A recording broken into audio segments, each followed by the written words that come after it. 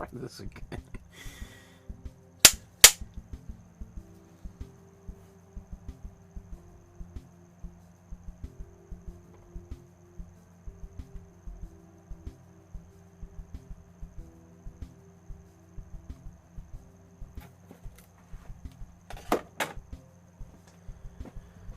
Okay.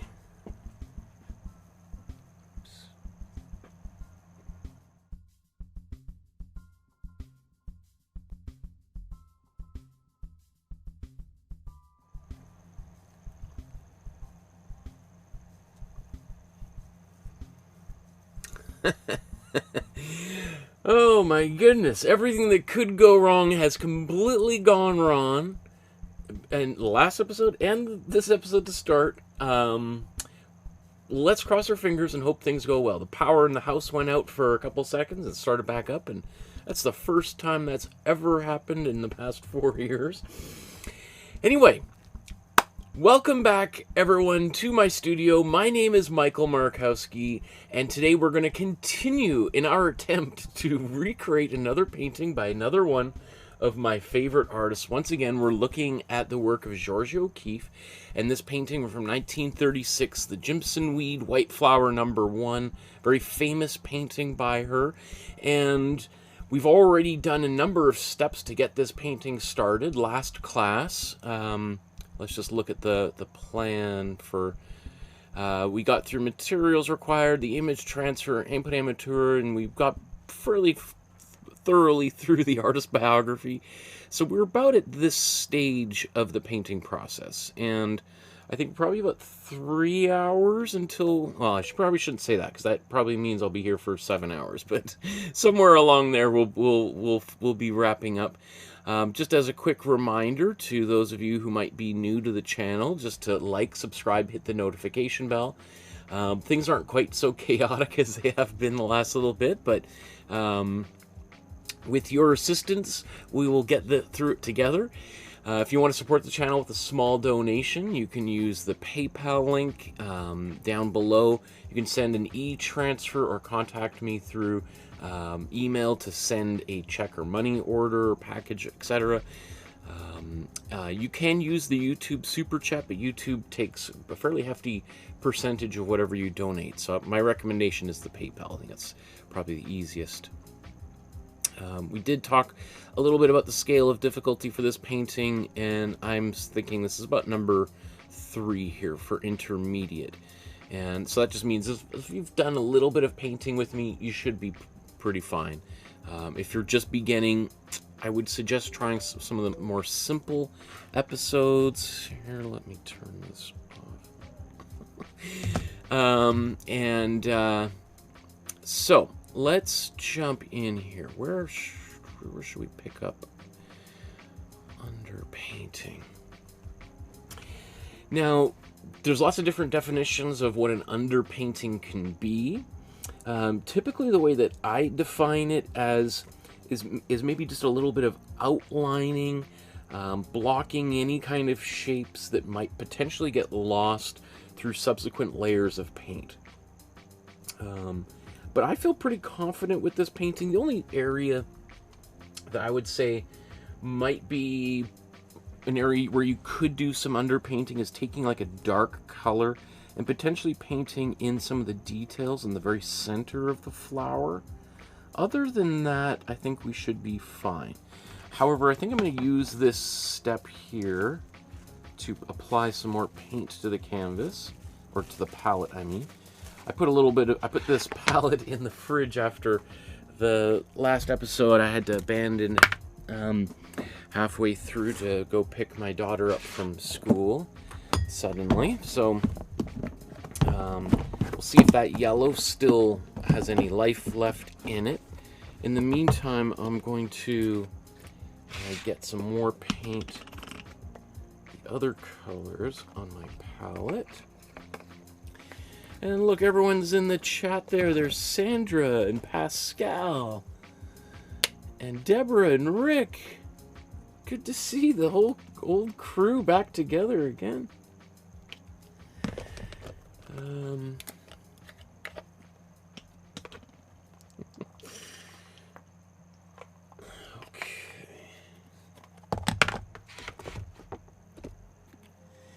Now I have painted this painting a number of times. We'll see if I can, if that's helpful or not. I'm trying to.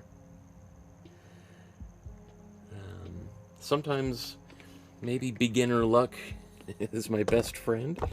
But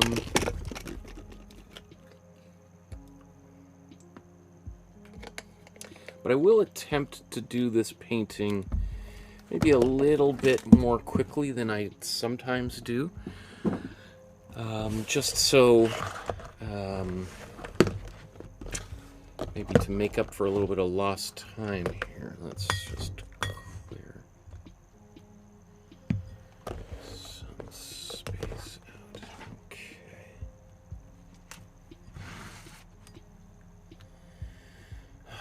Okay, time for some tea. Okay. So let's go to, I think, our next step. So our next step, or maybe our first step for today, is to paint the background, or at least to get it started. Because as you may know, if you've been along for the ride for a little bit, you know that I like to do like a series of passes. Like I like to do a little bit on the background, work on the middle ground, foreground, then come back to the background, work again through to the foreground, and then go back to the background and cycle through or pass through those layers a number of times until the majority of it is completed, and ideally ending on in the foreground with my final brush strokes, so that there's layers of paint in the foreground that are overlapping layers in the background. And that's just another little trick that if artists who are doing more representational work will use, because then, you know, if you're painting an apple and it's supposed to be illusionistically appear closer than the tree in the background, if literally the layers of paint from the apple are overlapping the layers of paint from the tree in behind, it's just another thing that tells the viewer, oh, that thing is closer to us, it's in front of the other thing. Right? Sounds obvious, but you wouldn't be. It sounds obvious, but whenever I teach in person, I almost inevitably see people start with the foreground and then work their way to the background. And then often you have these weird things where things in the background are literally overlapping things in the foreground, and it creates like kind of a weird disconnect in the viewer's mind. Okay, so let's look at the original and just think about colors and how we might want to approach this. So typically what I like to do is start with a local color, which is a local color is the color before highlights and shadows have been included to modify that original local color. So for instance, and you know, that can be different people might come up with different ideas of what this is, but when I look at the background here, you know, I see this deep blue. Let's go down here, and then I see this white that is used to modify it. So I mean, potentially we could do a white background and then add blue to modify it, but probably most people, most artists would say we would want to start with this slightly gray, subdued blue, coolish blue, and then modify it with some white over top. So let's do that. Now, another thing that I find really helpful is when I think about using the split primary palette, which is what we have here, is choosing cold colors or cool colors for the background, warm colors for the foreground. Now when I see this blue that she's put in the background is actually a little bit, you know, it's, I would say, kind of lukewarm. It wouldn't even surprise me if she had used maybe a cobalt blue. I don't think it's an ultramarine blue. It's not, I mean, it's definitely not fully concentrated like either of these colors, but cobalt blue is right about in between here, because we've got our ultramarine blue and this is a cerulean blue. So this is like a really cold blue just before it turns into a turquoise and a green. And this warm blue is a really warm blue, hot blue that is just about to turn into a purple. So these two blues are really about as far away from one another as possible. And there exist hundreds of millions of blues in between here. And when I look at this, I think she's probably chosen a blue that's a little bit closer to the warmer side of things. And cobalt is about as close to that, riding the knife edge between warm and cool. Anyway, I'm still going to kind of go for a bit more of the colder color here to start. So,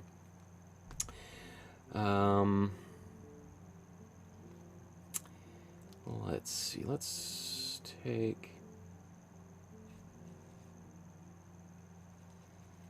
some of this.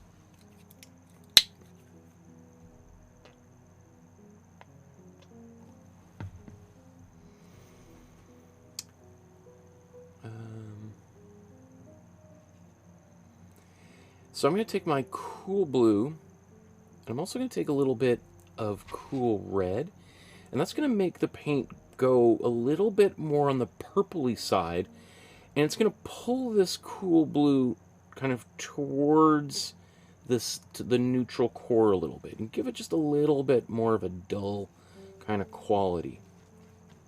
I also added some white in here. Now that, I'll just bring these up side by side.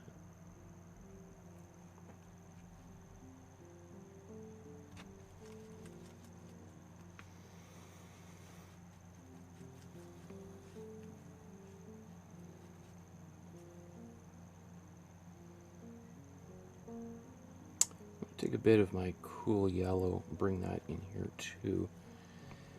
Essentially what I'm doing is kind of almost making a bit more of a gray. There we go. So when I mix that in fully, I don't know how apparent it is on camera, but now I've got this kind of, it's like my original, but it's not like I just put white into it. It's a duller blue, which is, you know, also something that works well for our background, is to have a bit of a slightly grayish color.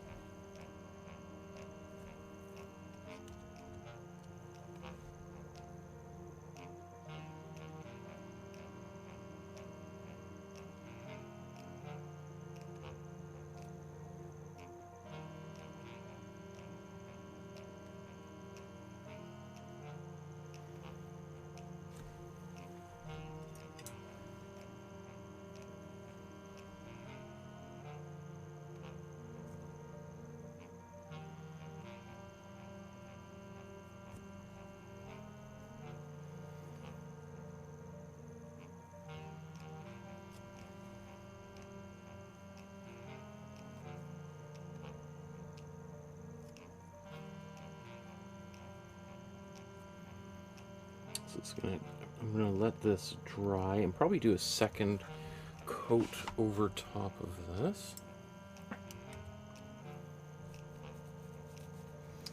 I'm just noticing this right down here. You may recall from when I began the painting, I noted there was this little abrasion right there where the canvases had stuck together, and when I peeled them apart, it tore some of the gesso off. So I'm just I did do a little bit of sanding to try to help remove as much of that as possible, but it didn't do a complete job. So one thing that I'm just doing here is just maybe applying a little bit of a thicker layer of paint into that region so that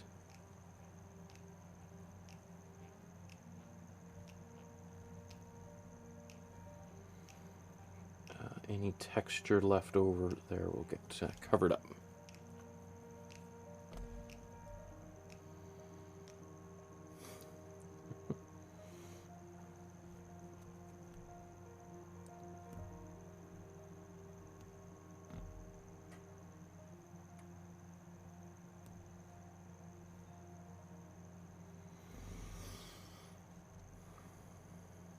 So you can see, you'll see that a bunch of those brush strokes remain visible here. So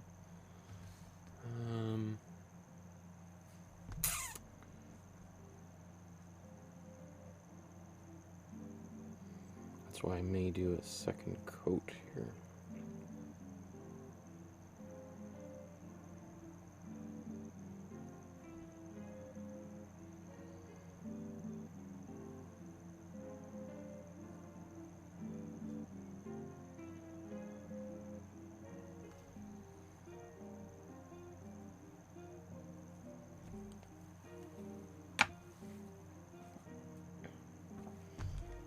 Okay.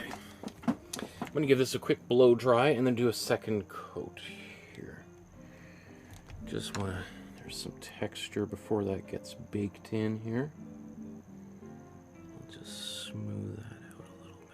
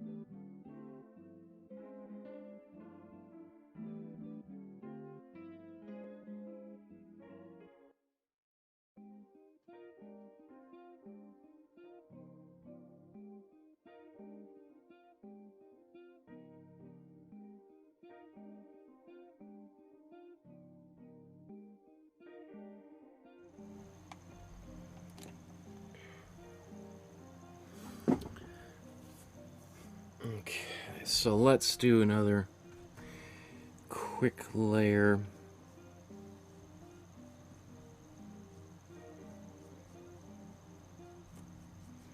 Now I'm gonna glaze some white over here, or kind of like this maybe the same color with some white in it, or more white in it, I should say. And so I could forego a second layer here, but this is just going to help ensure that I've got a really nice unified surface underneath everything.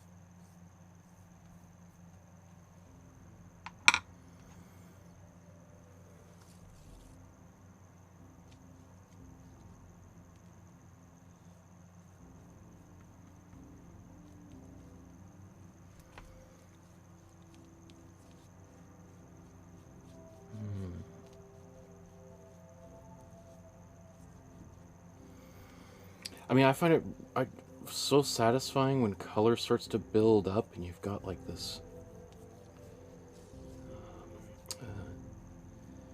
What is this? Is it tiramisu? Is that the one where you got a bunch of layers? I think it's been a long time since I've even said the word tiramisu. I remember my mom used to make really good tiramisu.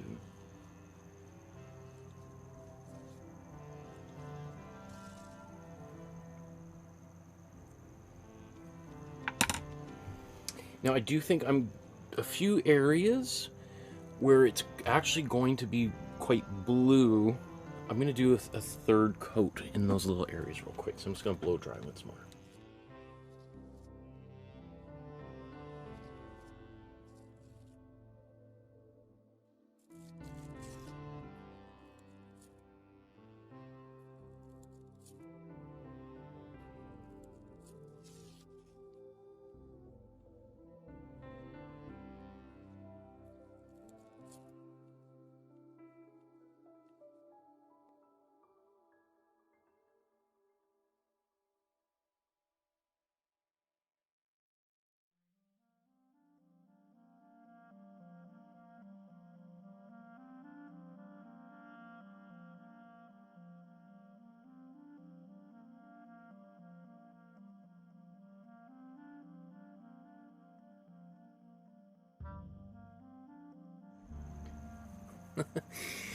Rick says, beautiful blue, and Pascal says, tiramisu Nanaimo.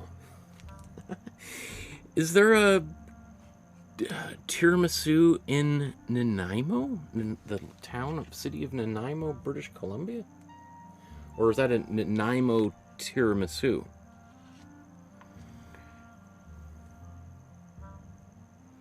And what is the relationship between Nanaimo and Nanaimo bars? Are Nanaimo bars from, is that where they originated, or is it like French fries that have nothing to do with France?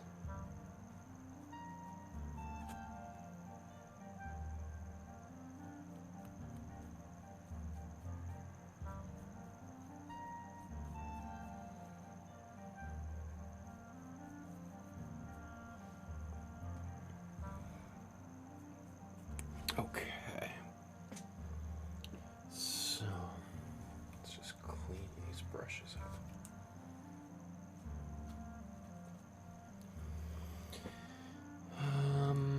Yeah, I'll just give them a good clean.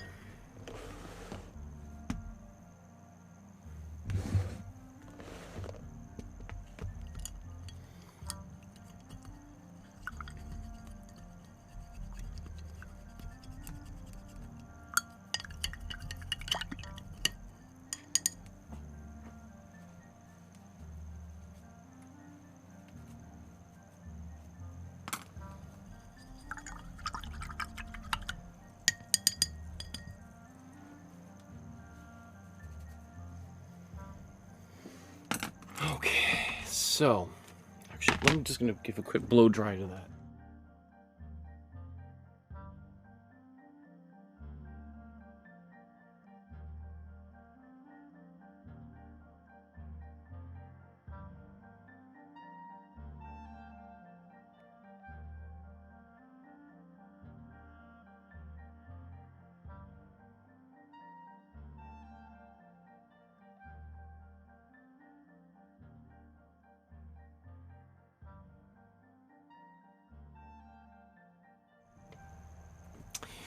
So next what I'm going to do is add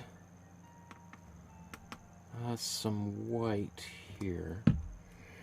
So, just debating in my mind where to do this. I'm going to take white and put it here. I'm going to put a little bit of this blue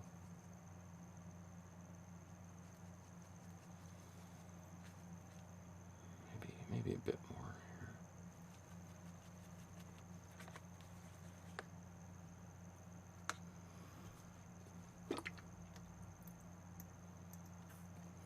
So what I'm applying right here is satin glazing fluid. And you see I put quite a high amount of it in here.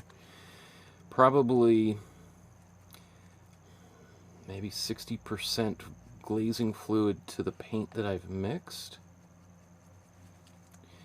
Glazing fluid, it will dry transparent, and it also takes a little bit longer to dry. So what I can do is I can apply this and then kind of buff it out a little bit. Just thinking that might be I thought I had a few brushes in between here. Okay, I guess I don't. Okay, so let's take this, and what I'm looking at here, I'll bring that up, is, you know, where's the most white in this image? Probably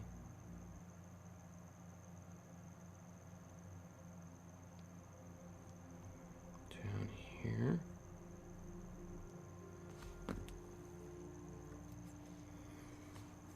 And so I've got another brush that is totally dry.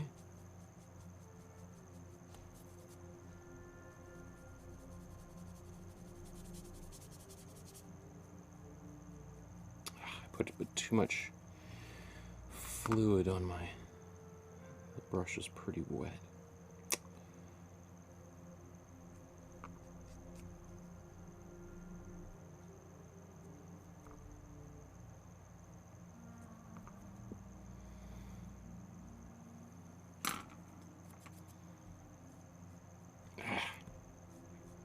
Ah.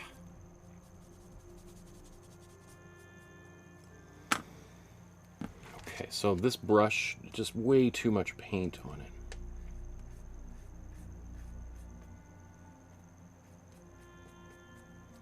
So I'm just going to take some of that off so I can do other parts here. Still quite a lot coming off here.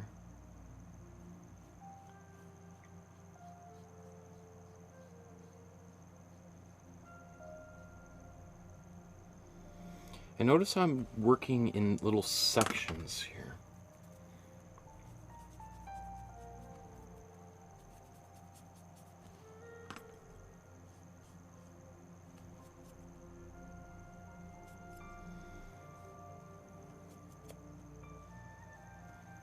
I'm just brushing all this extra fluid off here.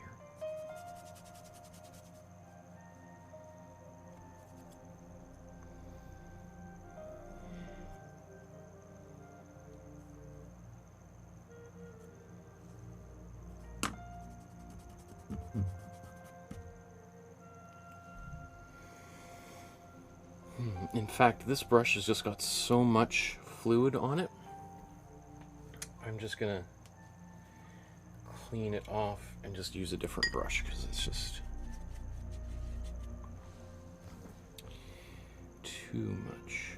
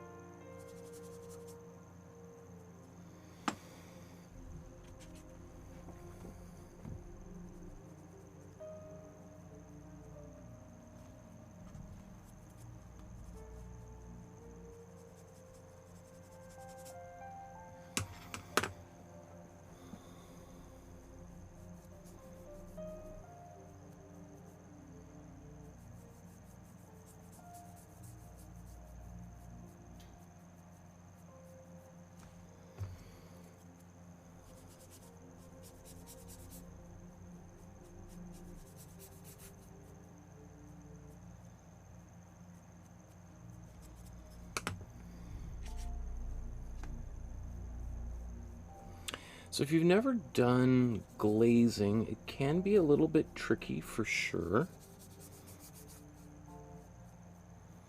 Just sort of getting the hang of it. which is why it's good just to kind of practice on pieces like this, where you, and especially in kind of background areas, to kind of just get the feel of how much paint is too much or too little.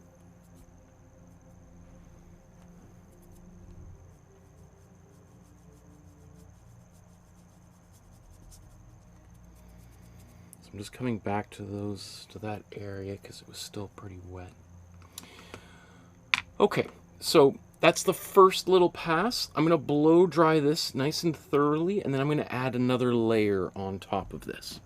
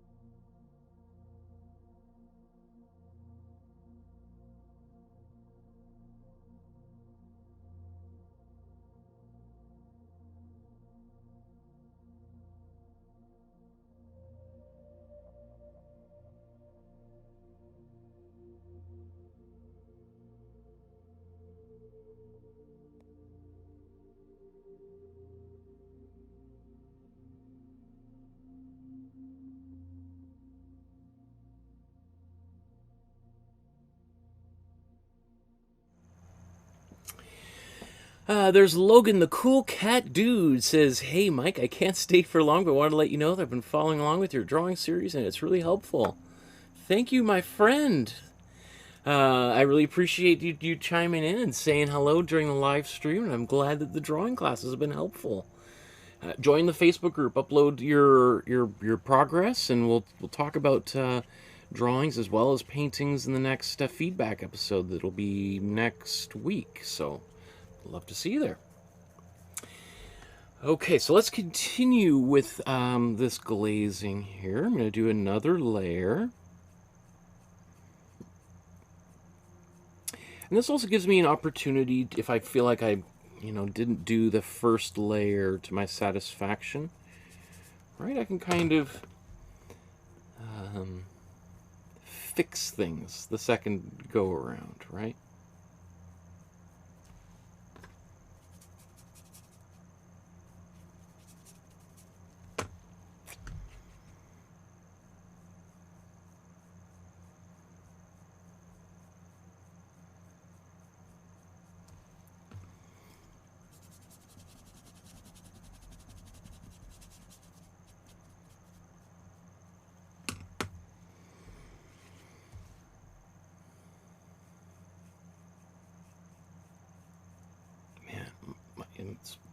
We're in the middle of a heat wave. That's probably why the power went out right at the beginning of today's episode. But it is hot in my studio right now. And that sometimes does affect the way that glazing can behave.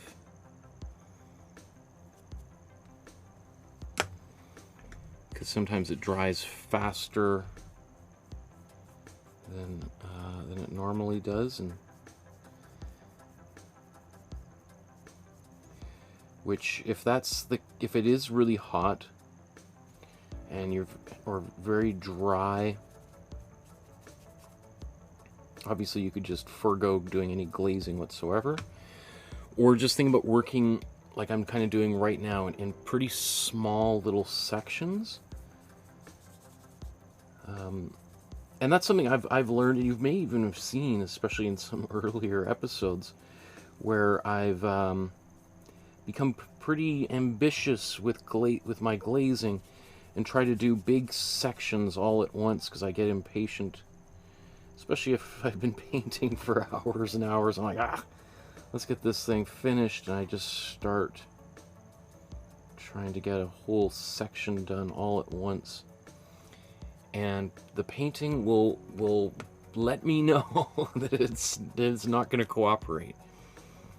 So I think that's good for another layer. So I'm going to blow dry this.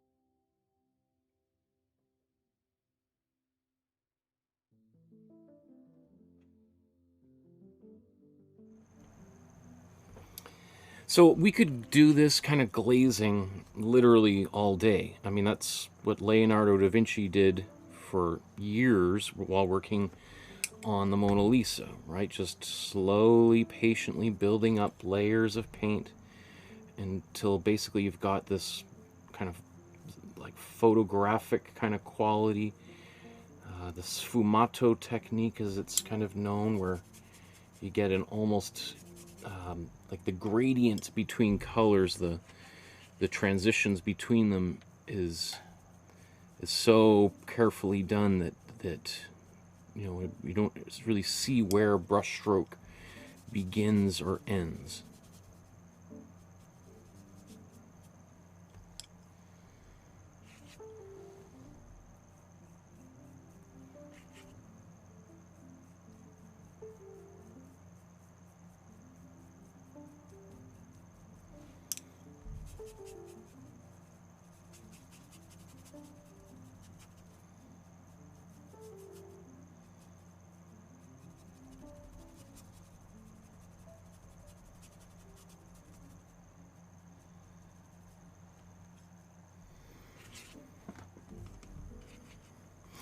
Also, I think it's really important to remember to let the paint dry, blow dry it in between applications of paint.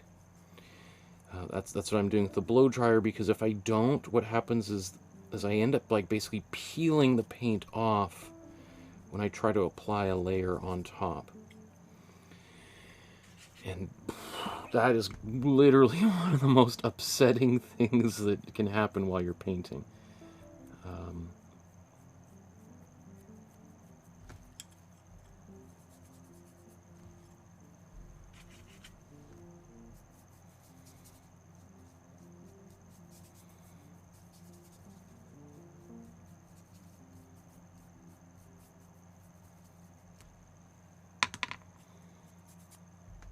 So when I'm doing that, I'm just drying the brush off, trying to make sure there's not a big gop of paint stuck somewhere. Like, wow, look how quickly that paint is drying. Oh my goodness.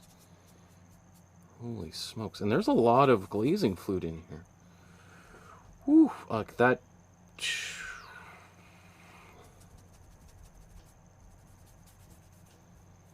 That is drying really fast. I mean, it is probably in my studio right now. I wish I had a thermometer, but it's got to be probably 26, 27 degrees Celsius, which is probably like 78, 79 degrees Fahrenheit. You know, so it's pretty hot in here. And so that means that the properties of the glazing fluid, the slow dry chemical that's in there, is not working as well as maybe we would hope it would work. So I'm going to add a little bit more to the paint, which is fine too, because as I'm going, I am trying to get thinner and thinner.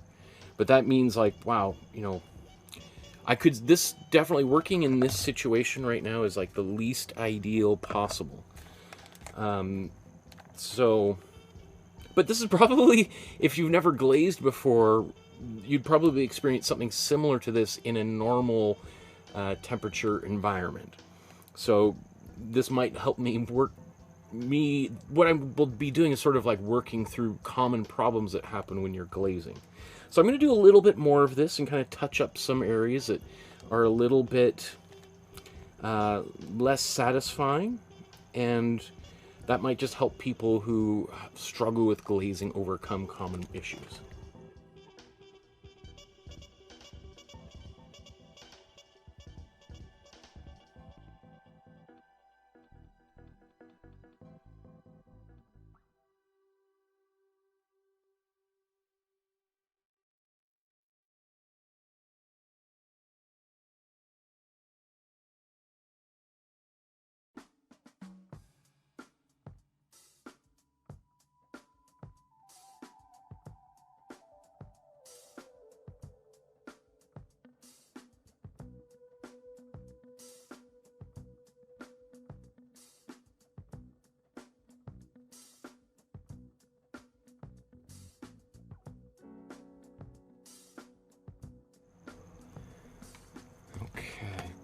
So as mentioned before, here's some more glazing fluid right out of the tube. I'm just going to mix more of that into my paint, which is going to make it a bit more transparent. And that's kind of fine because where I'm working on now is the more transparent areas anyway.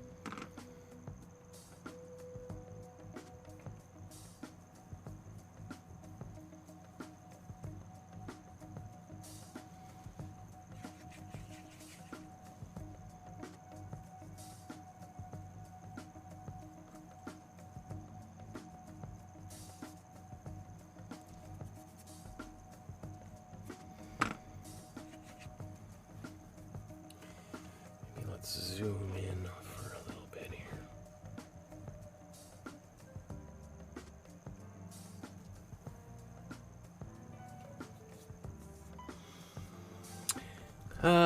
Soul Grinder says, it's 3 a.m. here, so I'm going to bed, but I just want to say thank you for your drawing lessons and being such a positive teacher.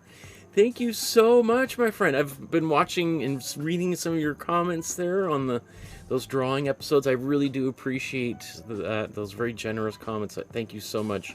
And get to bed. That's great, though. Thanks for popping in and saying hello. Awesome.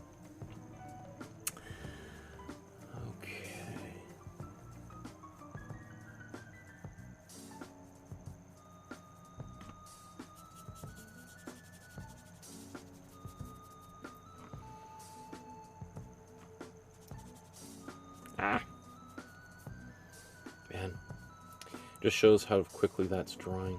I couldn't even kind of get that before it had kind of settled. Let's go up here.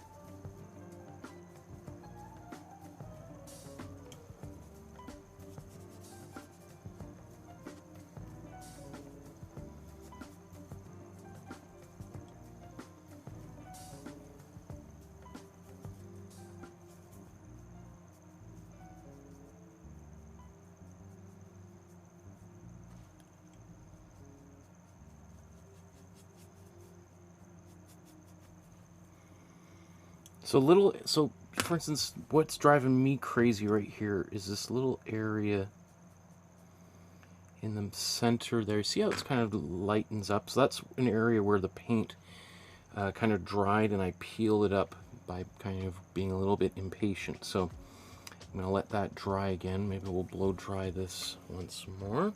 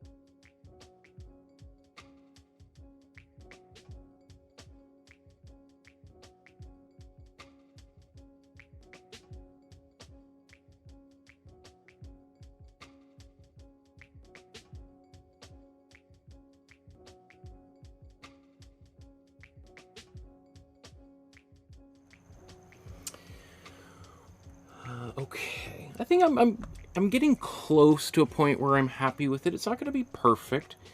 The one thing is another good reason to start in the background is that this is usually an area of the painting that is less prominent, and therefore if you have a little bit of some struggles in those areas, they're not really going to be quite so dominant or apparent. And so that's why it's a good area to kind of practice and kind of get your bearings a little bit.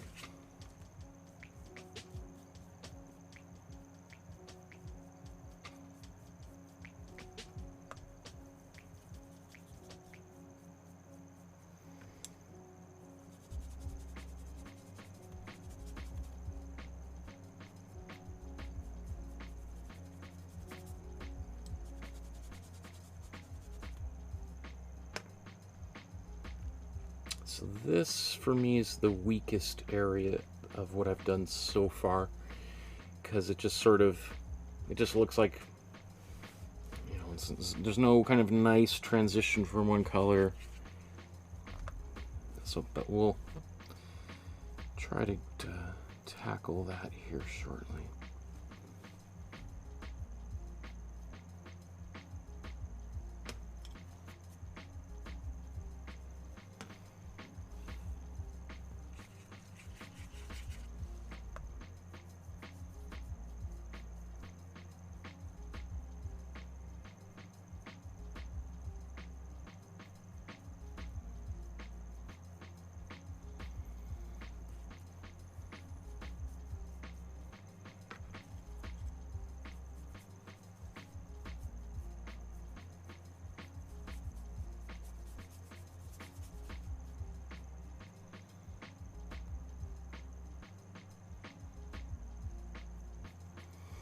So what I'm trying to do here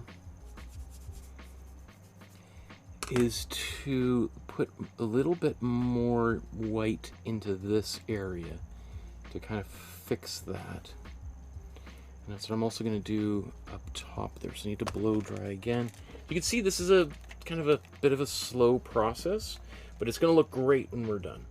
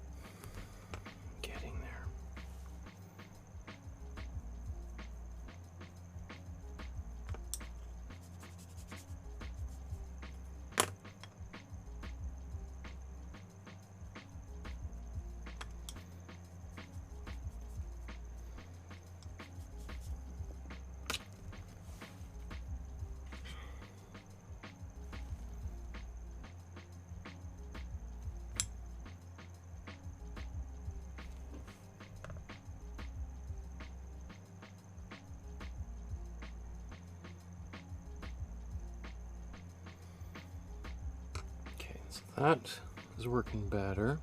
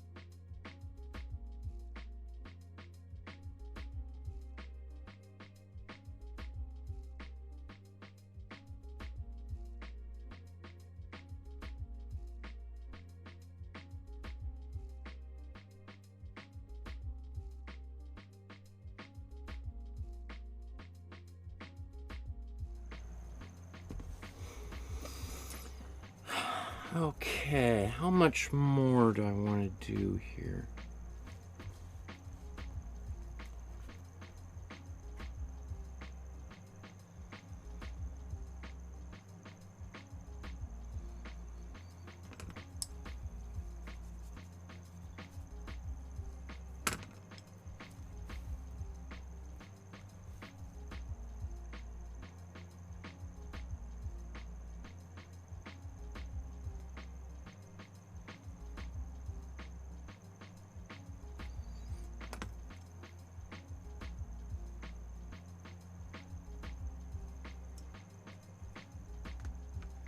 See, I've kind of gotten rid of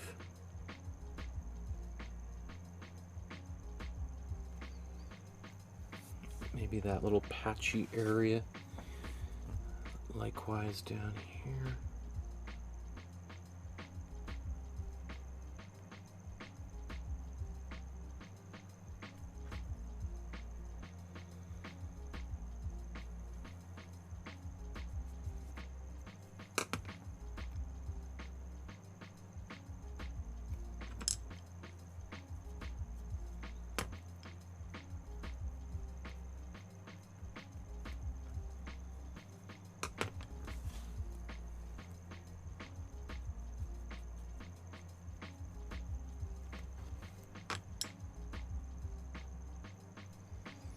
So really I'm just doing these tiny little areas of touch-up to kind of fix little areas that I felt were kind of problematic.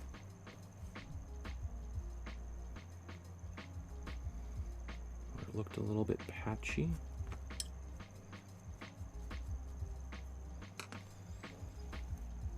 And that's...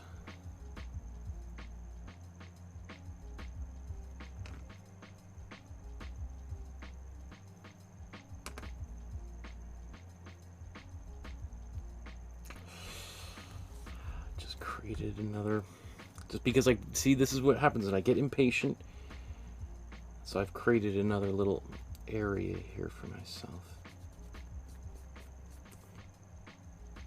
Again, this is fairly small, insignificant area, but it drives me crazy.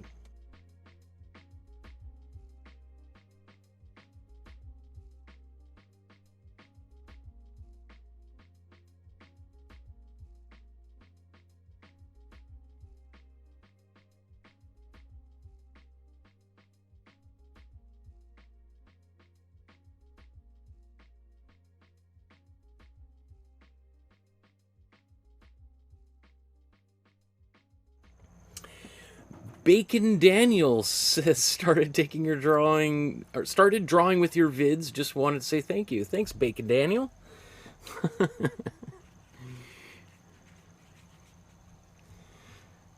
That's so cool.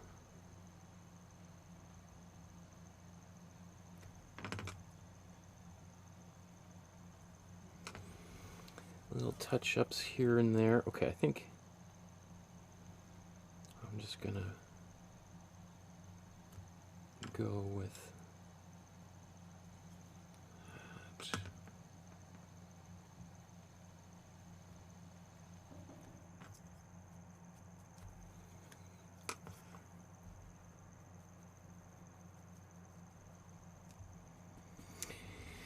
So I'm going to blow dry this, and I think I'm just going to take a little bit of the original blue that I used and do a little bit of reverse glaze to bring a little bit of that punch of color back in. Yeah, let's keep it zoomed in here.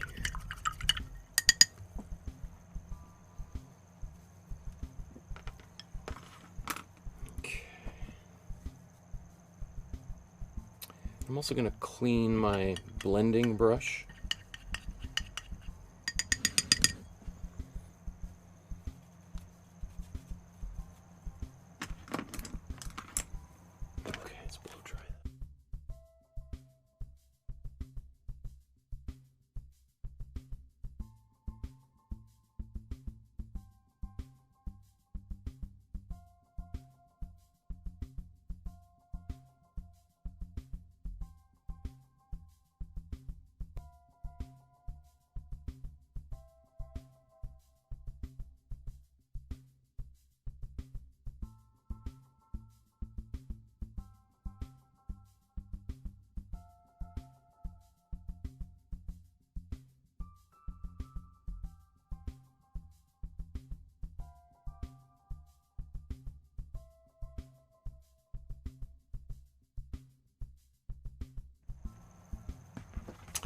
So, wow, you could see, oh, man, this is...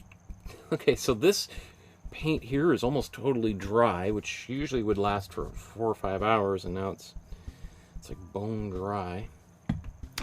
So you can see it's very hot in here. So I'm going to take some of this blue that I had used earlier for my background. I'm going to mix it into the glazing fluid here. So you can see it's now quite, it's semi-transparent. And I'm going to get a new blending brush because the other one I just cleaned, and so it's wet. I want it to be nice and dry. And then I can go back in. I don't really need to do much here, but I can kind of, let's say I felt like I was a little bit spotty in a few areas.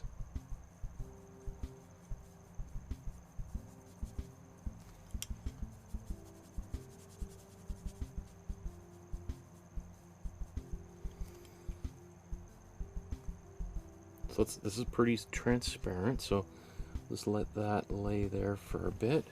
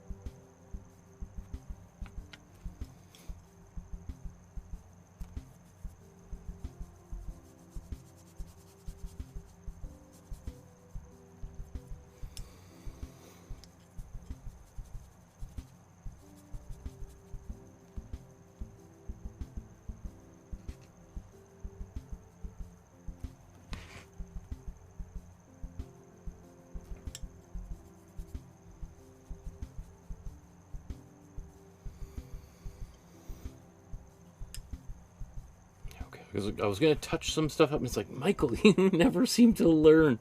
Just let it sit, and then we can fix it in the next layer here.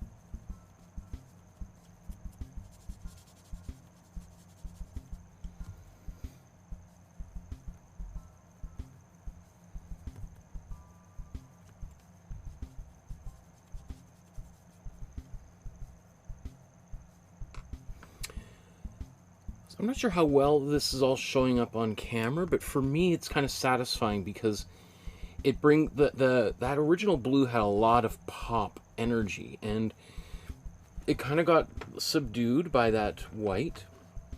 I'm going to do just a little bit more in a few quick little places, but it's bringing some of that life back out on top. And it can also kind of just smooth out areas of transition that were a little bit sloppy.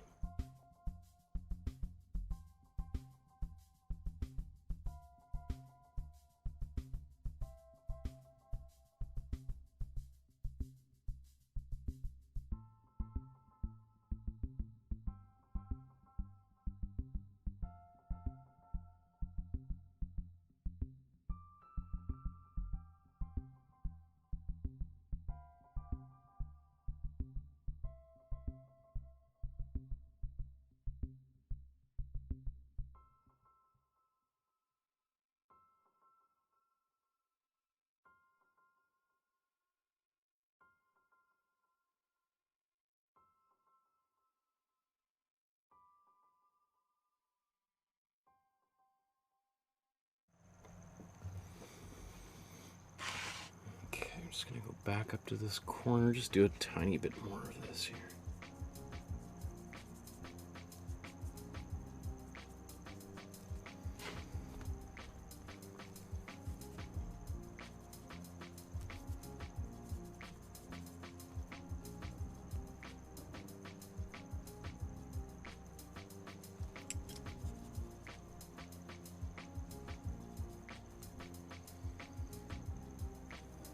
You can see it's a little bit patchy there.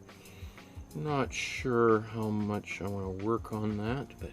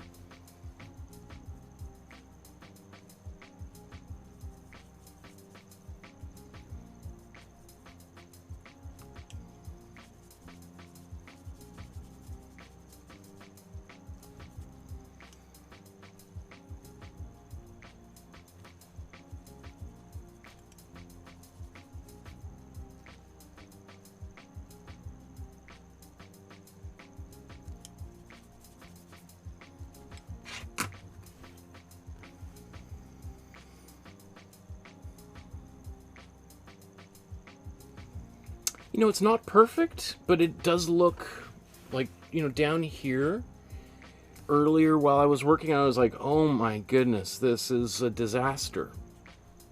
And now I'm pretty happy. Remember, there was kind of a spotty area in there. Now it just looks like a bit of a thicker area of mist or cloud or whatever it is that this is.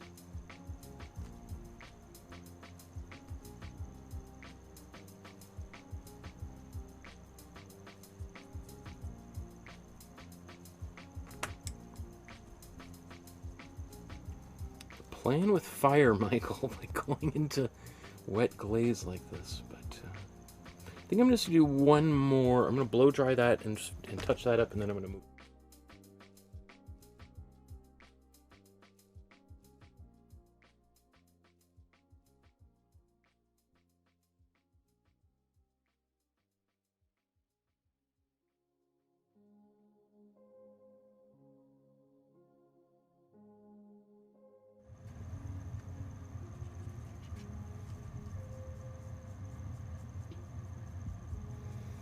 So I'm just adding paint that has much less glazing fluid into it.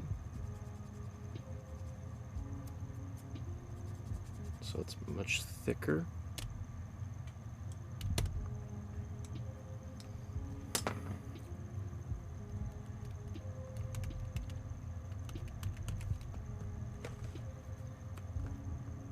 And I think that's good enough.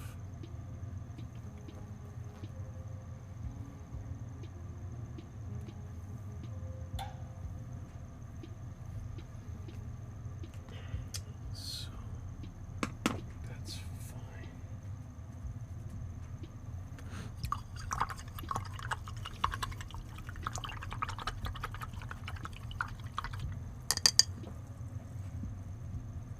Now it's possible I might want to go and do something else to that background as the painting gets filled in, but I think that's probably good enough for now. So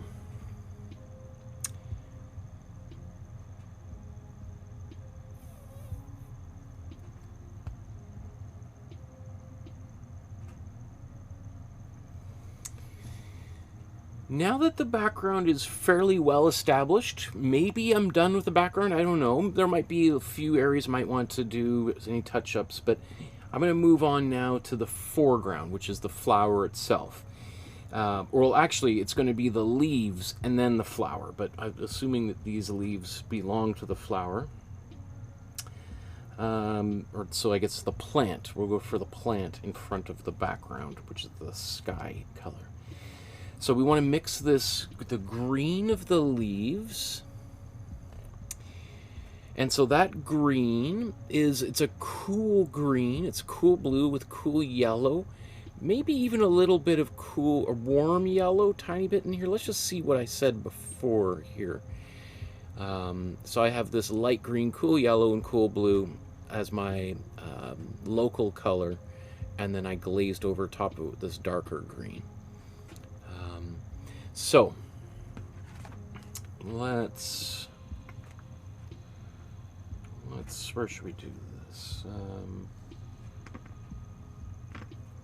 This was my blending brush from before, so I'm going to use it to mix paint.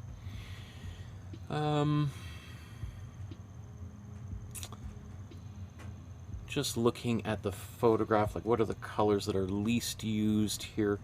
Probably the next to my blues here. So I'm going to start out with a fairly hefty amount of cool yellow. And I'm going to take a little bit less cool blue, and let's mix these together. So I start out with a little bit more yellow because it's much easier to darken a color than lighten it. So I'm going to start out with this really bright lime green there, right? And then I'm going to progressively add more cool blue into the mixture. Let's bring them up side by side so you can see this as it develops. So I'm kind of looking at areas like this down here as my local color. These areas have a lot more white in them, and so I think we can do that in a subsequent layer. I'm kind of going for this pretty bright color down there, and that might be pretty good actually. So I'm going to apply this paint over basically all of my leaves.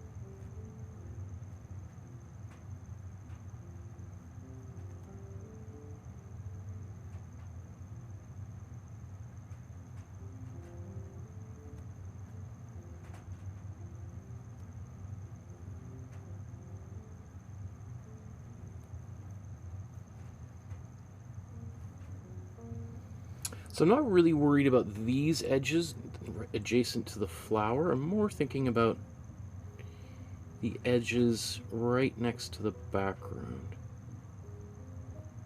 And getting relatively clean edges there.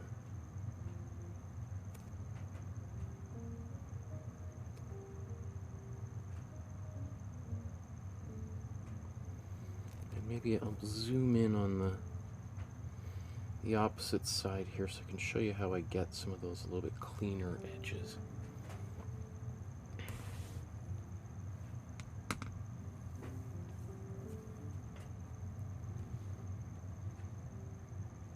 Where should we go? Let's go up top here.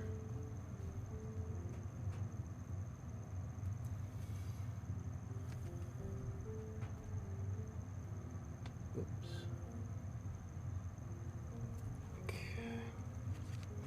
So a few ways we can get kind of nice edges is we can paint with the side of the brush, like that. Another technique I like to use is kind of scrubbing in with a flat brush to get kind of a sharper edge.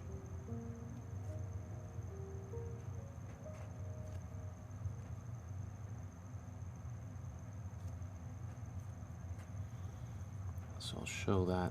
It's kind of like just going along lines like that. And then once you've got a bit more of that paint in, then you can come by and clean all that up.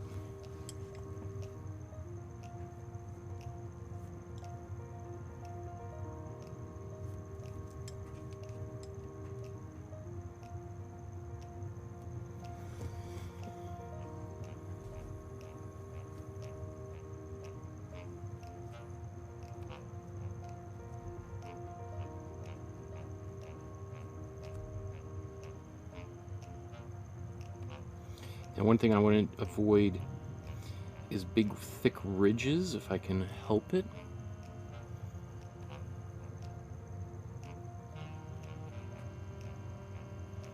Because those can be kind of hard to overcome once they get baked in. And the paint dries, and then you're going to work on an uneven surface.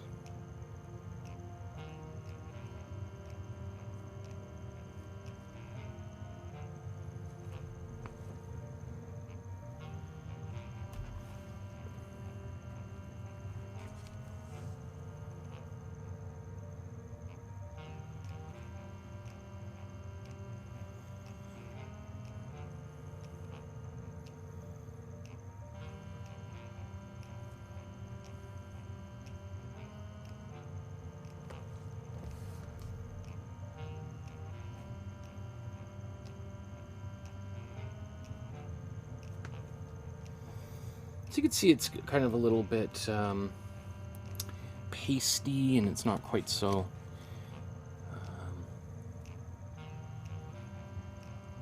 what should I call it? It's not even yet as a first layer. Oops. So I'm just mixing a bit more paint because I ran out. Now this is going to look a little bit of a different green just because I'm doing it quickly. That doesn't really bother me though.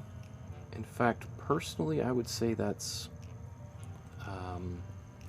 maybe even desired. It just gives it, you know, not every leaf is going to be exactly the same, right? So having some leaves that are a little bit lighter or darker would be expected, so...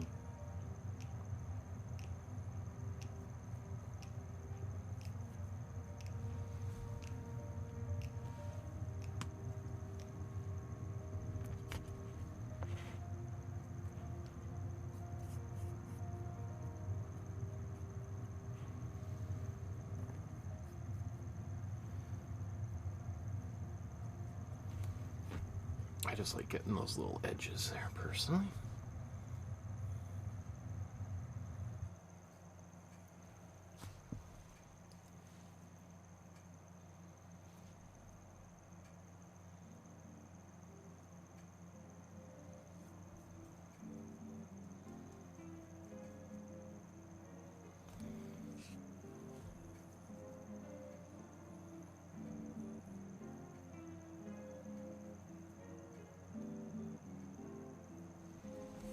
It's finally starting to cool off a little bit, but I still see my paint is drying really quickly on the palette.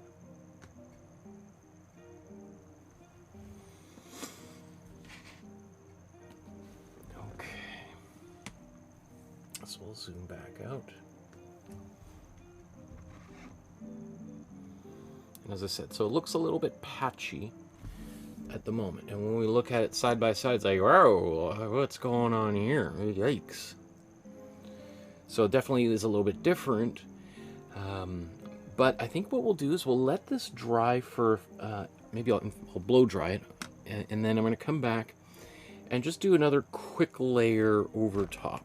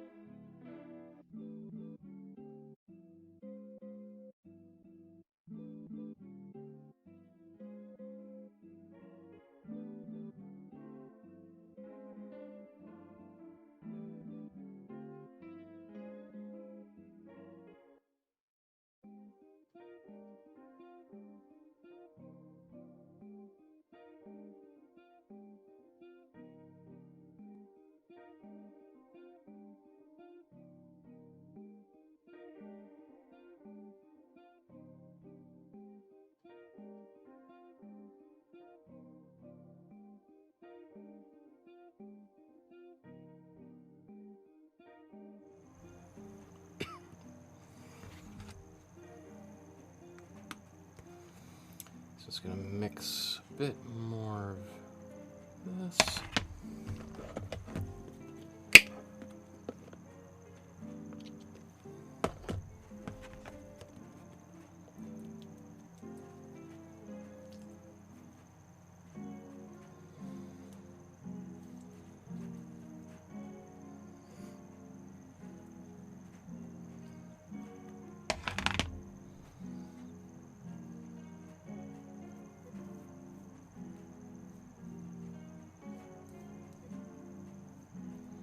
So you can see how that second layer just goes on in a much more solid fashion.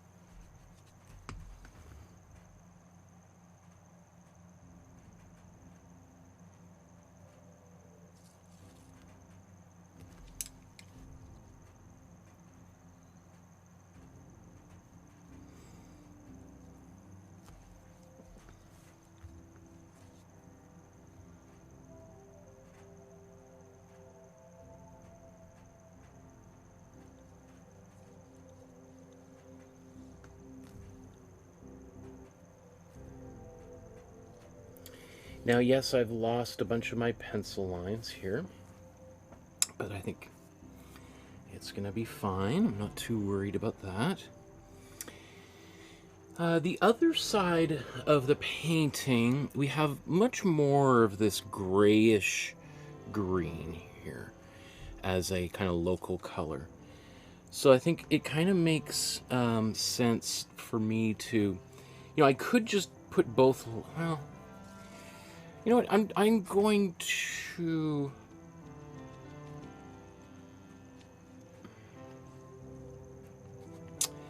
I'm just going to make it a little bit darker. I'm going to take this blue.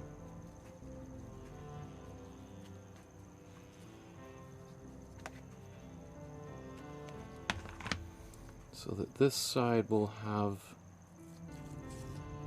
kind of distinctly different leaves or leaf foundation color. I was thinking about mixing a bit more of a gray in here, but I think, you know what, I'm just gonna paint that over top of this.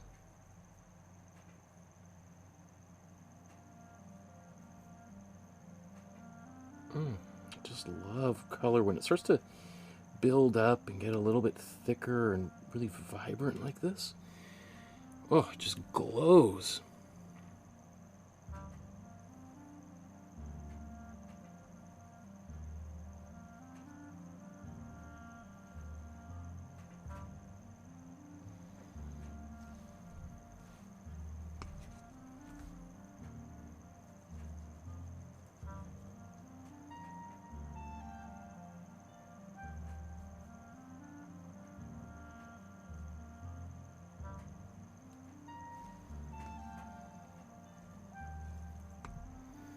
A little bit of a ridge build up there. I just wanted to get rid of that.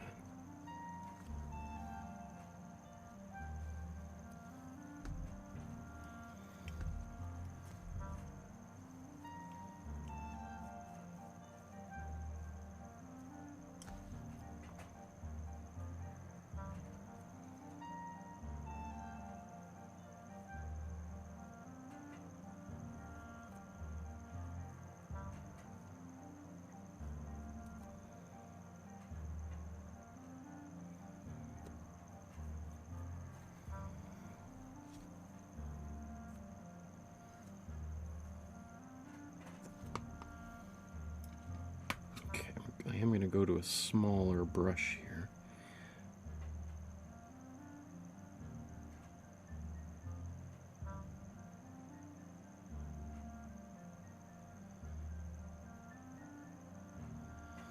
I usually try to resist using small brushes for as long as I can.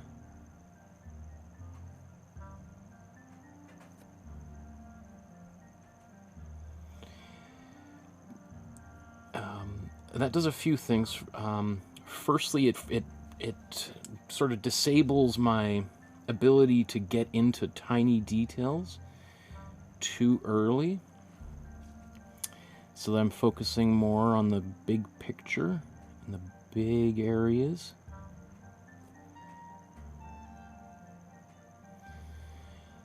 It's also a great way of building up some brush control. Some brush control skills, right? Because if you can do smallish details with a maybe bigger brush, then that's one way to build up the ability to do even smaller details with even smaller brushes.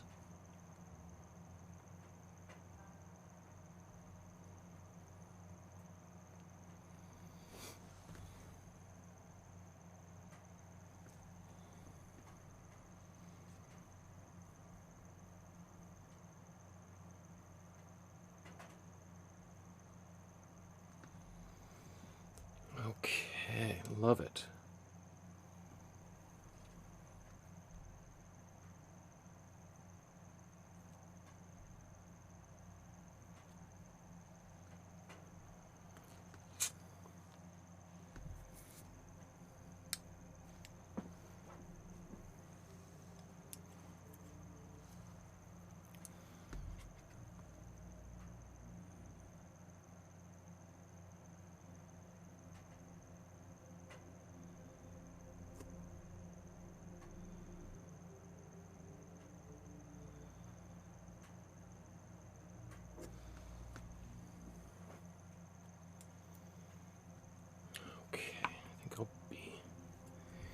Mixing another green with those colors.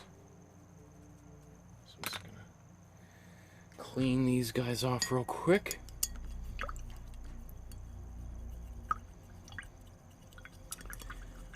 Ooh, Sandra. That's a great question. Sandra says, "Hi Michael, can you talk about the difference in neutralizing a color with the opposite on the color wheel versus adding from the neutral core?"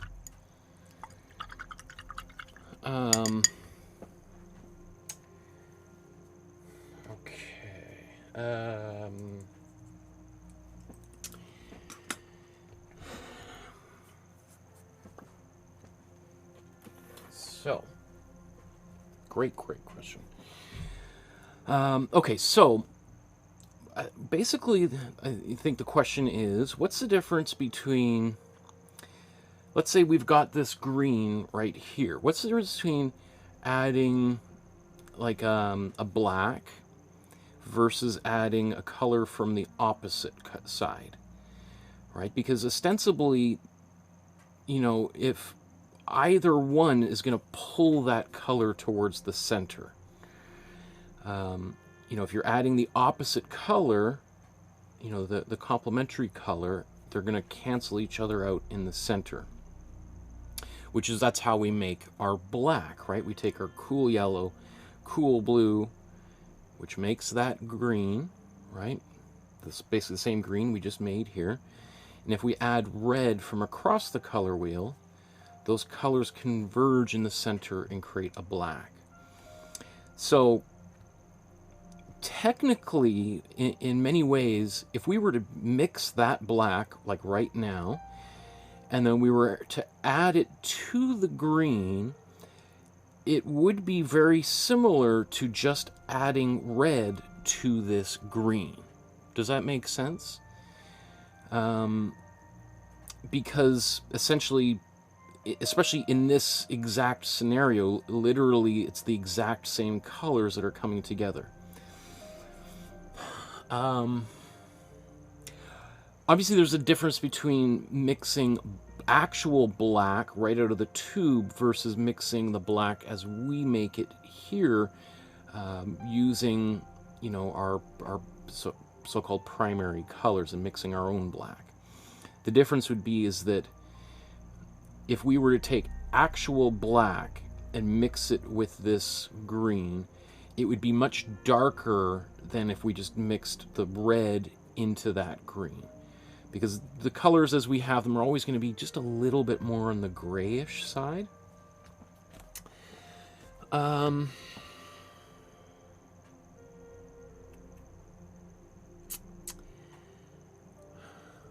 mean,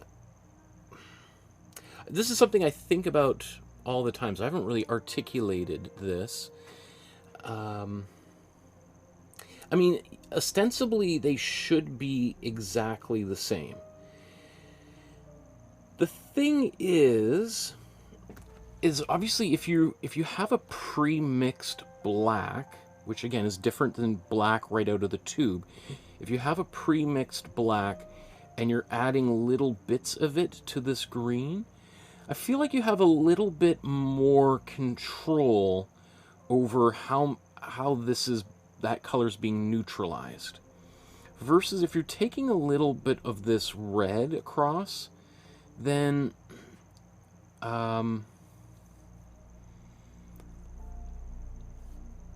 even though it's one of those weird things that compositionally, chemically, the same amount of pigments could be in there. It feels like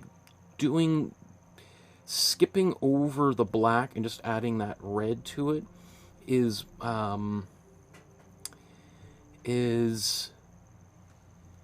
bit more of a how would you say, it feels a little bit riskier, a little bit more, I don't want to say advanced. It feels like the mixture could be a little bit less even. So, you know, I kind of did something similar to this earlier when I was mixing my background color, right? Because technically I could have just used my cool blue and white and made a kind of a tint of this blue, and I added, and so, but I decided that I wanted to have a little bit less of an intense blue. I wanted something a little bit closer to the neutral core. So what I did is I took some warm red and a little bit of, I took some cool red and cool yellow and added those instead of just mixing a gray or a black and mixing it in here. So even though long story short, I think it's almost probably the exact same thing. I just feel sometimes if I'm adding the color directly that it seems a little bit more vibrant. Like, I don't know how to... It feels again, it feels like a little bit riskier than just adding black or a pre-mixed black of our own black. Again, different than black. And there's time, I guess there's times when I'm making because the thing is if you've got a black from the neutral core or a gray in the neutral core, you know what that color looks like, right? You can mix it, you can identify it, and it's like, okay, that's a perfect black or a perfect gray. And then I can add that gray to my green, for instance, which is something we'll basically do here momentarily. Versus if I try to kind of mix it together by just adding some red from across, it's possible that if I do it perfectly, I'll be able to basically, it's like as if I'm adding black to it. There's an analogy somewhere related to food in my mind that I can't think of off the top of my head, but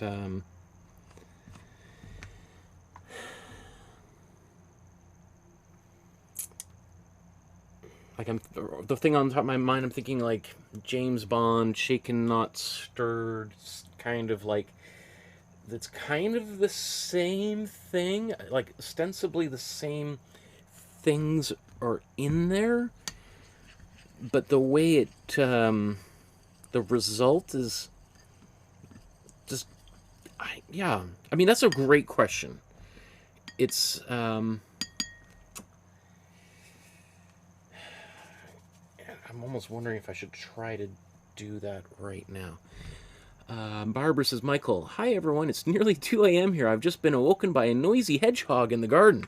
Great to see you painting live again, Michael. Nice to see you, Barbara. A noisy hedgehog. Well, that's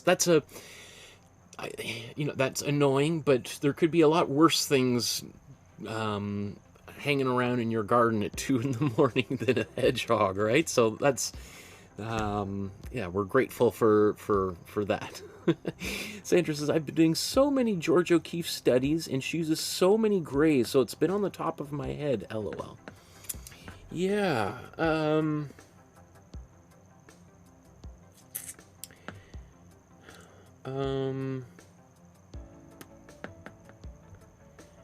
Well, just let me see. How could we recreate this exercise here, since you mentioned it, Sandra? Again, I mean,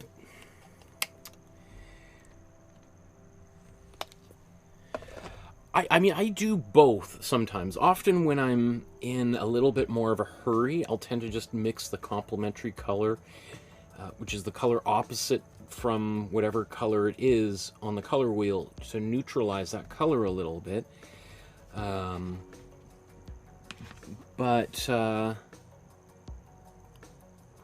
Okay, so let me think. Okay, so in fact, let me just blow dry this here before.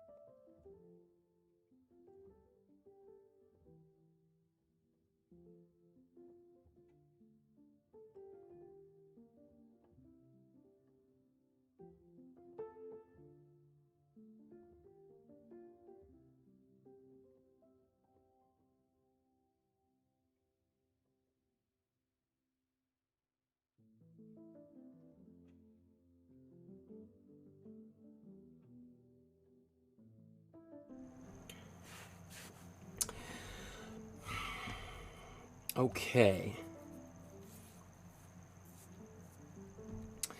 So how could we do this?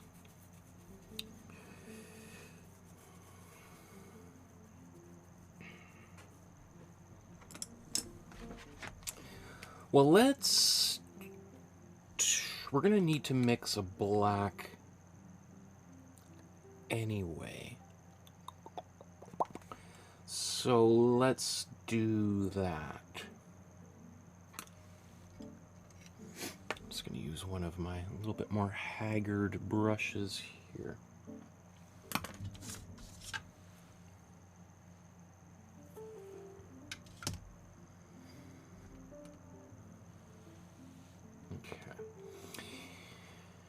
Let's do this here. So to mix a black, what we're going to do is we're going to take our cool yellow, our cool blue, and our warm red.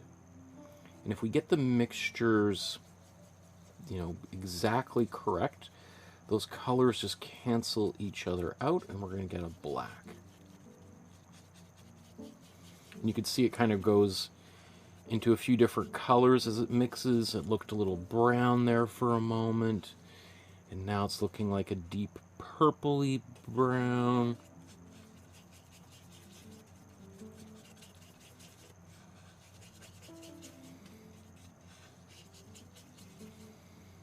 So that kind of chocolatey color tells me we've probably got enough red and yellow, but we need some blue in here. A little bit more cool blue, I mean. Because that color was maybe a little bit, you know, over here. We need to pull that color into the center.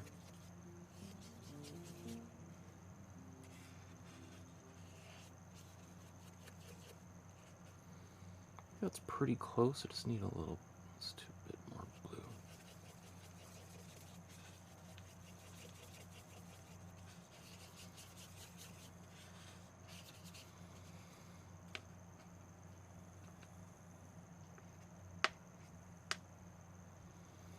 Okay, so here I've got a black, and I'm pretty satisfied with this mixture. It may even be a little bit on the purpley side, so let's put a bit more yellow in here.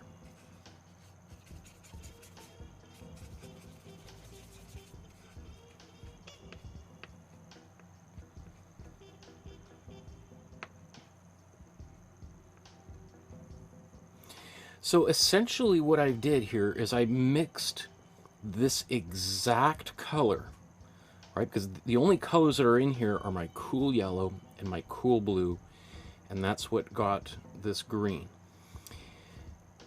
The only difference is this, I mixed the same thing and I added warm red in there. So technically, I could just add this red into this mixture to get a black, basically, or to modify it into a gray. So let's do a little experiment here. What's the best way to do that?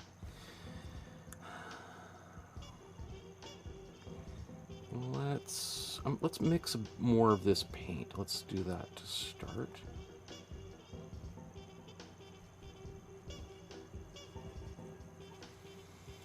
Okay, so we've got this green here now.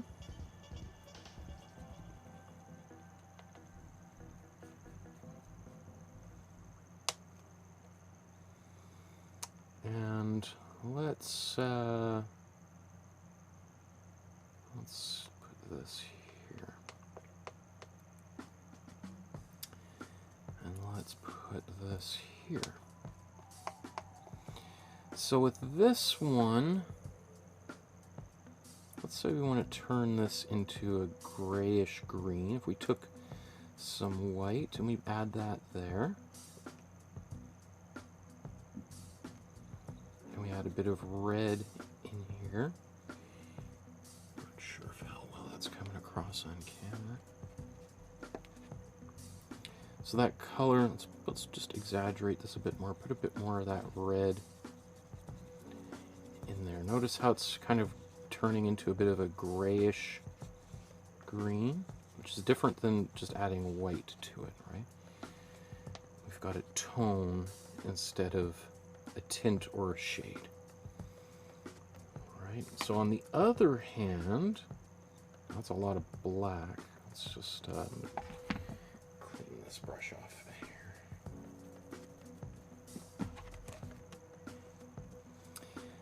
On the other hand, let's do the same thing. Let's take some white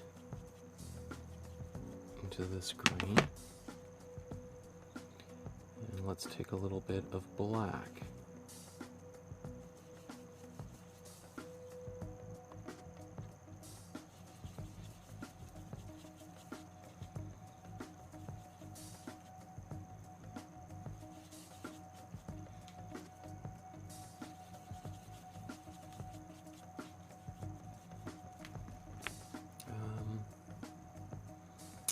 I might have put even a little bit more black in it here than here. Let's see. So let's say I want to get this. Let's do it back up a bit more here. Let's add a little bit more red into this mixture here.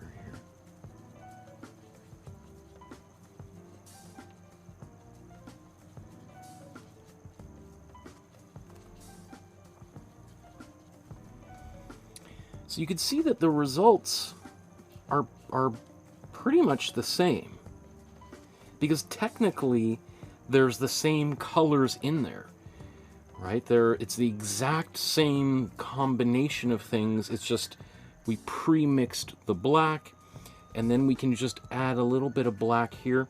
The thing is that by taking this green and just adding little bits of red to it, it's harder. It's very easy for to overshoot and go from just going into black to going into a brown, right? And so, because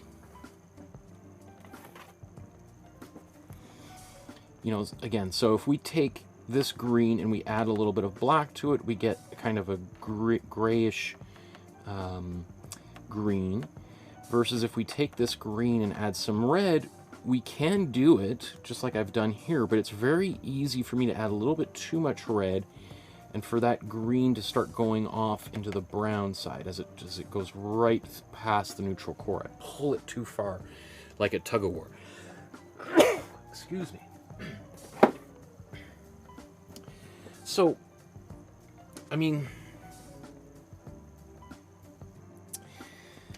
Sandra says, thank you, you're the best. So you can see that this is something I think about too.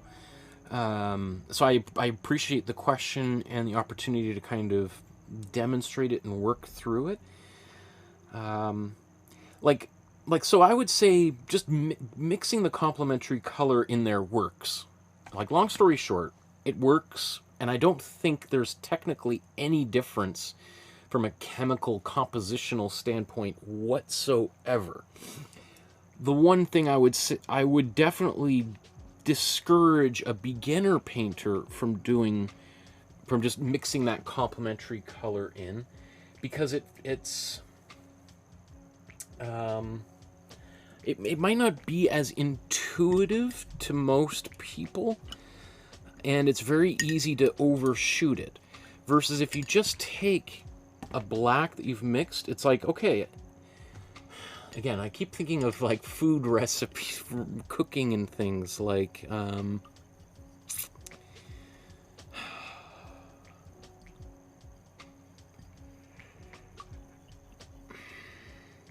trying to think of something like, for instance, right after I finish tonight, I'm going to make some banana bread. I got a bunch of bananas that need to be cooked. And, when you're cooking, you sort of try to mix certain things at certain times. And,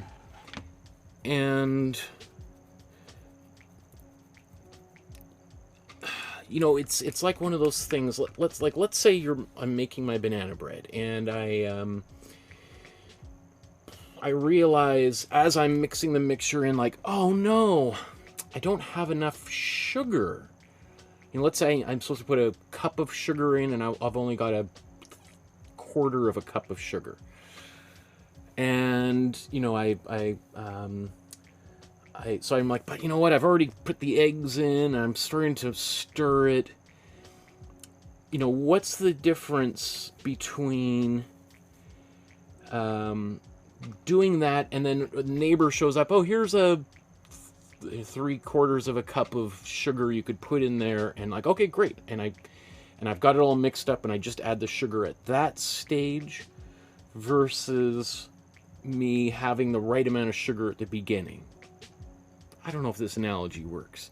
I mean, ostensibly, again, you have the right proportions of things, but will that, if we made 2 separate banana breads, would they taste the same, or would there be something different? Yeah, I don't know if that analogy holds water, but I know there's a better way of expressing it. But that's great. I appreciate the opportunity to do a little demo and to kind of, like, basically what I'm doing right now is just trying to articulate the difference here. And it's one thing to say it, it's another thing to actually do it and then see it and be like, okay, now now that I've done it and I've seen them side by side, I feel like I can explain it a little bit better to the next person. Okay, so where should we go here?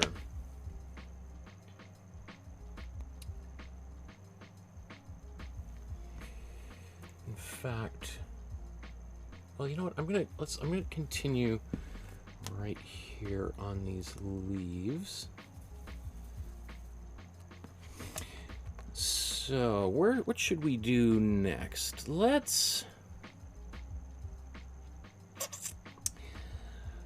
Speaking of this grayish color that I've got mixed up here, I think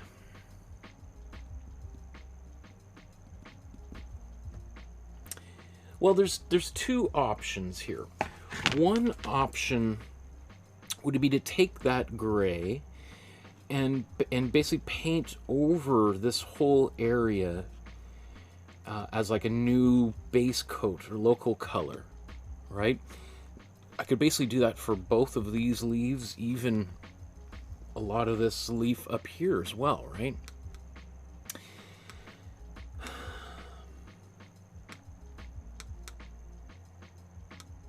Now, in many ways, that would actually be the faster route.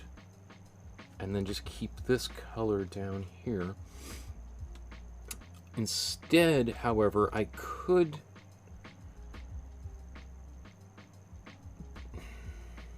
just do my darker grays now.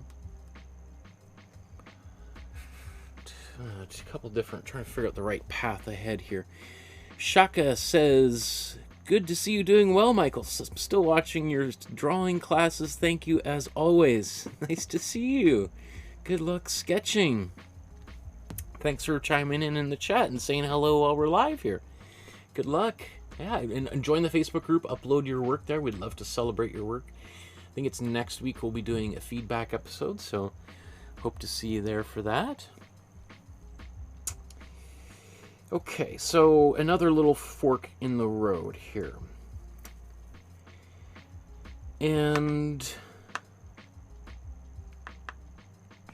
so again, what I'm trying to do is I'm trying to decide whether to just put a grayish green over top of all of these flowers here. Basically everything except this flower or leaf on the bottom right. Or do I want to just apply grays and blacks over top of this as we go? You know what? I think my initial instinct is to just apply the grays and blacks as we go to kind of have a really nice, vibrant greens. But I think this, just like we were just doing, provides a little bit of a an opportunity to show two different approaches in one painting. So let's do a base coat of this gray here. I wasn't going to do this earlier, which is why I was thinking of adding this gray at an earlier stage, but sometimes I always think it's nice to have two different approaches within the same painting, so you can literally see the contrast between them. So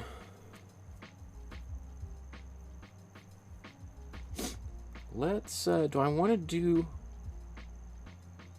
one with just red? Let's do the let's go full on here and do the red into the green here.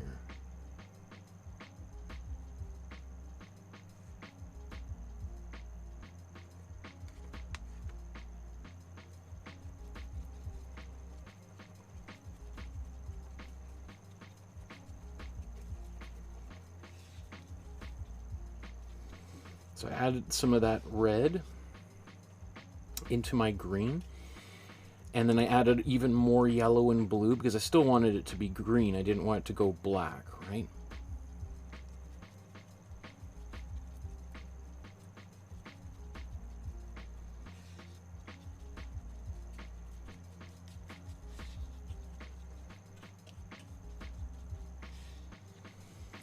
Now, that's still going to be pretty dark. So let's take white here. You know what? I'm probably going to need all of this. So.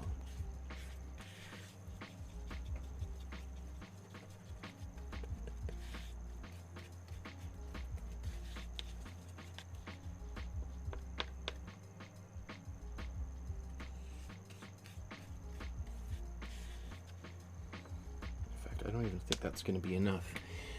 I could just mix a bigger batch. I'm going to just add glazing fluid into this mixture, which is going to make it a little bit more transparent and help preserve a little bit of the vibrant color that's underneath here.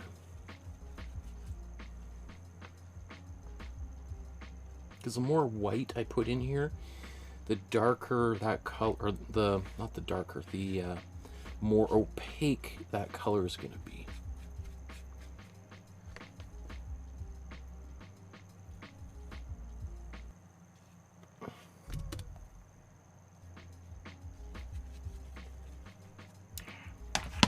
This computer goes to sleep.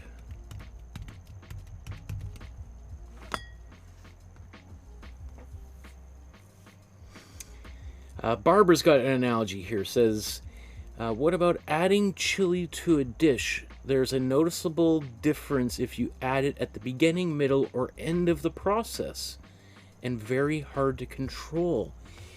Interesting, yes. And salt is another thing too. Like I like watching that PBS show, what's that show called? America's Test Kitchen. And I saw a really interesting, because I don't know too much about cooking with chili. I just like putting hot sauce on things, so I don't usually put the chili in, so I can't really speak to that. But I remember watching an episode of that America's Test Kitchen, and they did something where they were like cooking various different kinds of things, like steaks and chicken and fish, and they were talking about the difference between adding salt at the beginning, middle, and end. Basically, just exactly what you're talking about. And for those of you that don't know what show I'm talking about, it's this show on PBS, the American Public Broadcasting System, where they test out different recipes and products to try to find the perfect kind of thing, right? And I find it super fascinating because it's kind of like what we've just been talking about, like. What difference would it make if we added, chili or salt, at different stages of the process? Okay. So, here's the grayish green we mixed in. You can see I put in probably at least 50% a matte medium in here to dilute it. And that seems like that was a good idea, because as it is, this is pretty, you know, anytime you're working with white is great for covering up mistakes and stuff. But, you know, the previous color we put down wasn't a mistake, so we don't really want to hide it, right? It kind of would be nice if a little bit of that came through.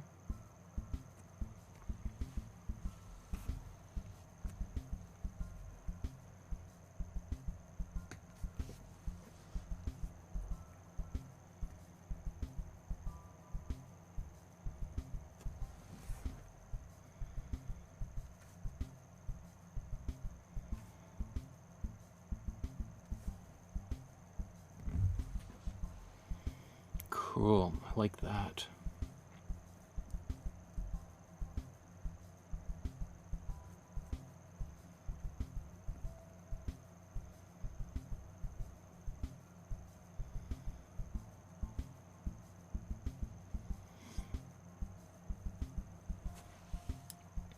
So this is why I love doing these episodes, is it's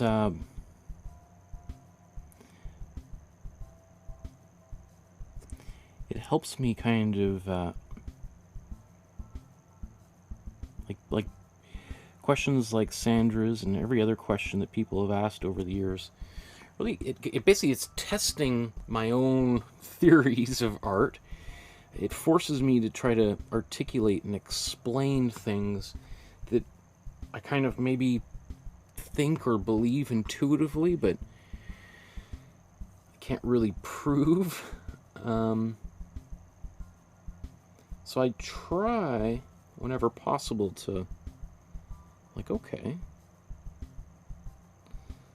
let's put this to the test.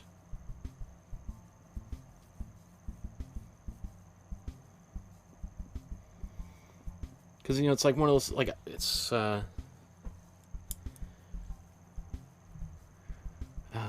is it? I don't know if you ever saw that show, The Reading Rainbow, with, what's his name, who played Geordie LaForge on Star Trek.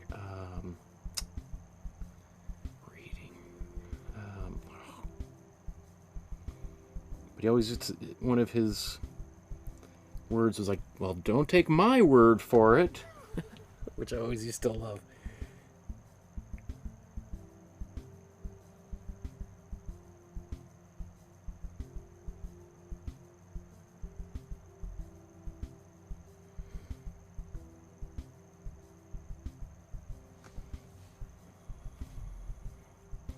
Because, you know, as a teacher, sometimes you tell people, don't do this because this will happen. And you could see people like,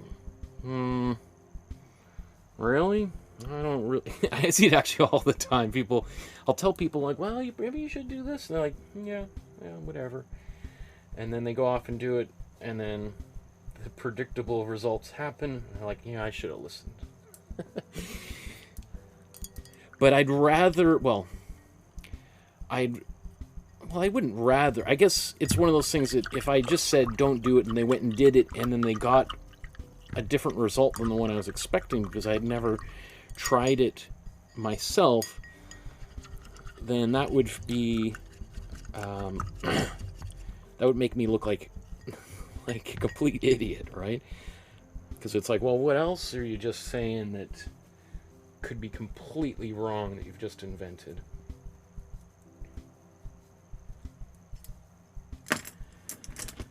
So it's like running a little science experiment. Okay, well, let's just test this theory, and then we can know once and for all.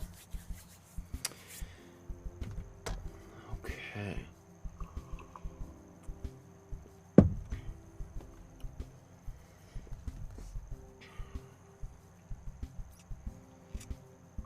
So I think on this side, this is going to be the side with the gray that I mixed just by adding warm red into my cool green. And then this side is going to be where I add black directly into my green. Which again is basically the same thing.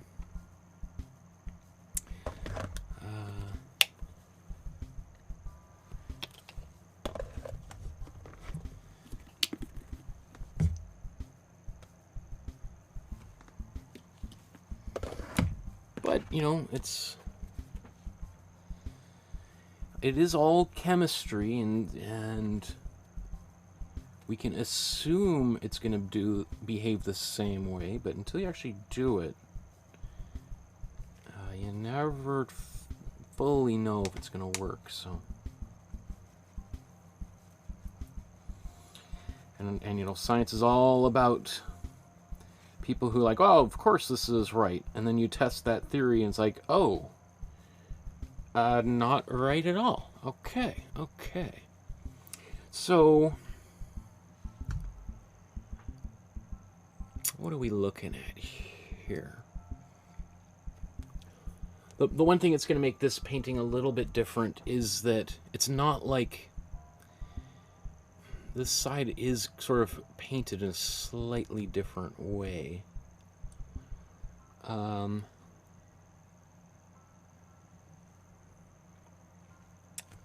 Well, let's just go ahead and stop diddling around here and just do it.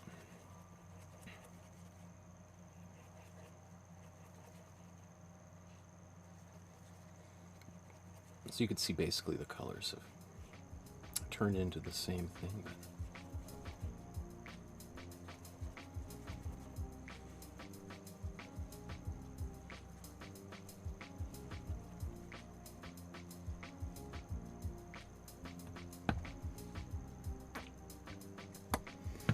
And there we put some matte medium back into this paint once more.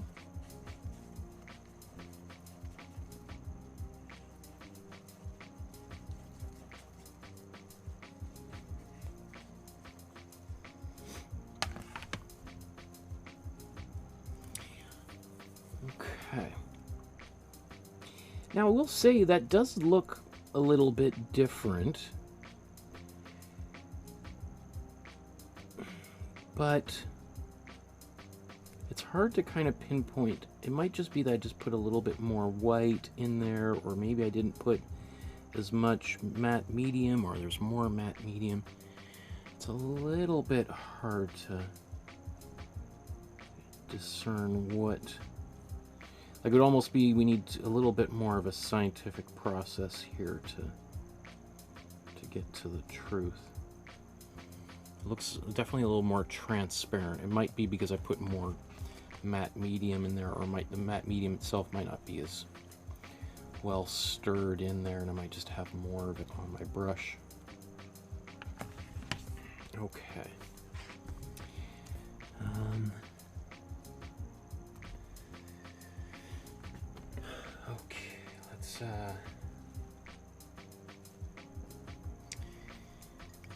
What do I want to do next?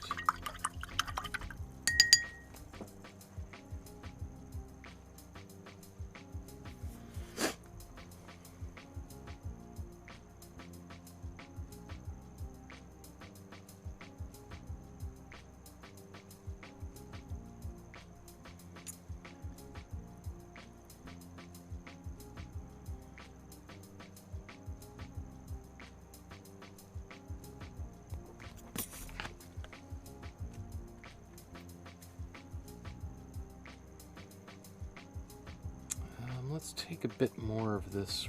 Oops, that's probably going to be too much. Some more of this warm red.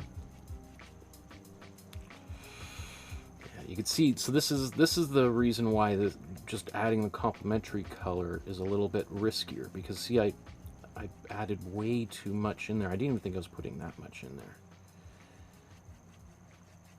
Because what I wanted to do is basically darken this green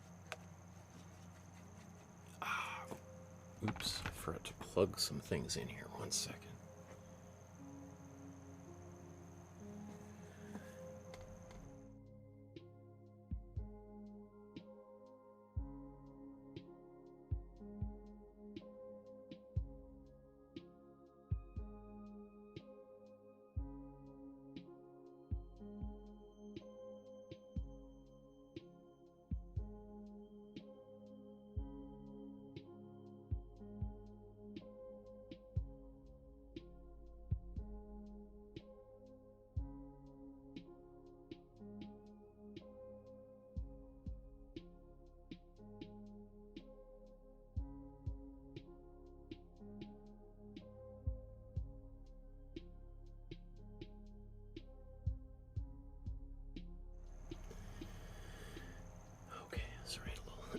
Technical. Okay, so, I added a little bit more red into this green, trying to turn it into a bit more of a black. I didn't feel like I added that much, but I certainly did. And it just went into much more of a kind of, what would you say that color is? That's an odd color. It's not quite brown. What color? I'm especially looking at some of the red in there.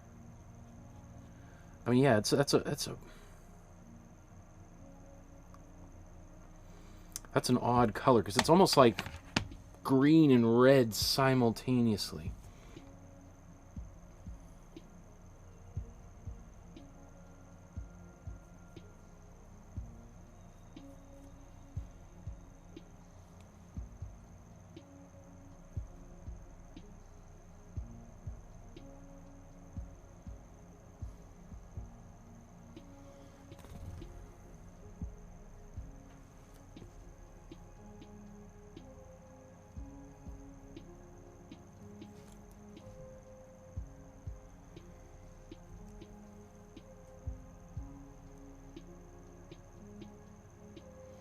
Yeah, so okay, long story short for this lesson is adding that,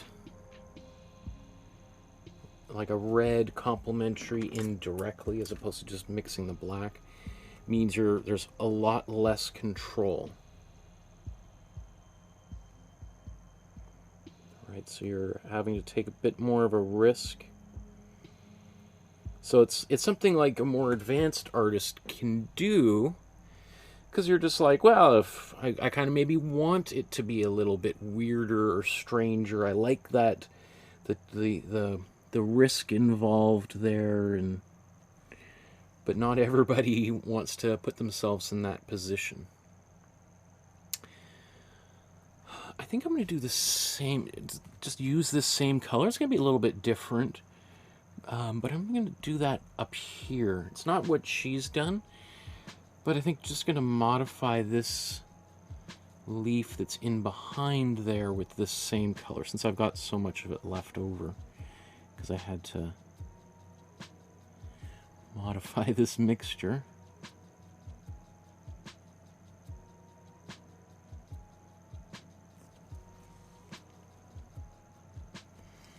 So let's just see, where is...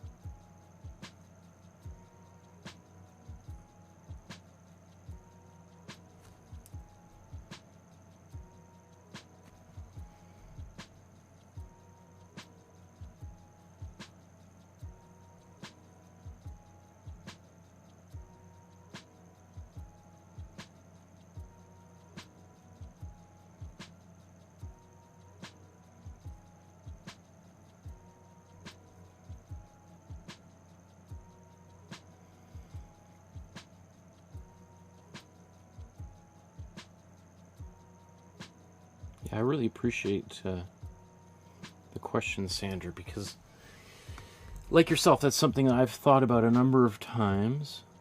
And it's all stuff I kind of suspected that this would be the kind of thing that would happen is that basically if you mix it right, quote unquote, properly, there shouldn't be any difference whatsoever, because chemically there's this exact same proportion of materials. But it is a little bit less. It's a little more unwieldy to do so. So if you're a beginner and you find yourself overwhelmed with the amount of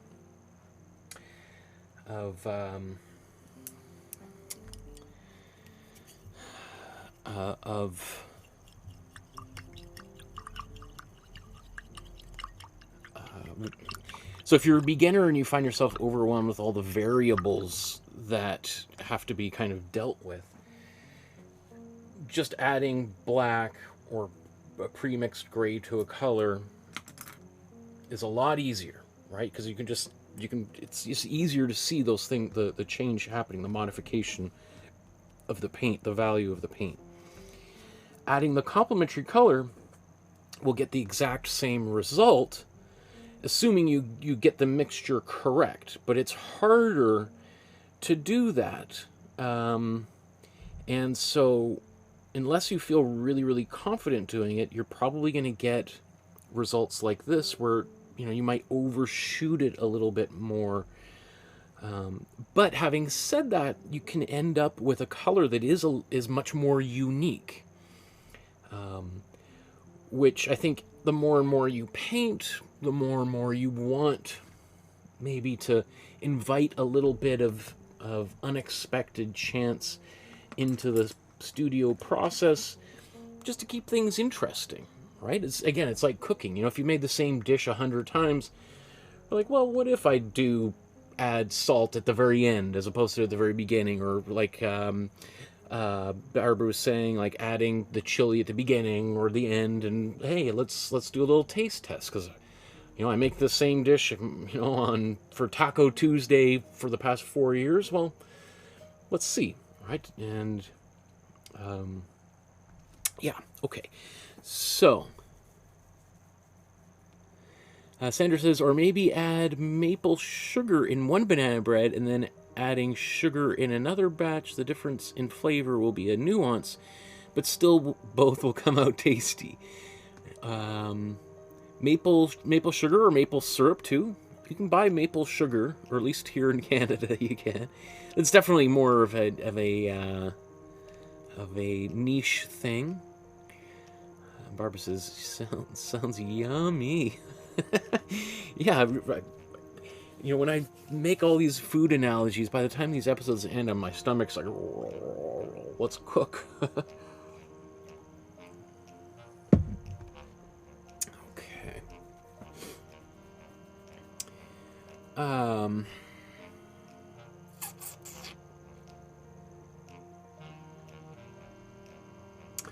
Let's blow dry that really quickly, and then I'm going to start adding some black in here.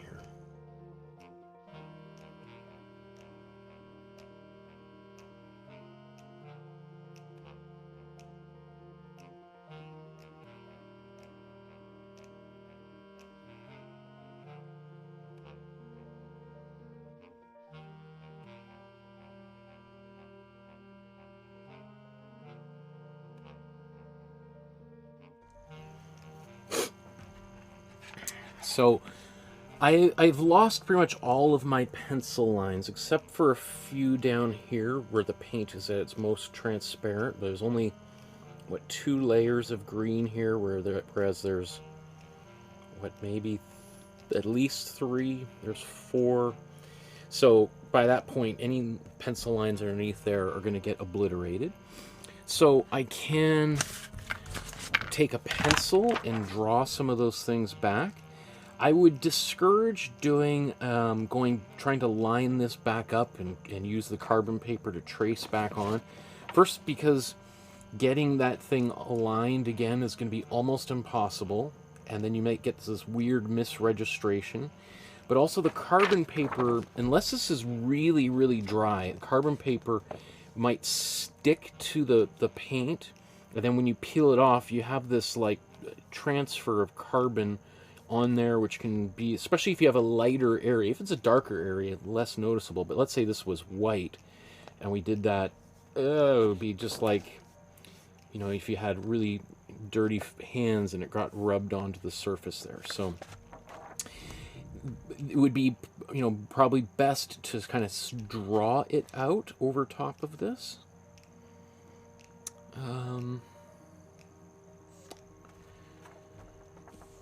Where's my pencil? There we go. So I'm going to look for little landmarks on here.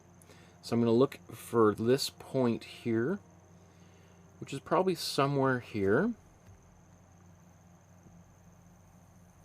I'm going to draw that line there. And then I'm going to go for this curve there, which is probably roughly here. Roughly there. Next, I'm going to get this part of that leaf there. And even though on hers it's going this way, I think I'm going to go the opposite direction. Unless I want to turn that into a different leaf.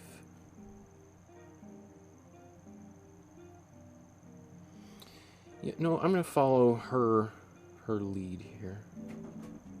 And then I'm going to have to turn that into a different flower. Okay.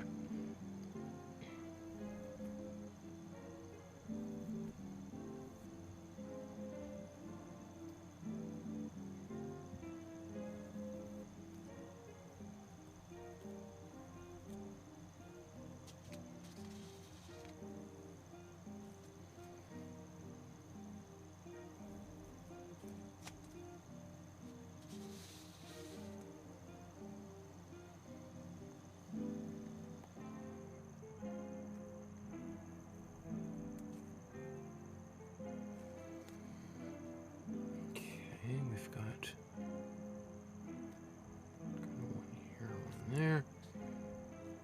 Start with the larger one.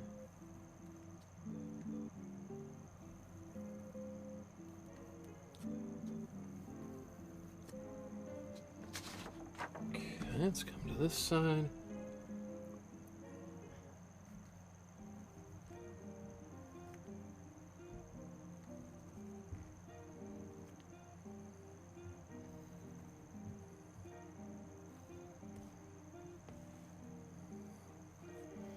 And I can still see some of these lines here.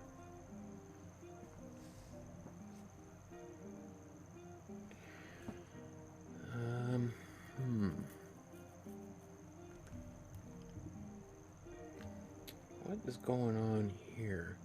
I just realized that that flower kind of, or leaf ends and there's another. How could I? That's going to be hard to, unless I paint that black. Okay, well, let's do it. Let's try to abide by her composition as much as possible. She's the master, after all, right?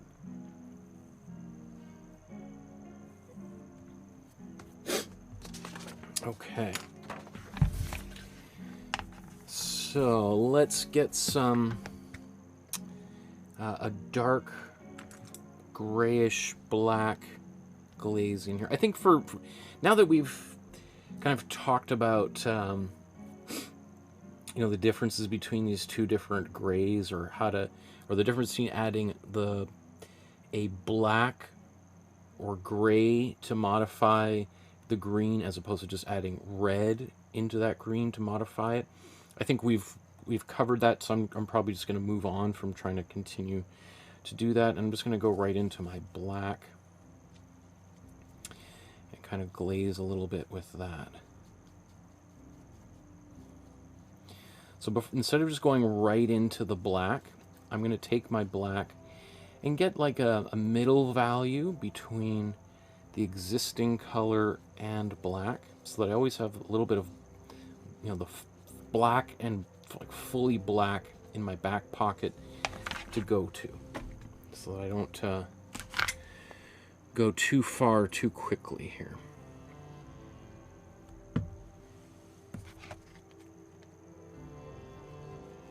So I put a lot of glazing fluid in here. Wouldn't usually put so much in, but as we've seen throughout today's episode, it is really hot and my paint is drying really quickly. So that little bit more glazing fluid is just going to hopefully slow the drying time down just a little bit more. Give me a little bit more working time. It does mean the paint can get a little bit more transparent, which might mean I have to do, you know, twice as many layers. But, you know, there's always up and down sides to everything here. So I'm just going to get another brush to do a little bit of buffing. So it's the smaller, fully dry brush.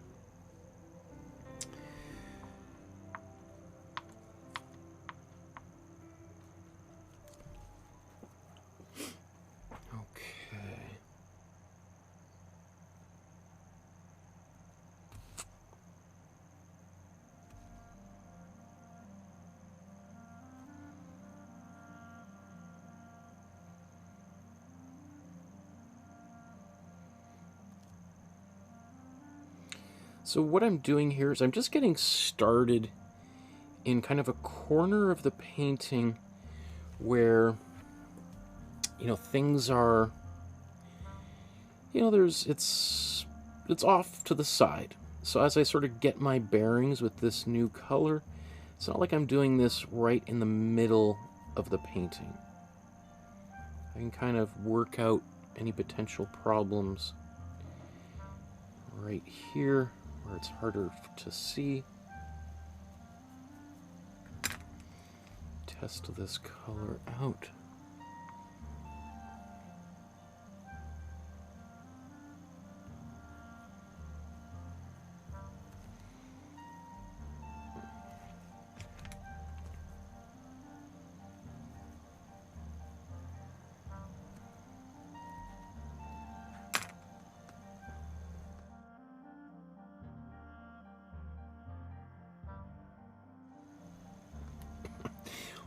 Hopefully I got that muted just in time. I could feel that sneeze coming on like a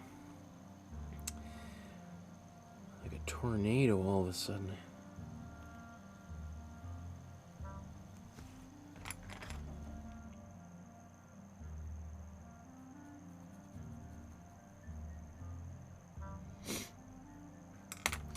Now some people would find it easier to do what we're doing right now and kind of go darker first and then work their way back towards light. And I was even kind of contemplating that for a moment there. It is, though, adds just an extra little bit more, an extra little step. And since I think I kind of took a little bit of a detour already, I'm just going to kind of launch right into it.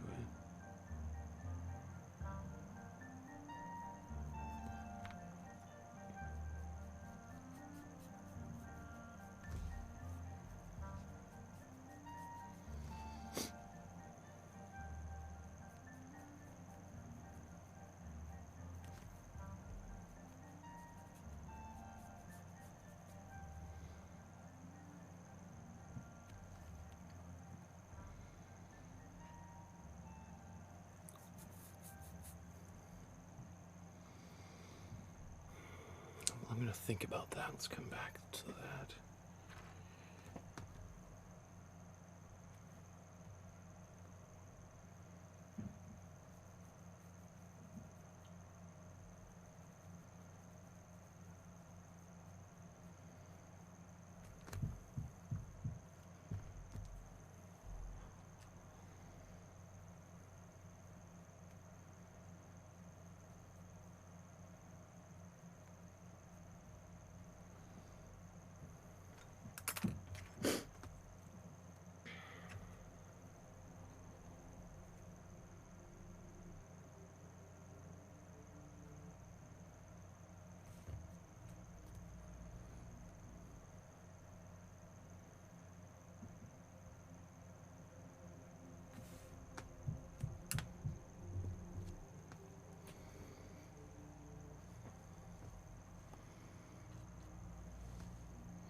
So this is a little bit closer to the way that I just typically work.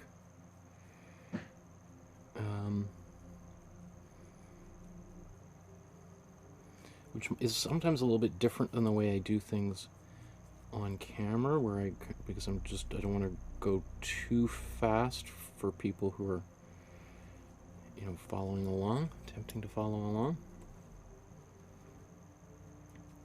Because working in this way, where, can be a little bit harder, where I'm starting in these kind of towards the center and then darkening progressively outwards, as opposed to starting at the darker ones and then kind of going back towards the center.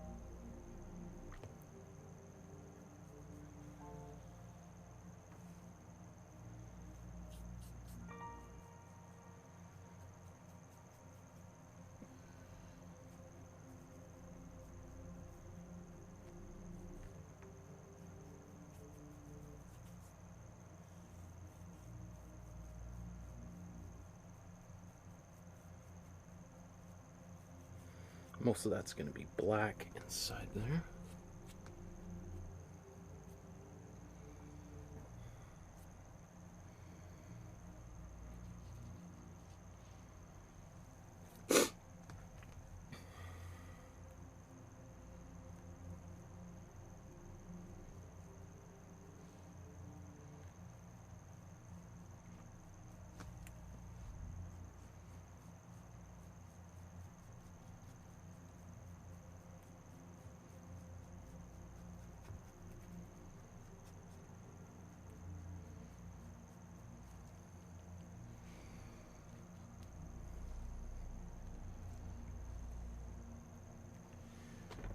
side by side, so I have to crane my neck around the microphone there.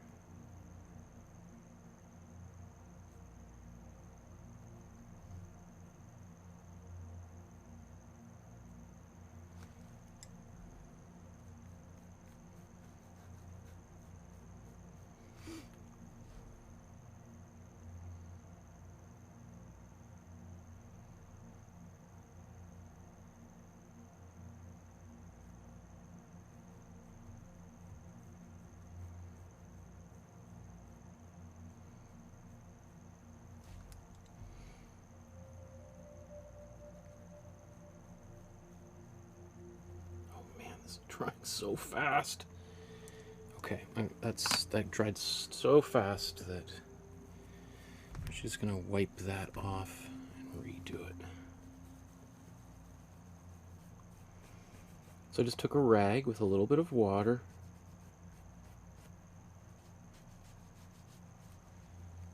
I'm just gonna go back.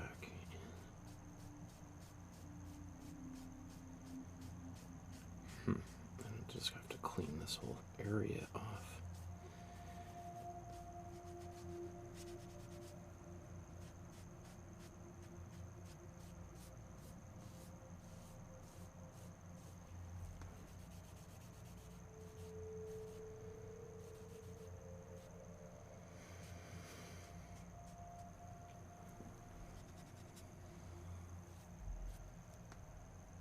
So that's the one nice thing about glazing food, is because it's got chemicals that slow the drying time down. I do have that just few extra seconds to kind of fix any mistakes that might arise.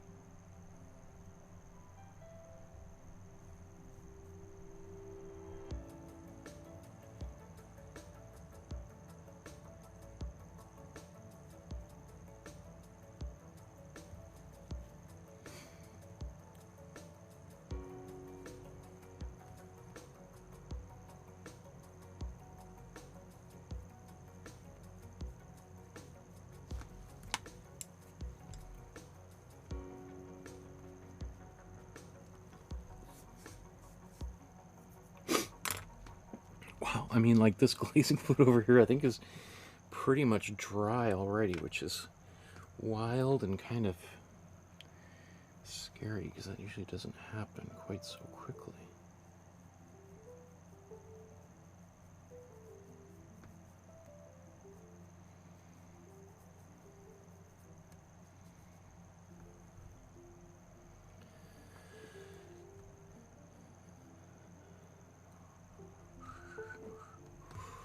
But let's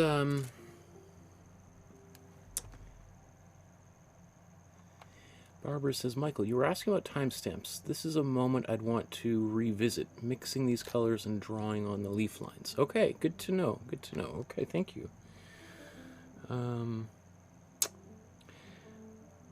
Yeah, you know what? I should have broken this down because we've been into another step here. Yeah, I'll blow dry this. And we'll do that.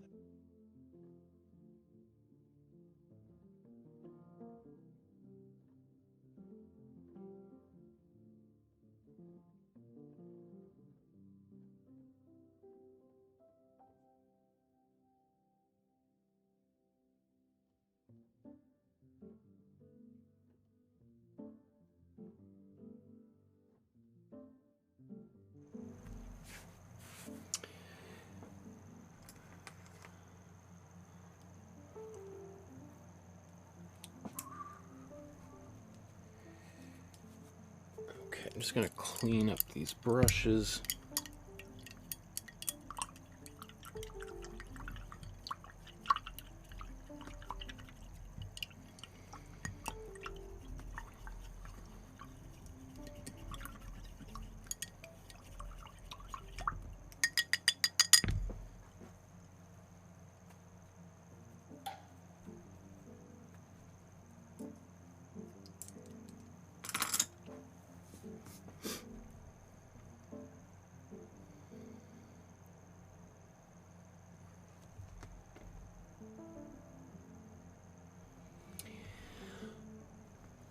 Okay, I wanted to just take a little quick second here to take put a little intertitle here. We're going to continue working on the leaves, and basically now I'm going to start going to some much darker blacks into those leaves. And ideally we could wrap those leaves up within the next 45 minutes or so, and then move on to the flower itself in the center. And just a quick reminder to consider liking, subscribing, hitting the notification bell, especially if you're a new viewer. Only about 40 to 60% of the people who watch these videos are active subscribers to the channel, so it would change my life if you did do that. Those of you who haven't already, if you want to leave a small donation, consider using the PayPal link down below or any of the other options all down there below. So let's continue. So let's get an even more black into our gray mixture here. Let's take this black.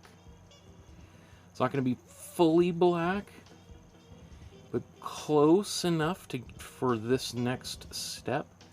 And that always leaves us with a little bit darker to go.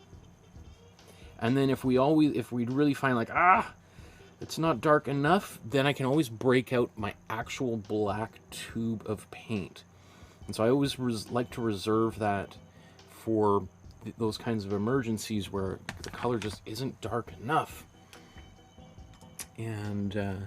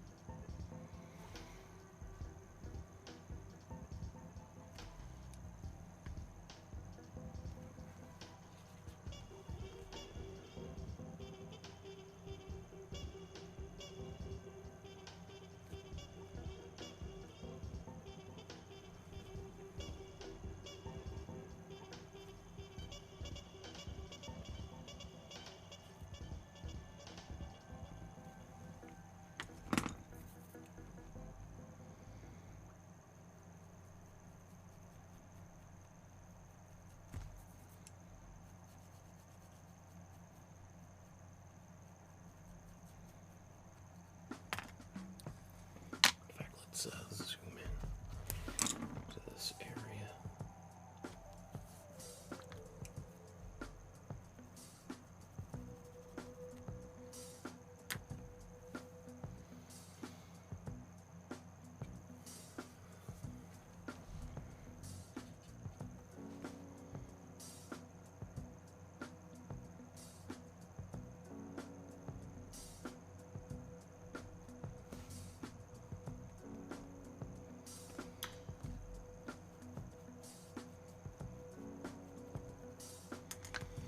So I paint a little bit and then soften those edges down.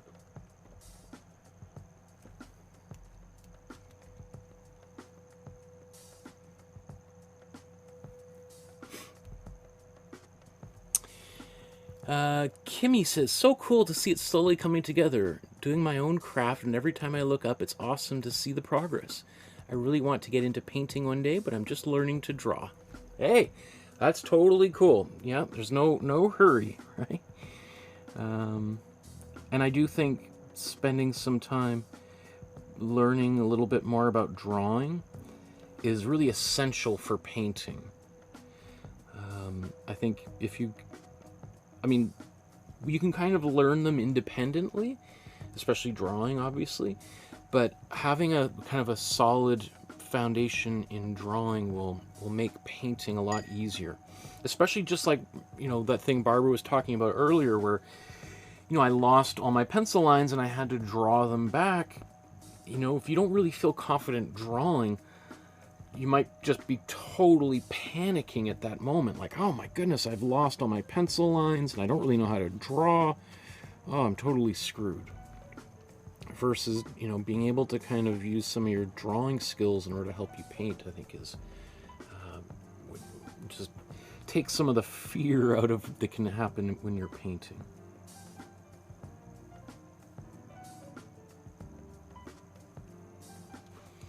Because often when you paint, or at least when I paint, I find myself sometimes, something terrible happens in almost every painting I've ever made, and then you got to kind of solve the problem. You got to bail yourself out somehow, and the more skills that you have to help resolve those problems, the better. Right, so that line is a little bit jarring in there, but that's okay because we'll come back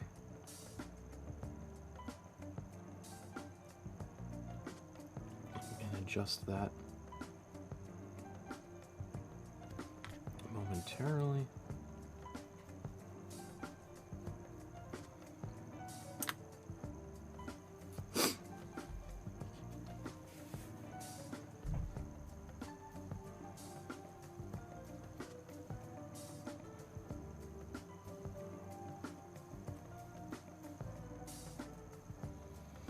So I just diluted this black a little bit with a little bit more gray in this area, just to kind of, it's not quite so intense.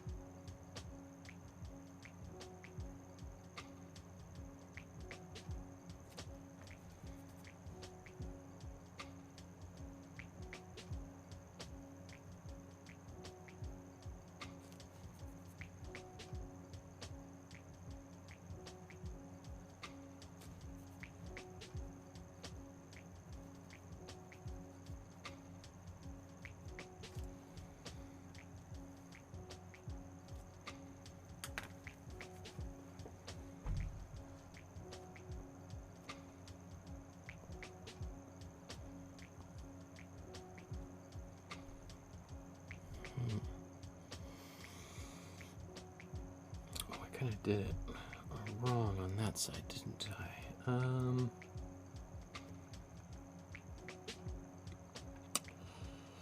Let's do something a little bit different on this side.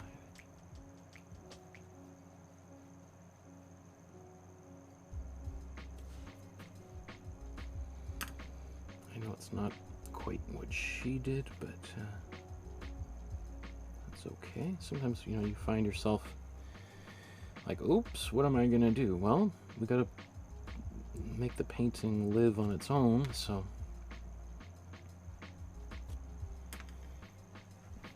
how do we solve that problem creatively, right? And then I have this other leaf here. Now I think this is probably as a result of when I photoshopped it, probably had to extend it a little bit. And I've got this little fragment left over here. So I'm just gonna make something up.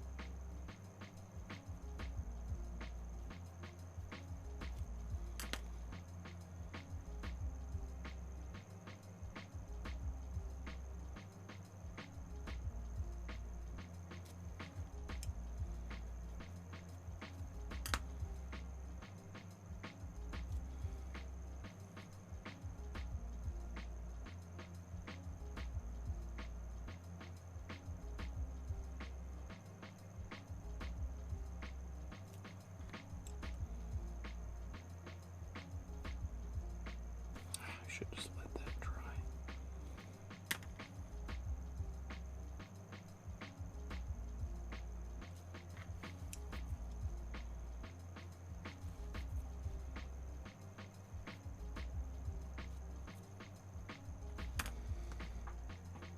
So I might want to find a way to create a distinction between these different leaves here. And that's this one is going to get a little bit of white highlights on here. This one I might leave, a few little white pieces. And this I might even put a bit of yellow highlights on there. Oops, did I just do that? Pointing things out with my paintbrush and just blop a little bit of paint on there. Okay, let's scroll up here.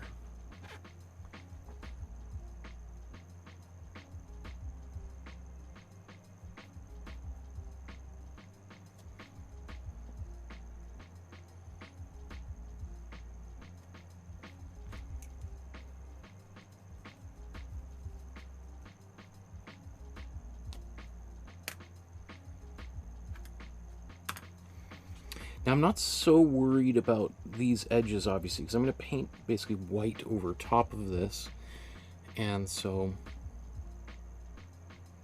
it's not so important that if I go over top of this right now.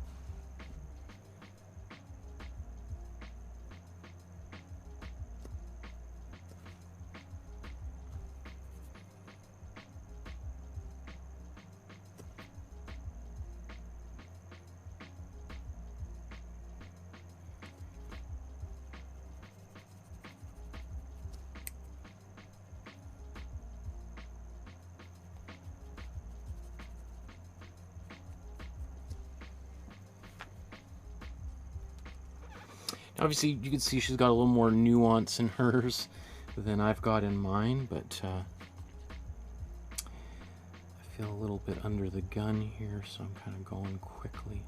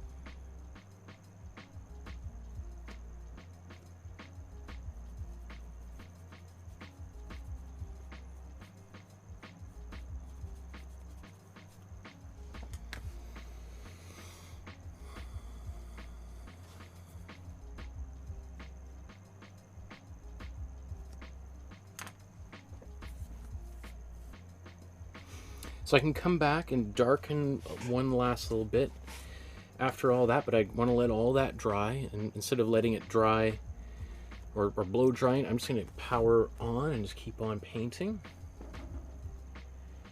Barbara says, time for me to call it a night. I'll watch the rest tomorrow. Have fun, everyone. So glad to see you again. Night, night. Awesome. Have a great night, Barbara. And Trap Gaming says, hi, it's 7:53 a.m. Where 7:53 a.m.? Let me try to guess. Where would that be? What time is it? So exactly, well, 12 and a half hours away. I wonder what's on the exact opposite side of the world than Vancouver, Canada. Would that be... What is on the opposite side? Is that Africa or India?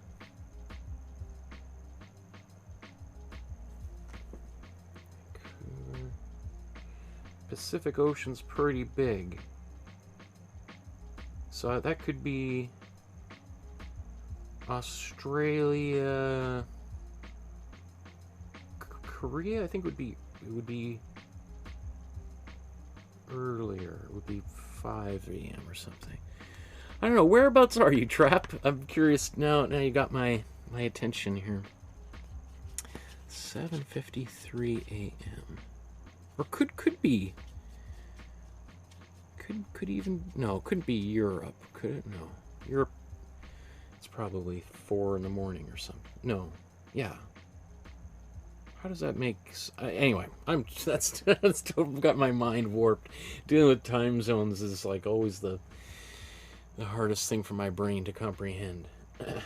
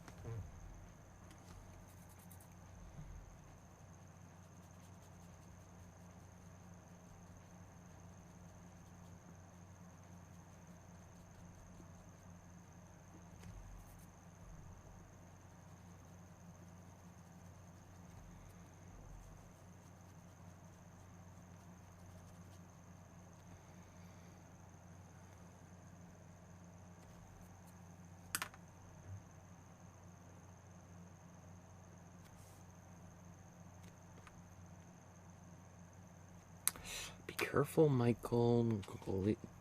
Touching up glaze like that is Always a little sketchy.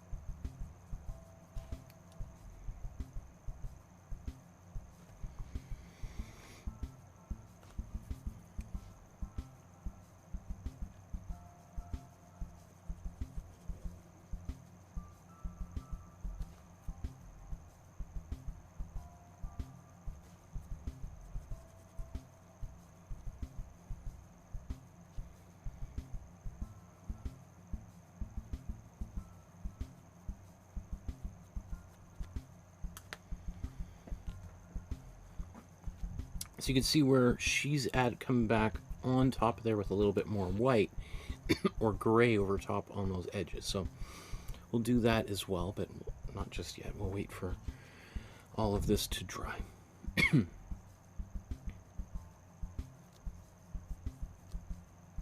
And obviously she's well, maybe not obviously, but she painted with oil paint, and we're painting here with acrylic. And so it's kind of a whole different way of painting, because I'm sure she's painting what we would call like wet on wet.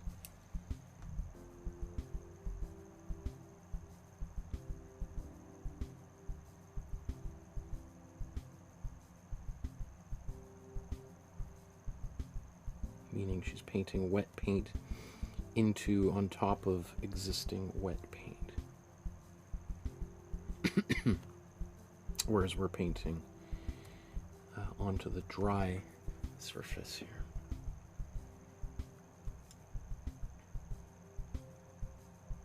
Or we paint a little bit and then dry it, which is more akin to the glazing process, which you can also do in oil paint, obviously.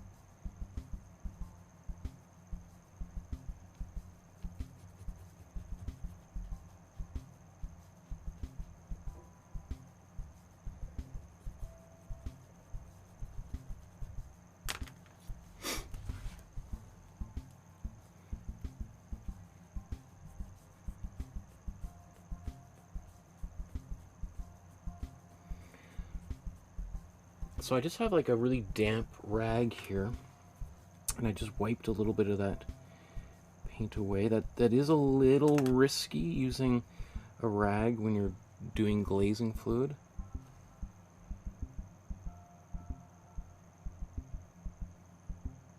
And I've tried to do that in the same painting a few times and it didn't work out, so just FYI. Sometimes it works, sometimes it doesn't.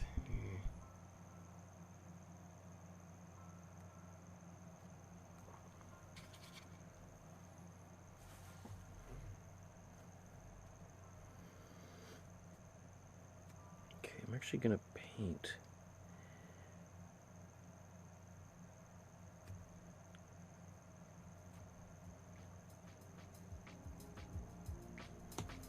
big black strip right now.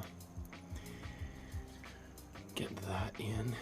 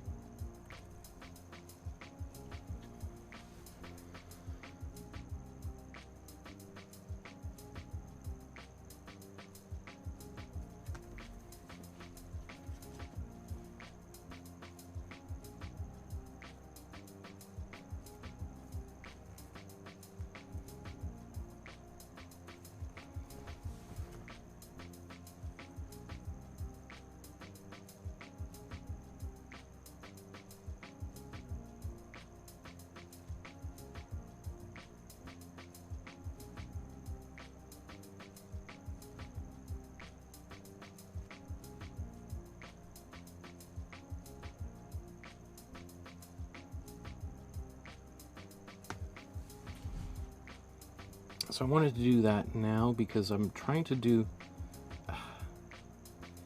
this other side of the leaf and just trying to eyeball where it's going to be darker and lighter was just a little bit tricky for me, so that helps a lot easier so that this is going to be more consistent.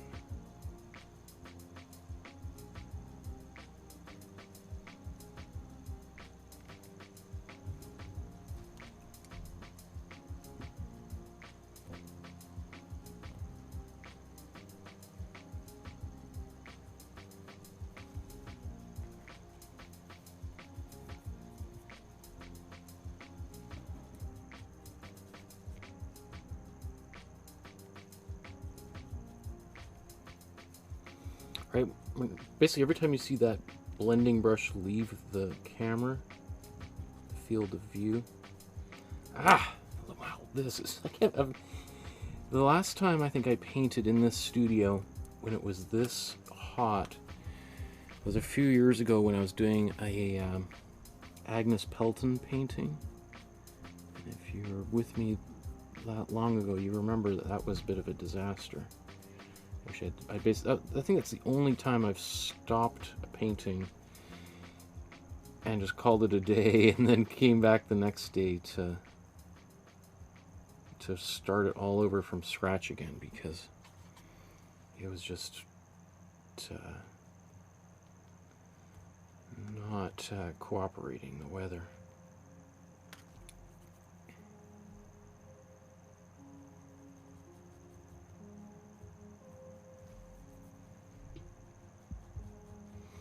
And usually, like what I've just done there, using a rag to clean a little bit of glazing fluid off, doesn't work because, and especially painting back into it immediately because the surface is still wet, but because it's so hot in here, basically it just dries instantly.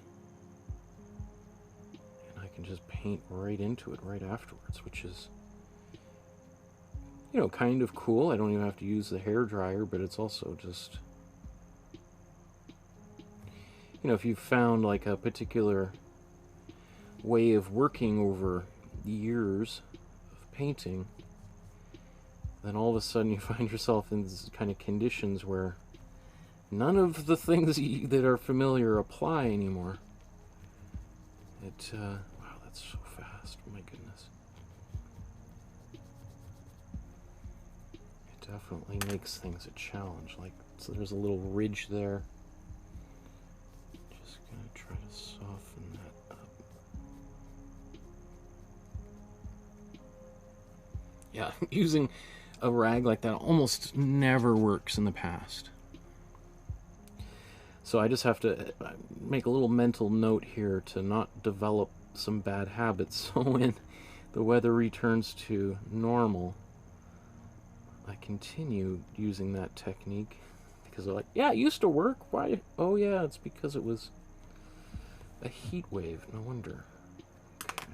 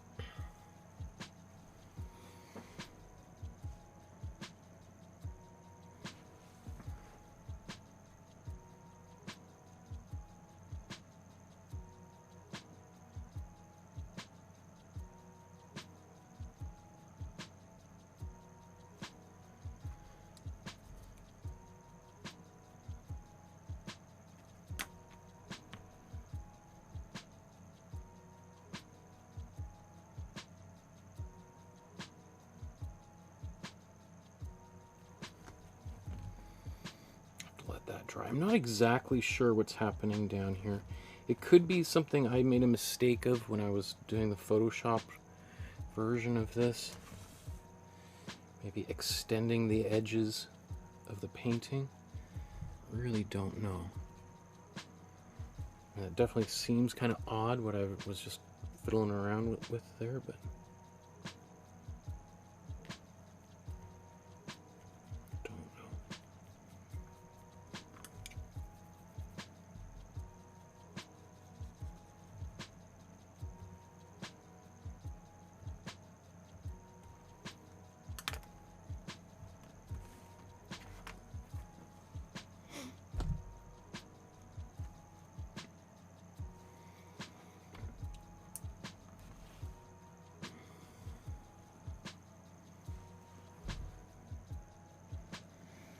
so now I'm going to go into basically black, maybe not completely black again, just that same color I was just using, but with more black.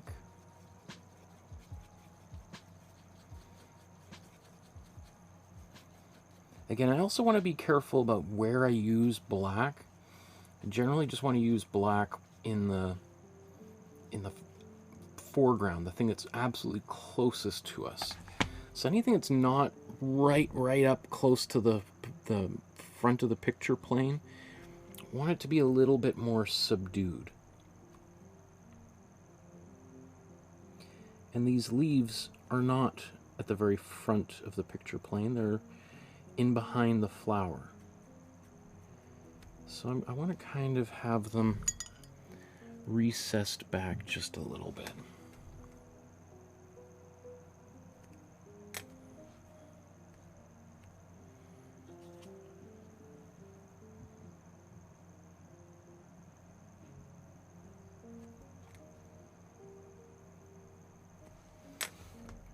So what I'm going to do here is I'm just going to go around and in just a few places darken down just a little bit more. So I'm not going to go back over everything I just did. I'm just going to go in, selectively darken in a few little areas.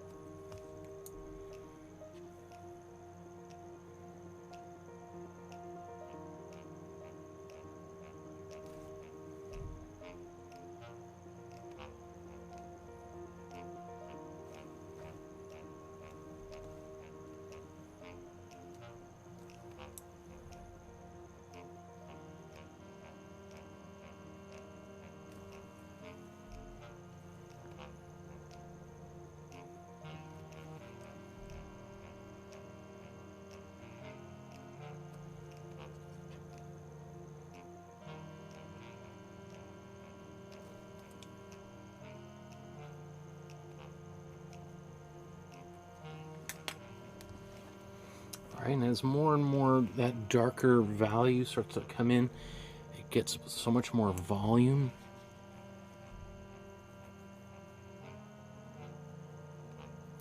Especially when we get the flower on top here, which is going to be much lighter. So in contrast to some of these darker areas, that's going to make it really pop.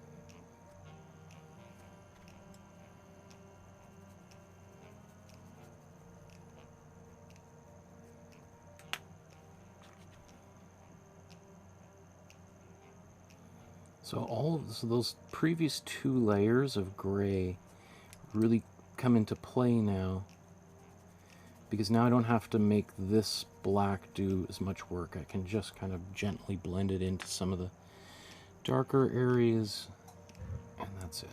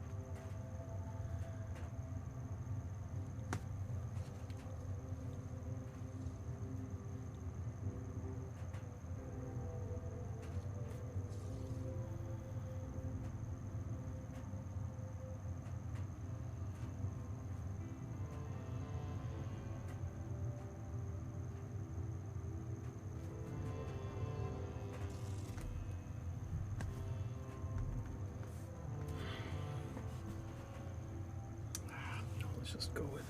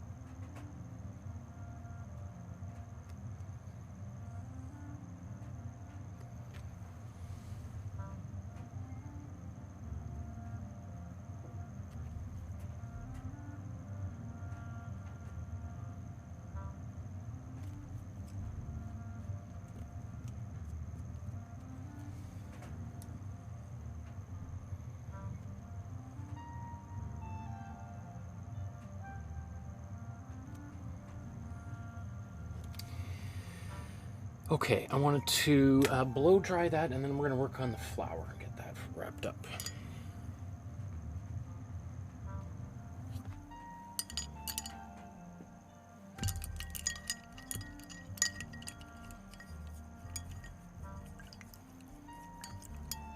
I mean, I could diddle with this. I might put those highlights in after.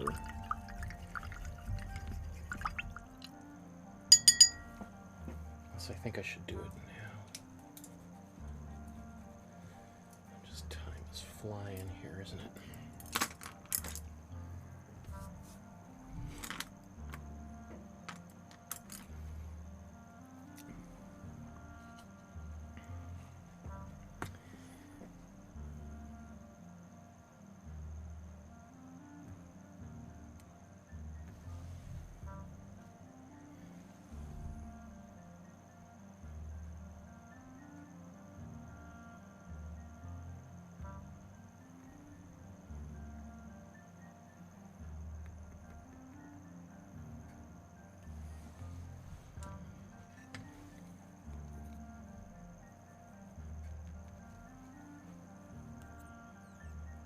Ah, not on camera. Sorry, I just wanted to come in and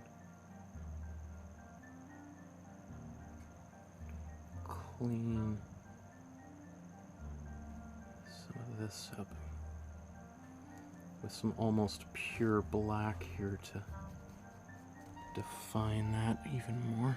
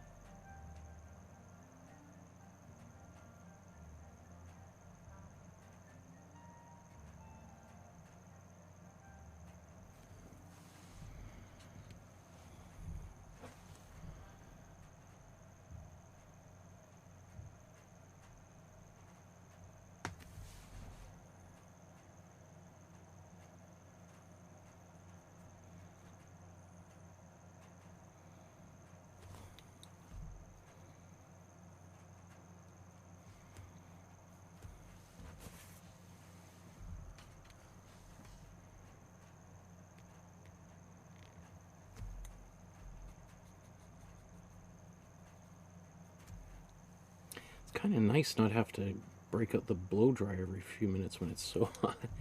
That's the one thing about working in such a hot situation.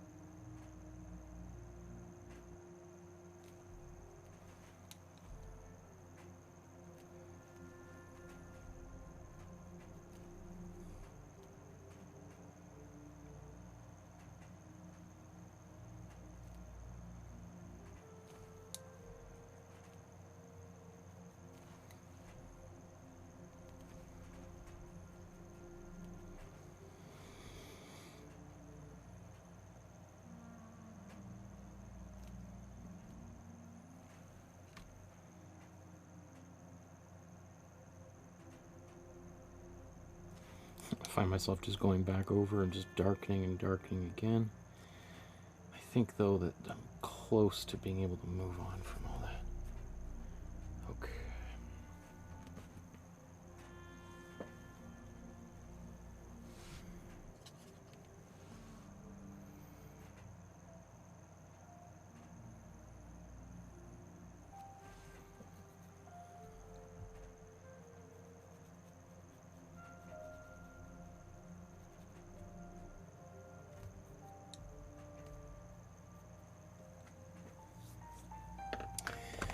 Let's blow dry this. Oh, there's...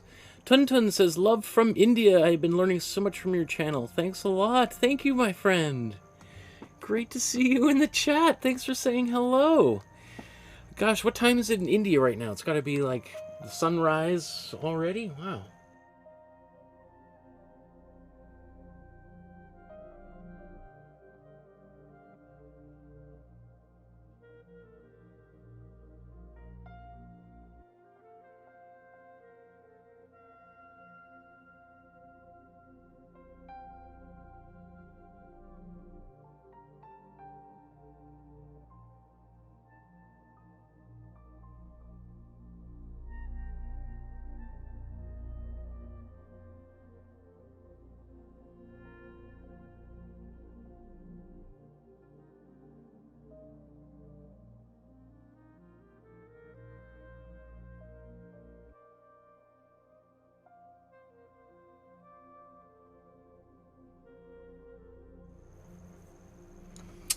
Okay, I'm just going to clean my brushes and move on.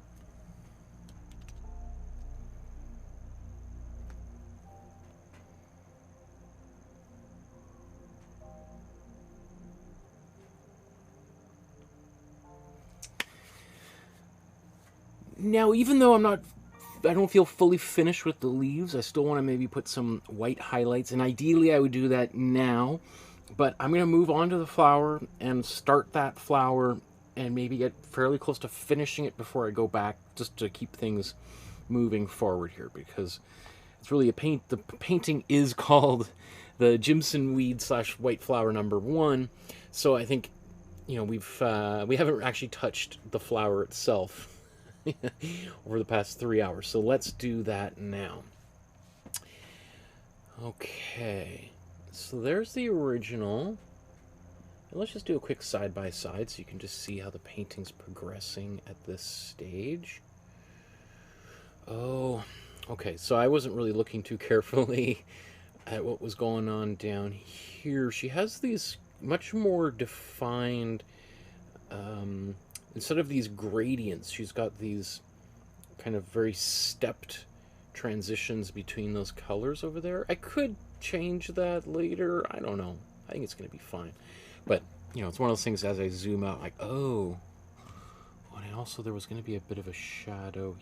You know, I think, well, let's get this tackled, that started, and we can always come back later. You can also see my hand when I was...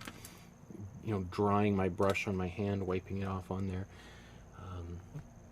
I find that easier than using a cloth sometimes, and I'm doing just because I can see very clearly if it's still got paint in it.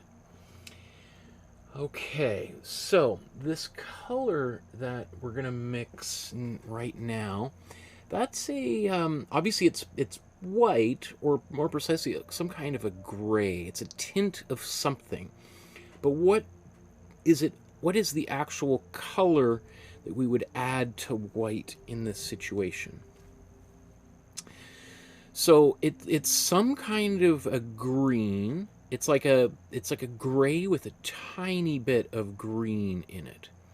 And let's just, for the sake of seeing what my own recommendations were here, these cream white petals, it said white with warm yellow, warm blue, and warm red, which gives it this, so there's a lot of yellow, or there's more yellow and blue, which makes it a green, plus a little bit of red, which turns it into a bit of a gray, brownish kind of color.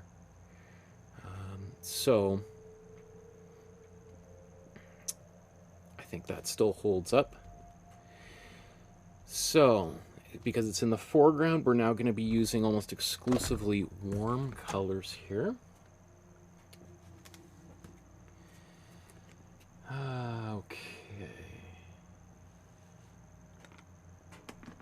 Let's use one of these brushes. Is any of this paint still... Oh, it's got a little bit of life, but I think we're going to need some more.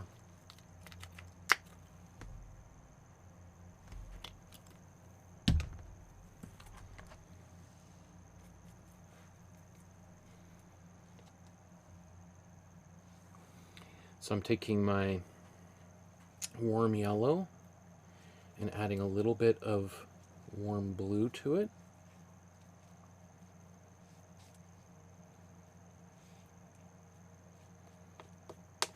I don't know why I mixed so much. I'm barely going to use any of this color in here.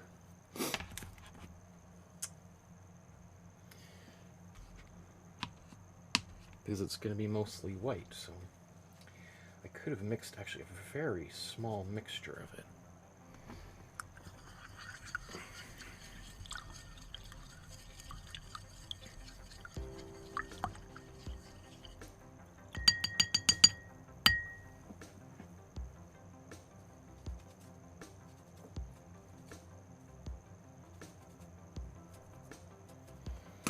Okay, I'm just gonna take a few minutes break here. I need to get some water and go to the washroom for a second, so I'm gonna be right back.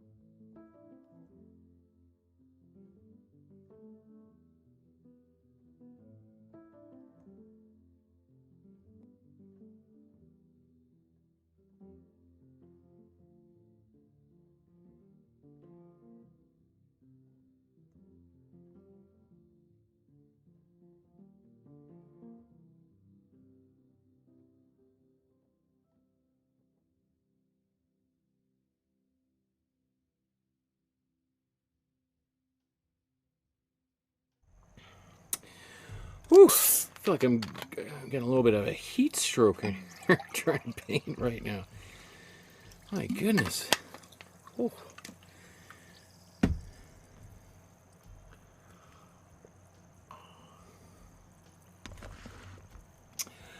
Oh, that feels good. Cold water. I should drink more than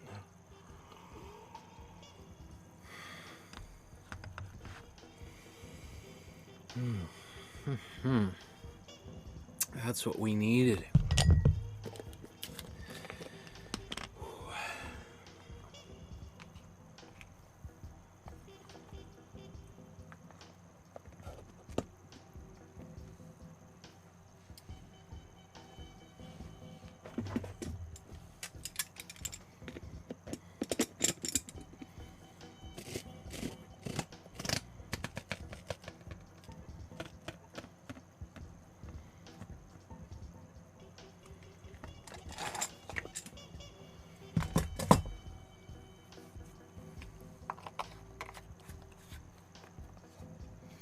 Sanders says, how hot is it exactly, Michael? Well, I don't know. Sometimes I find it can be more warm in my studio than outside. But let's just take a quick look at... Well, it says right now it's 22 degrees, which is...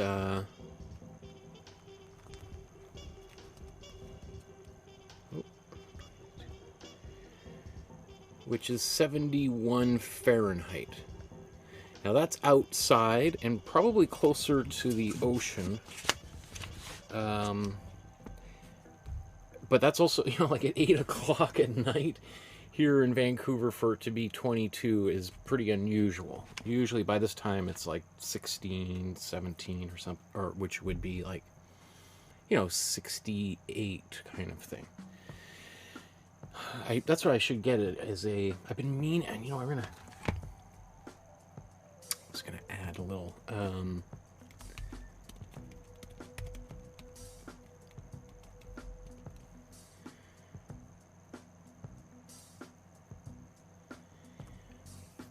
I've been meaning to order, like, an old-fashioned thermometer for places in our house. I got these, like... digital thermometers that I've hung around the house, especially in our daughter's bedroom, so that at night, without having to go into her room and wake her up, I can look at this app. But I always feel like I like that. It feels like that is not the right. Like, I had the air conditioning on in her room last night, and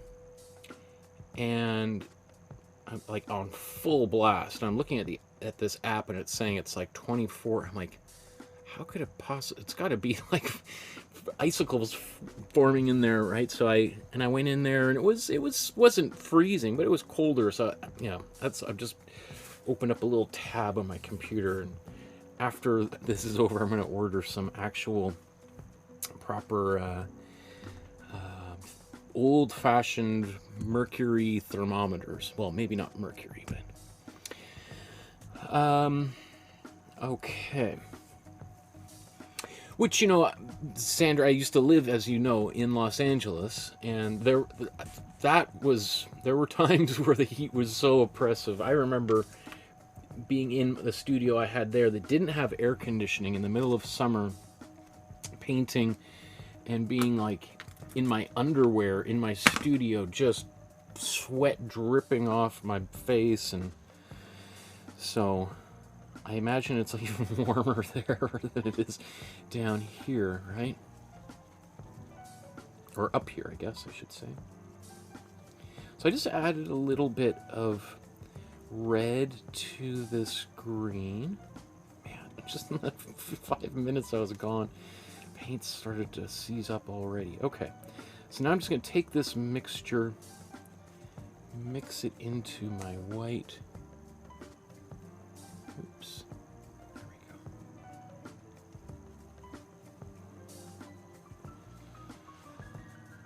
Okay, the color I've got here is a little bit more on the yellowy side here. So I want it to be a little bit little bit more blue, so let's take a bit of blue.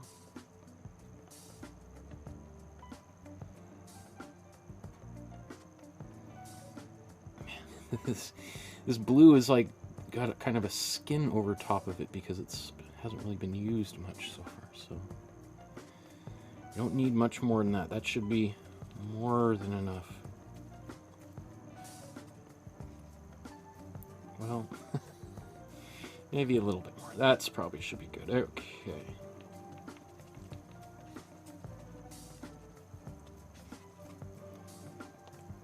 Let's enlarge that.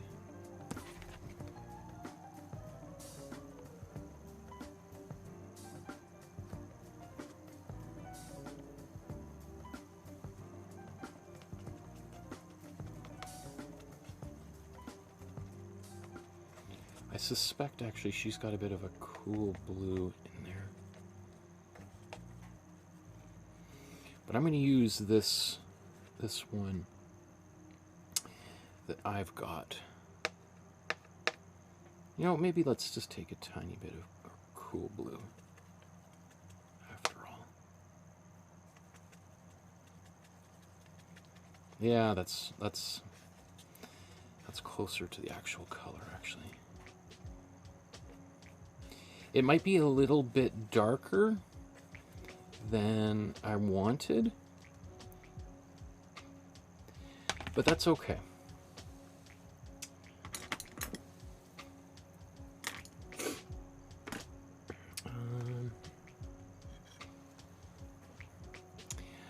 I am going to add some matte medium.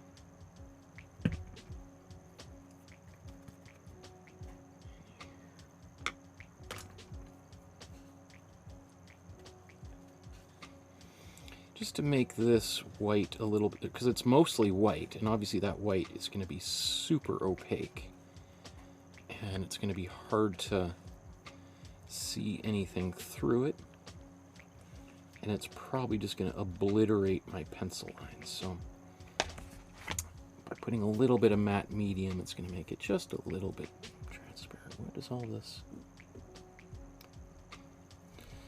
Little gremlins in the paint there somehow. I suspect that's little pieces of paint that have kind of dried on the palette. Like little skins that have formed on there.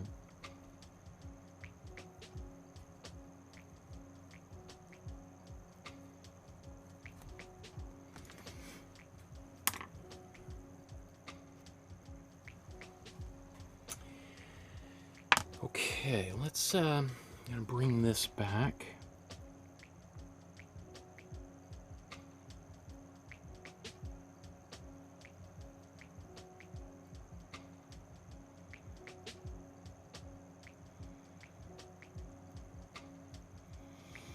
And now I'm gonna start trying to get some edges.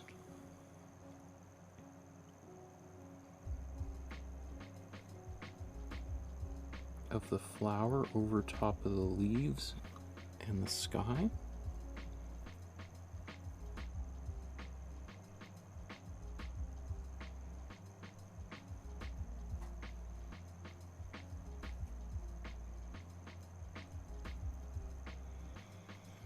And this, because the paint's drying so quickly, I keep finding like these ridges are kind of forming all over the place.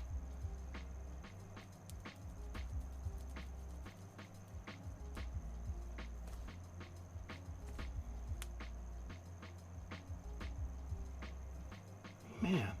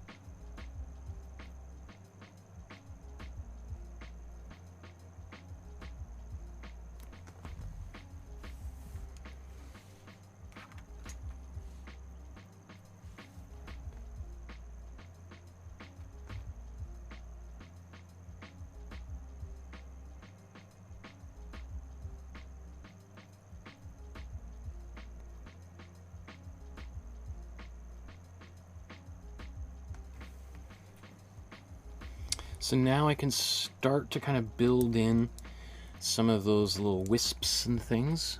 I'm still not quite entirely there yet, but I still want to just get the perimeter of these petals established.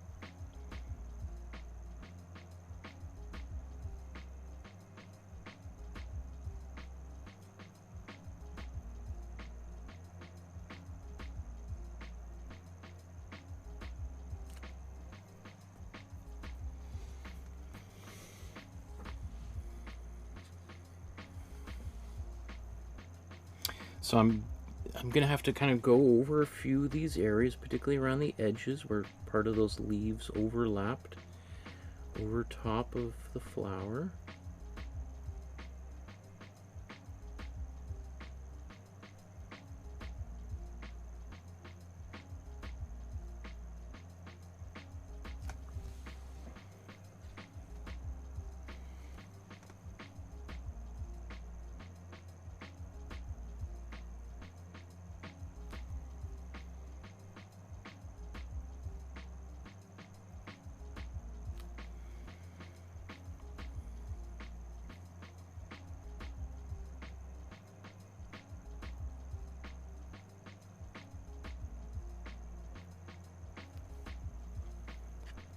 Some of these little areas I got to go over several times to build up enough opacity there.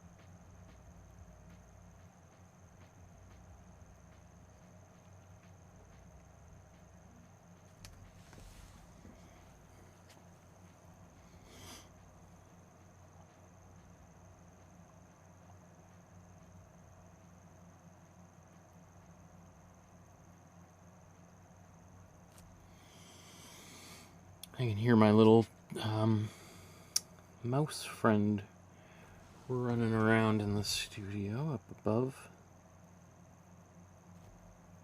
my head somewhere.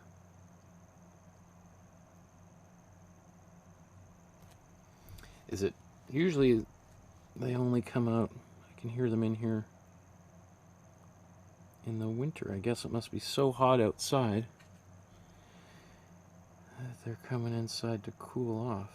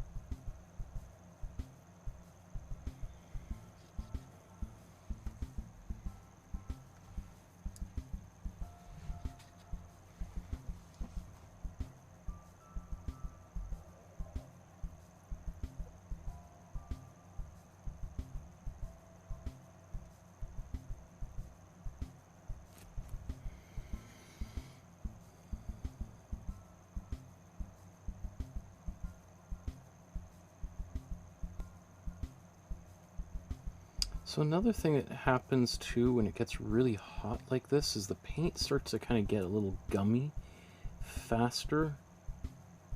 I mean, it will do anyway because, you know, when it dries it becomes more like that, but when it's hot the acrylic paint just dries faster, and so I find that the paint starts to kind of get a little bit thicker, more toothpaste like, and that can make it hard to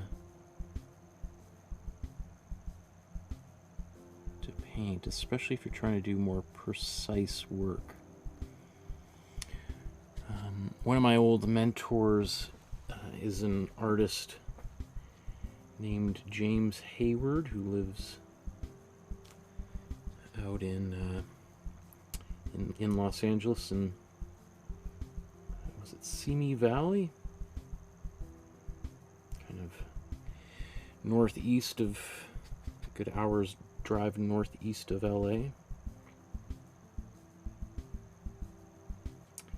And he's an abstract painter, and he has a refrigerated studio, basically like a walk-in fridge that you'd find at like a restaurant. And he's got his studio inside there.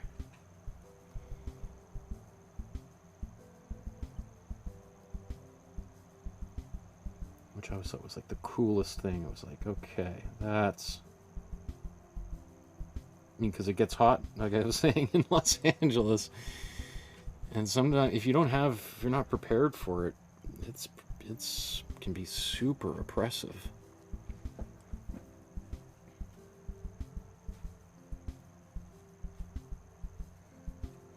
Which, you know, when I was living in Los Angeles and I had friends back here in Canada and I would talk about how hot it is, people were like, oh, I feel so sorry for you. It must be so hard dealing with that heat, especially if it was, you know, cold up here in Canada or snowing. But those of you who live down south, whether that be in Los Angeles or Florida, Louisiana, you know, when it gets hot like that, you know what I'm talking about, where you're just like, you know, your whole body shuts down. And all you just want to do is just lay down and do nothing.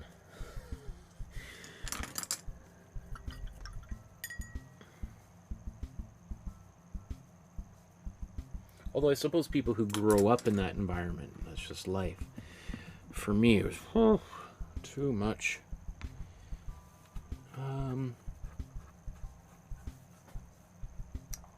Okay. So, mostly I'm happy with this. There are a few little kind of ridges and things that have formed, which always just drives me bonkers. To the point where I'm going to blow dry this, and I might even just take my sanding pad and just gently buff a few of those ridges out.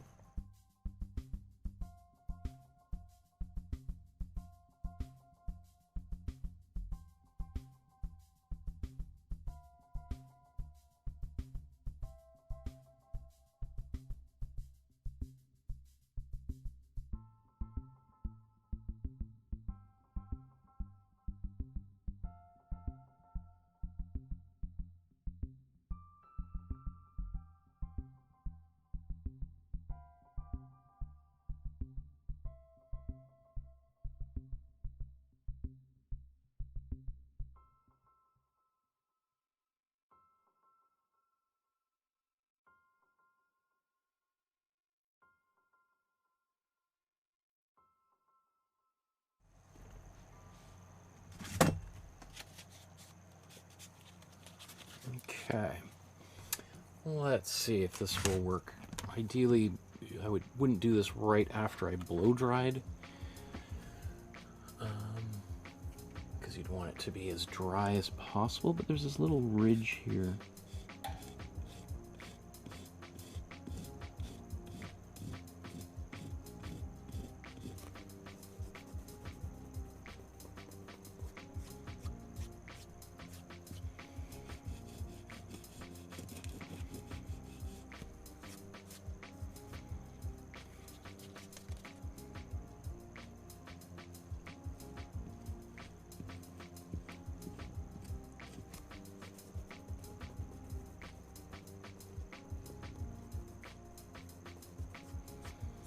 I don't know, see the paint is still a little bit too wet. Rather than just sort of sanding and turning into little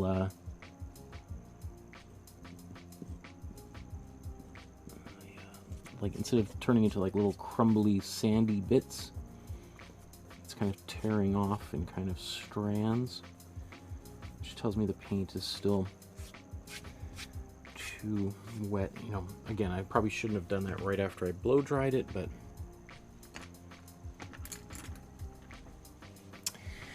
so I'm just gonna fill this back in.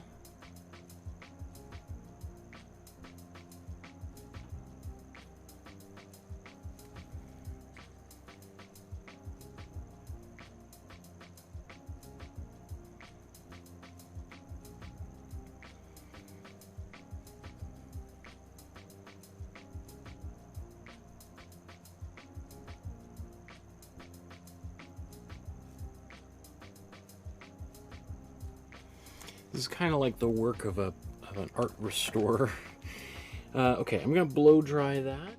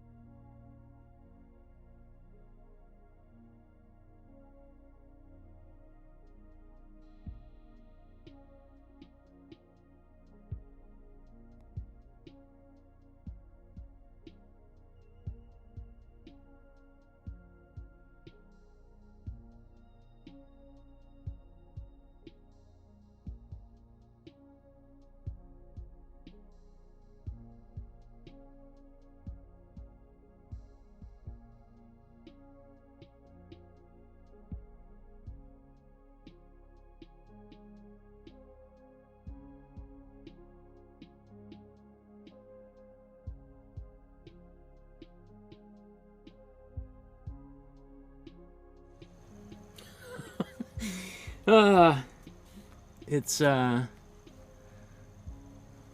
don't know if that's any better at all. So I'm just gonna move on from that.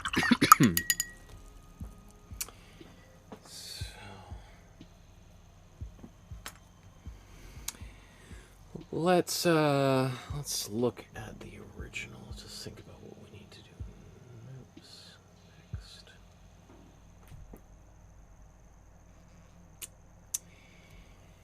We need to get what should we do first here? Let's do our grayish greens.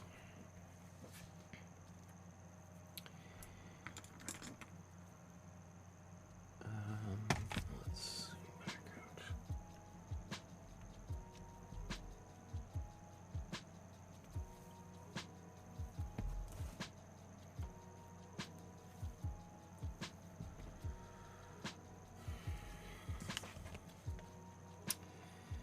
Okay, so I'm going to take this color. Let's take a bit more green in here.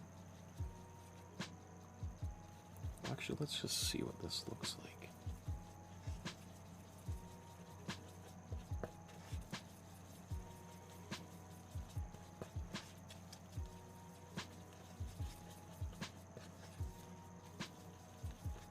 I think I'll just glaze with this.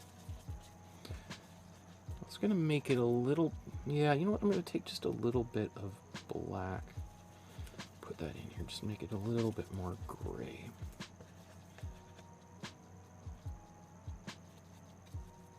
Yeah, okay. Let's put this up here, put our glazing fluid up top there, and then our paint in here.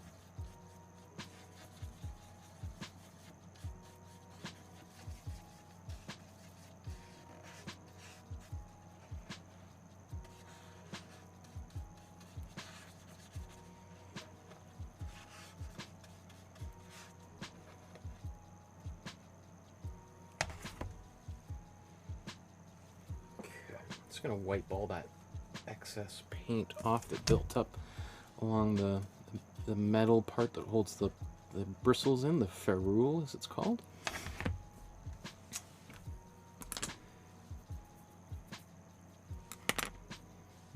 Okay.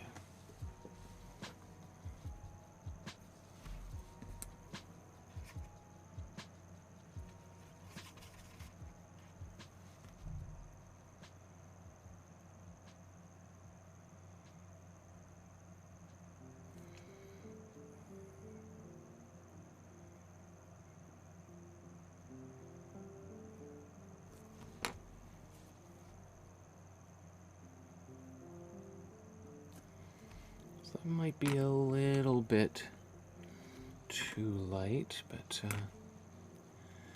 let's build up to... Just going to add a little bit more paint into my glazing fluid mixture, increase that percentage.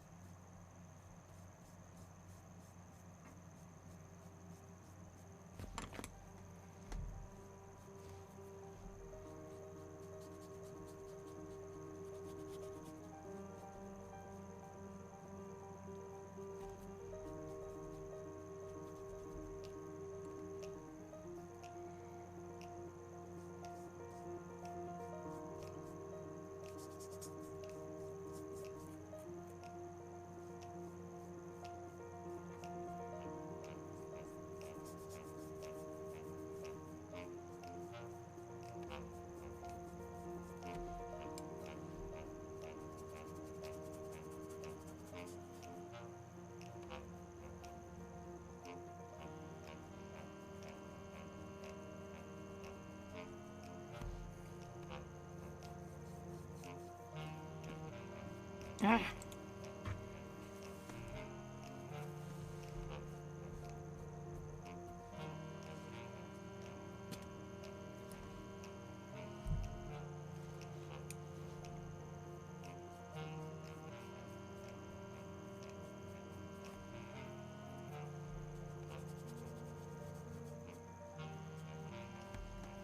So probably, you know, on camera right now, that is super subtle. But that's a good thing, right? Because we're just going to build this up in a couple of layers.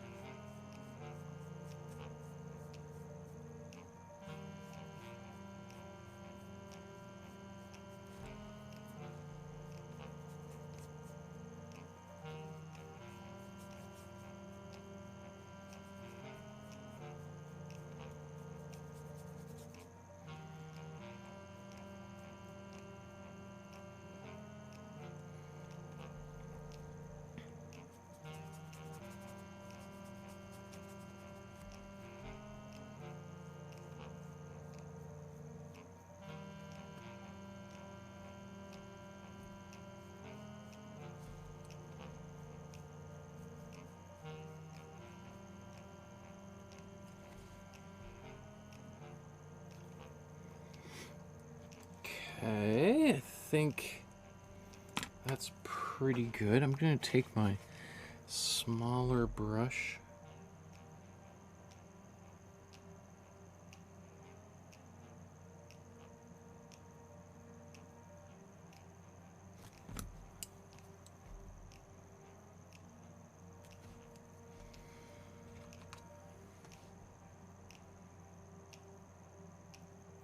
Now again, probably should blow dry this before I do this, but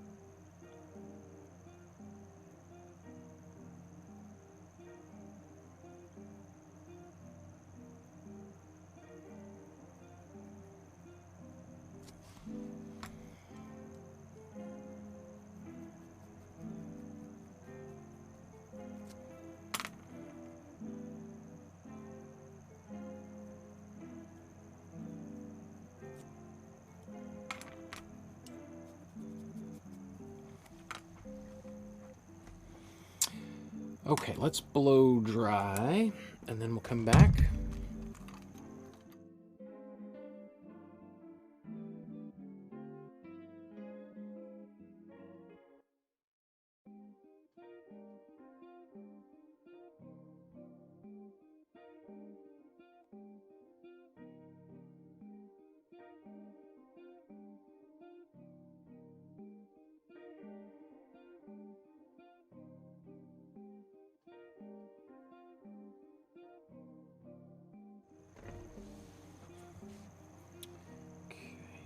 I forgot to do this little area here.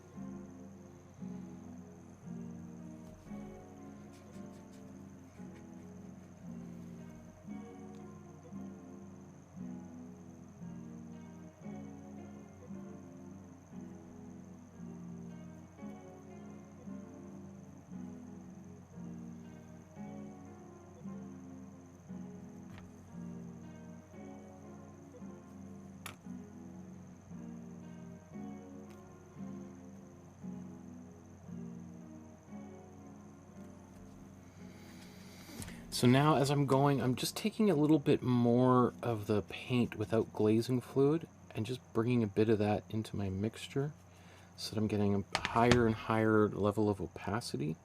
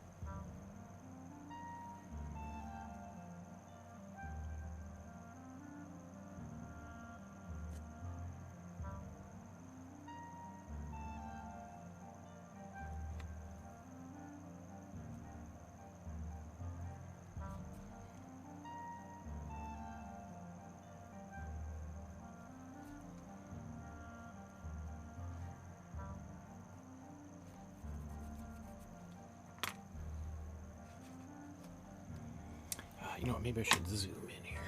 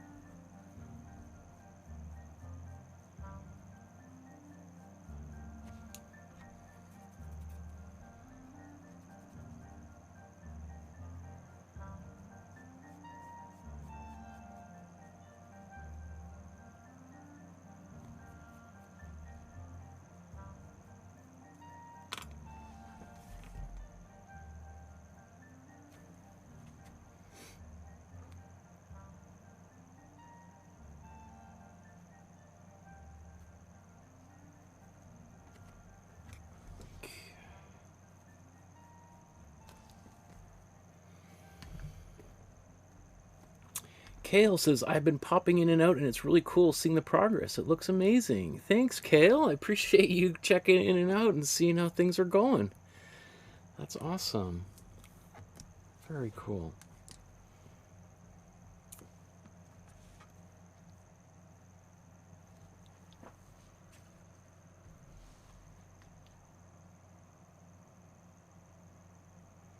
Yeah, I know there's a surprisingly high number of you who will watch the entire episode from beginning to end, either live or later on after it's recorded, because I can see the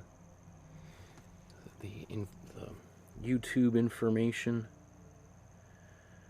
in the analytics afterwards. But I also have zero expectation that anybody would do that. So it's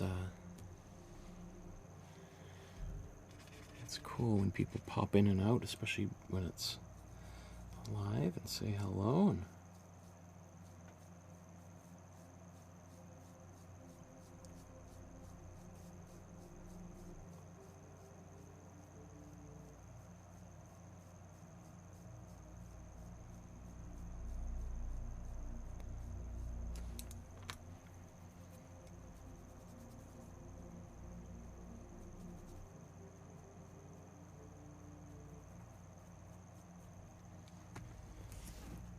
so I'm probably going to go back over top of this with a little bit of white a little bit later.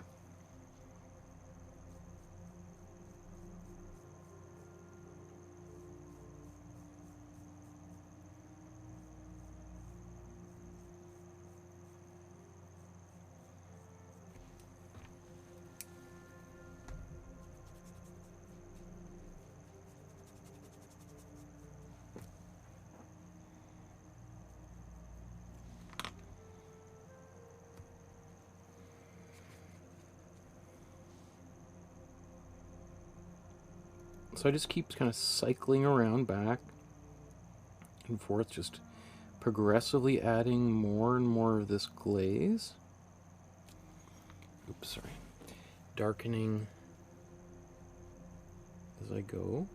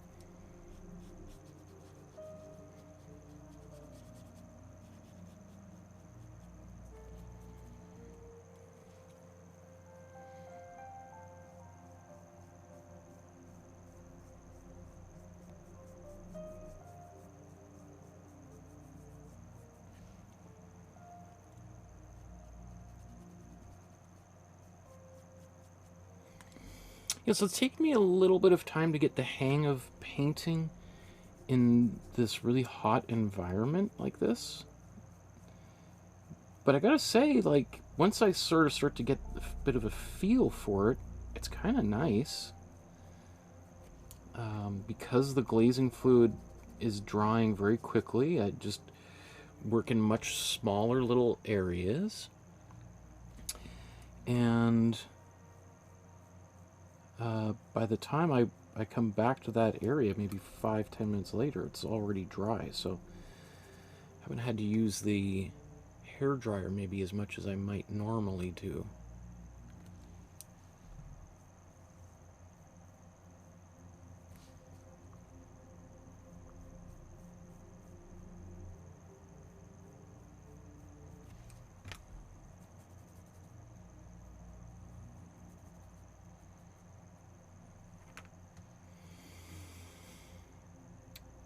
Okay.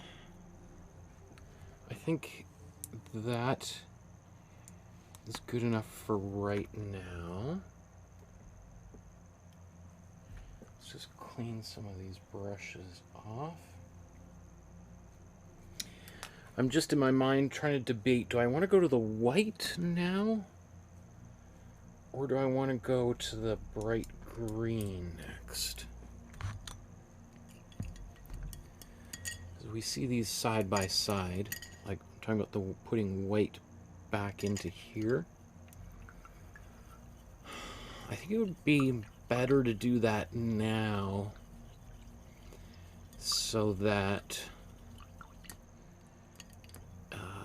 yeah, it'll be easier to do that now because everything else is more outlining on top. So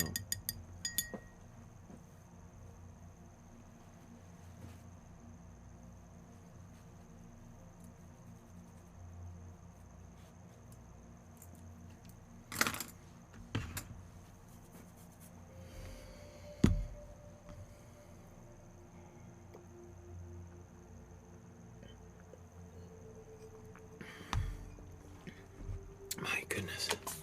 Whew. Wherever you are, make sure you're drinking lots of water on a day like this. I think throughout the first half of this episode, I wasn't drinking a lot of water, and I was getting kind of a bit of lightheaded there, so.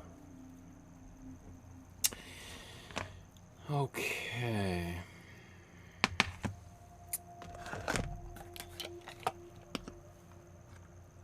Oh.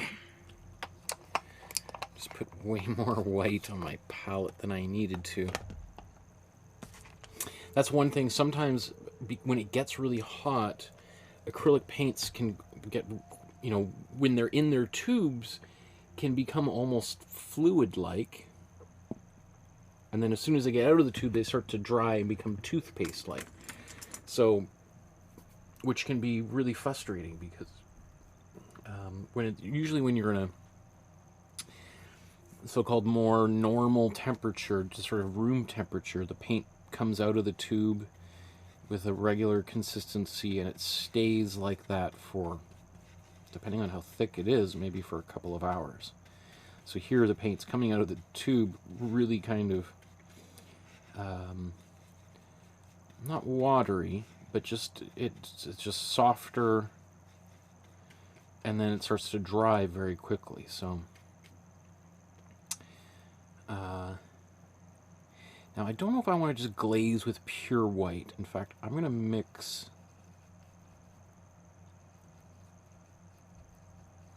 some of this previous color into my white.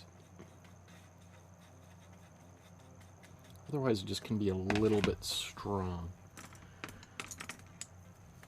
So I just got another soft brush to soften things up.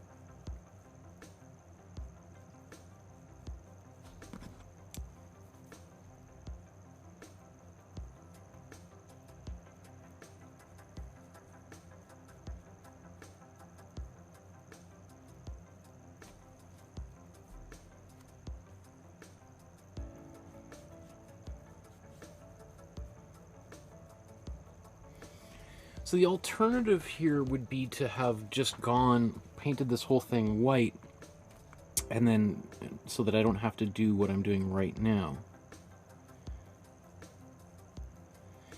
And depending what I want to do, that might be a good idea. It might be a big time saver. Here, however, I can use a little bit of this white like that to... Like, I'm not going to paint literally every place that I didn't glaze.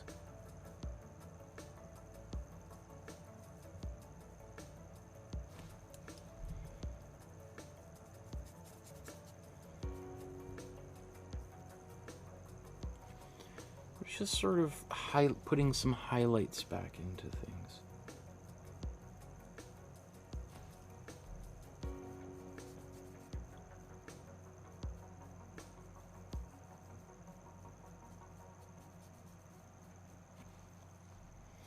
There's also a different effect when that white goes over top of these green-gray areas.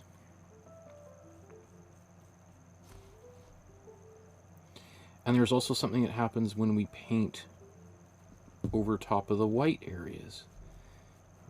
Alright, the white kind of covers things up a little bit. Just same sort of thing like when we were doing the background like that.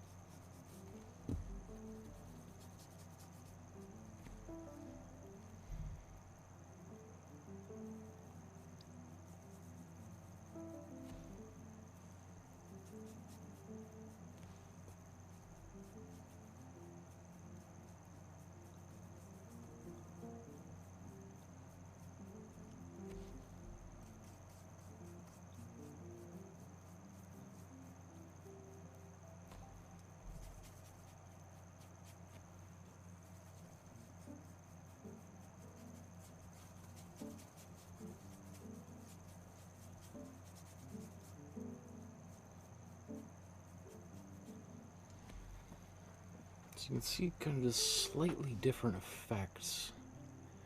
I'm just looking around. Where might I want to do a bit more of that?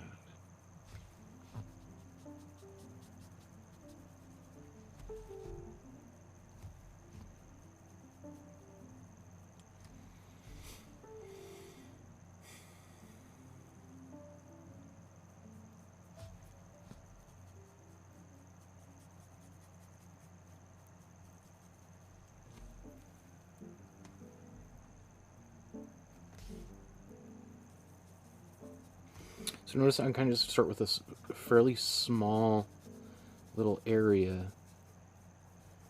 So I'm trying to be pretty subtle here, and then I just sort of push it outward.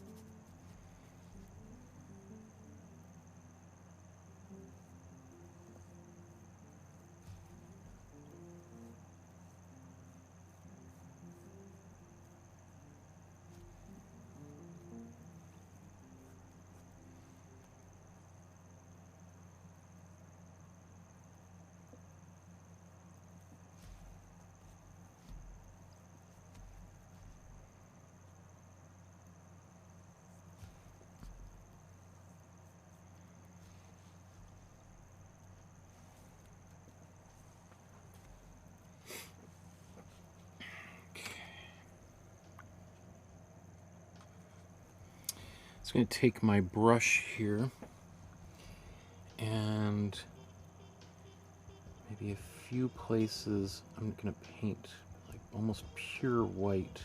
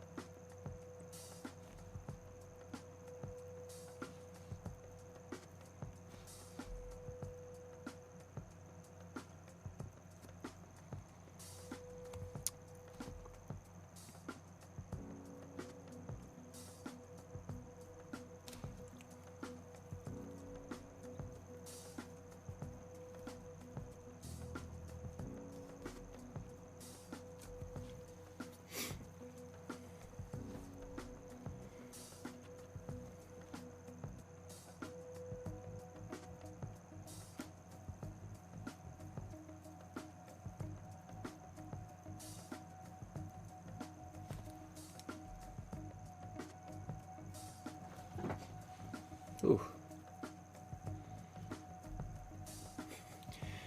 Kind of sounded like a mouse fell off a shelf or something.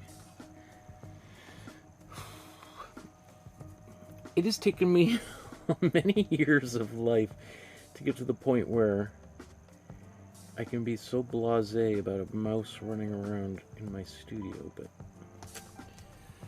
so if you're like, wow, I would be terrified.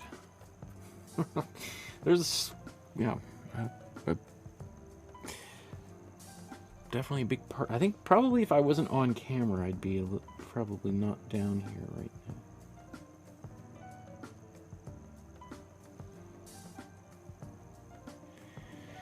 Not the biggest fan of mice.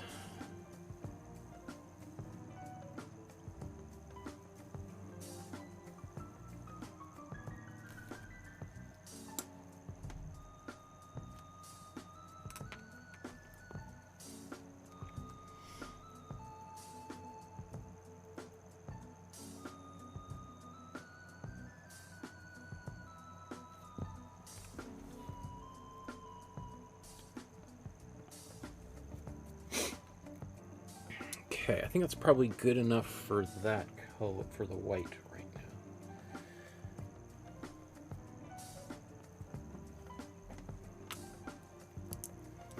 So let's just clean the brushes off. You know, I could probably have done a little bit of glazing on the leaves with this white, but let's just keep moving forward. I can do that in the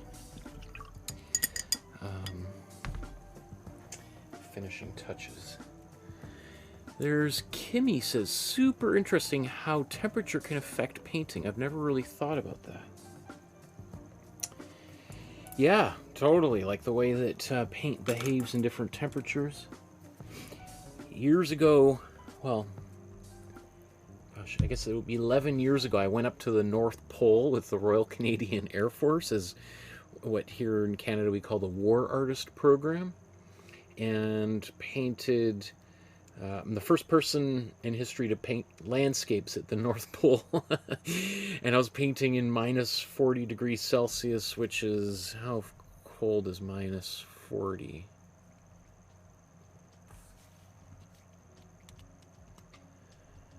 Minus 40 Celsius is minus 40 Fahrenheit. There you go. So it was cold.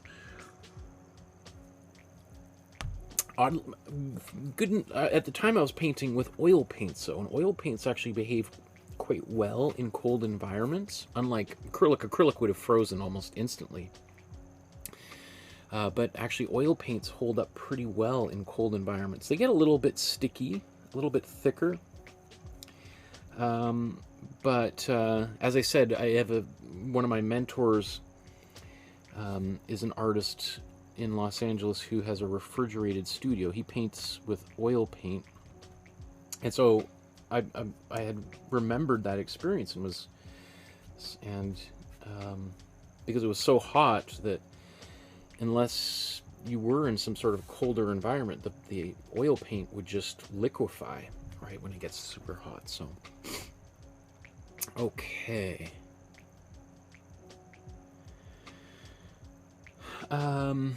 What should we do next? Here, let's put these side by side. I mean, I could go another layer of darkness there, but you know what? Let's just move forward. Let's put this cool green on top. So let's mix that. So we got our cool yellow. Let's just move it a little bit to the side, and our cool blue. Probably could have been just a little bit more, a little bit less blue, but we'll do a little both. This one actually might work fairly well for the interior of the flower there.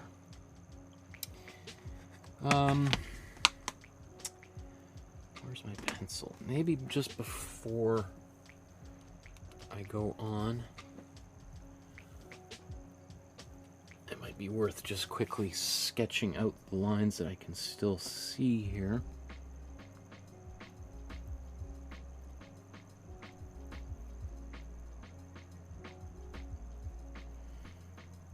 so that's the center.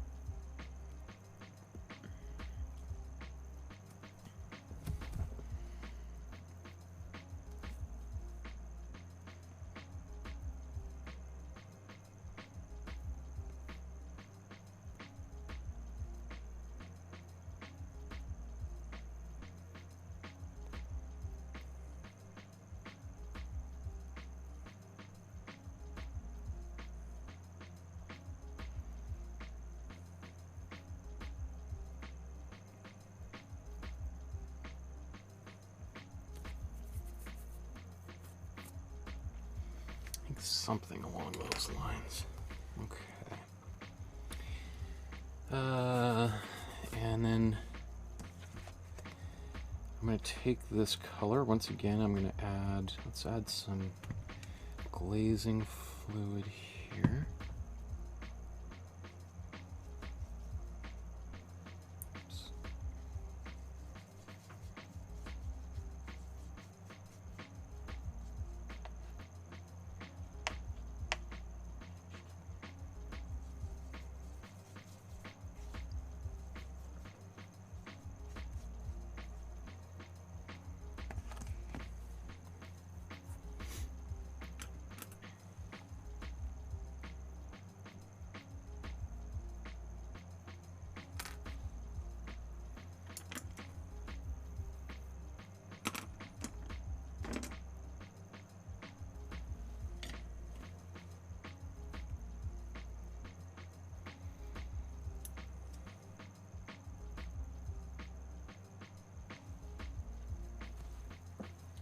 Switching down to a bit of a smaller brush here.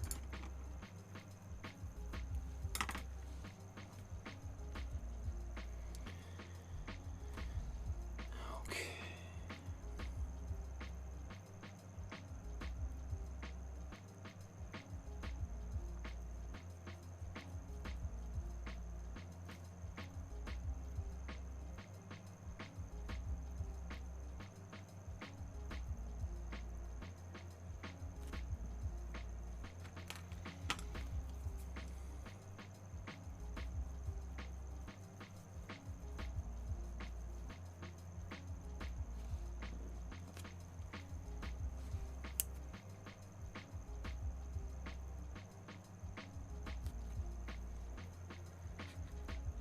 I know that's a little bit more defined than what I've got here, but it's okay. I still want to build up to that here.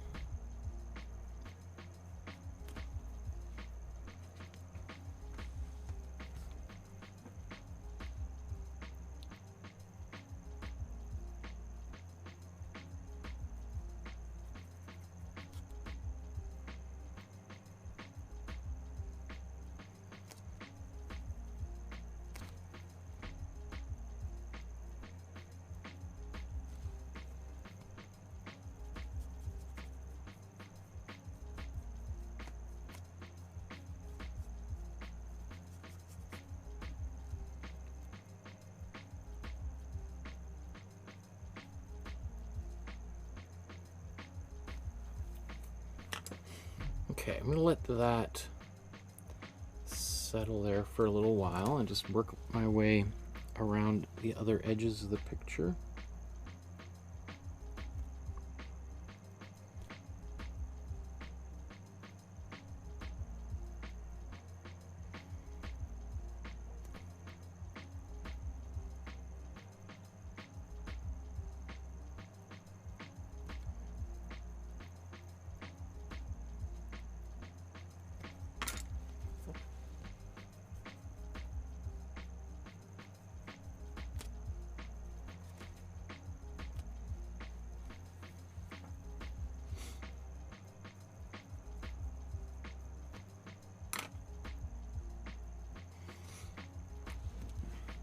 Doesn't it seem super brazen for a mouse to be running around when there's a human being nearby? I guess it must feel pretty safe from capture, but if I was a mouse, I'd probably try to hide until... Oh, God. Right above my head there.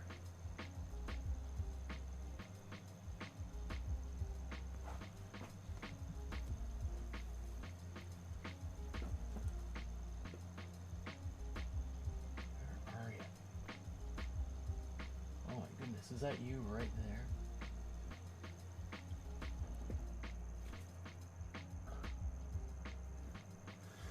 there? Ah. This makes my spine tingle.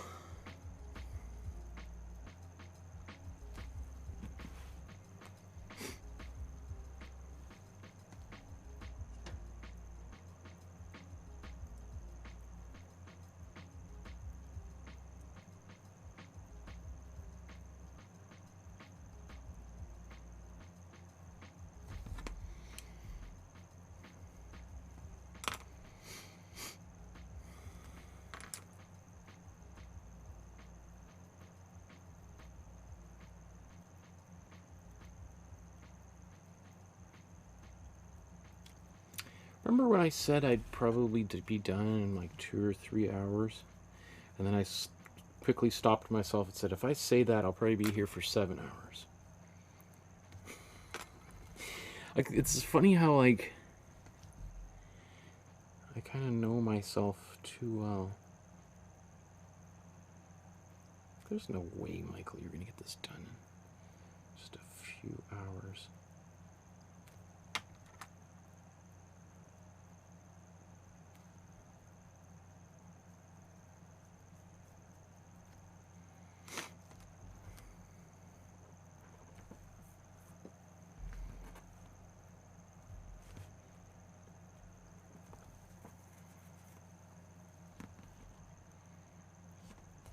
Okay, let's blow dry all of this.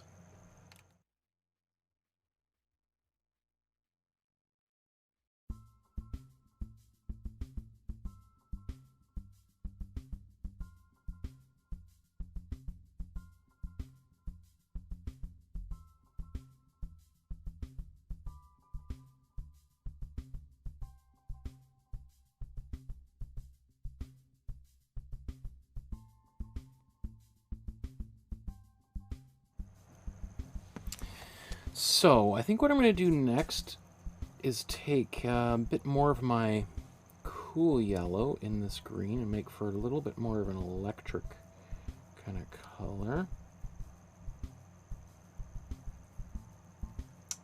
You know what? I think I'm going to step down to a smaller brush too.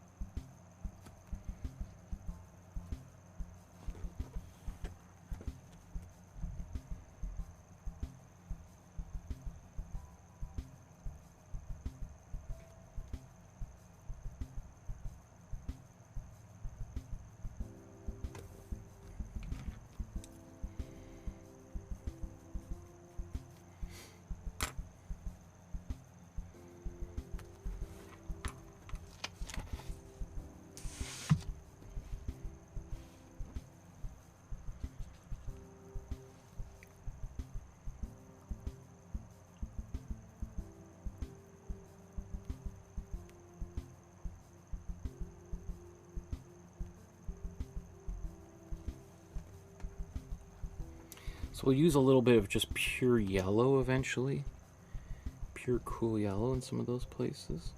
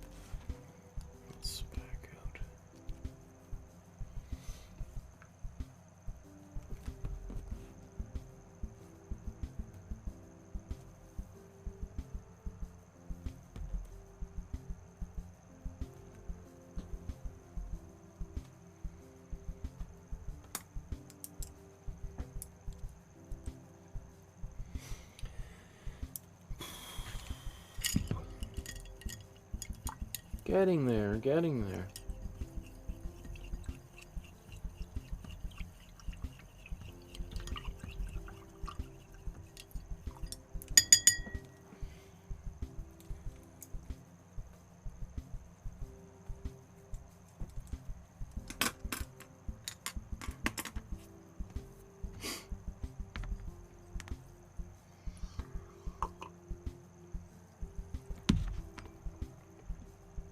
Oh my goodness, time is flying by here. Okay, let's pick up the pace a little bit here. Let's take this green.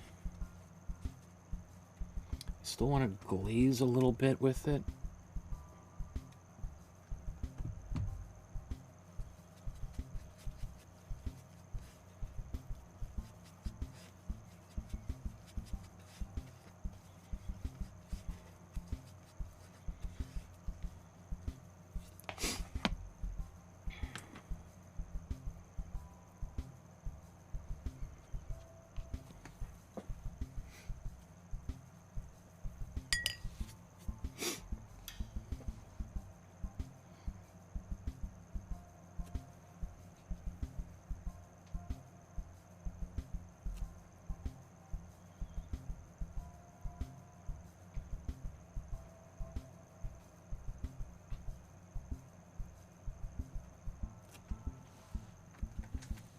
For the love of God, Mouse, just leave me alone. Come back in a few hours. Are you kidding me?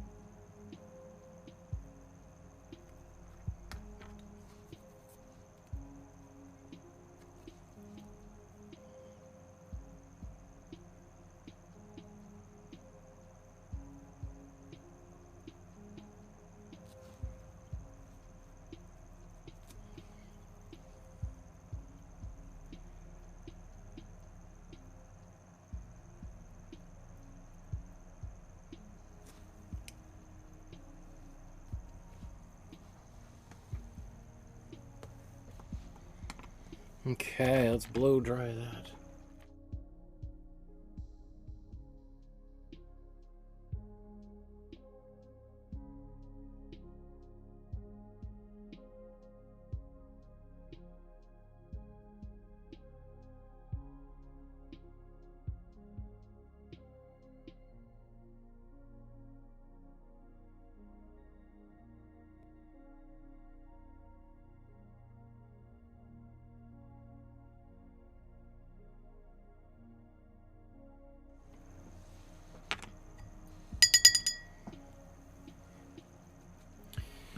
So I'm going to take this same color but add a little bit more cool blue to it. I'm just going to deepen that color,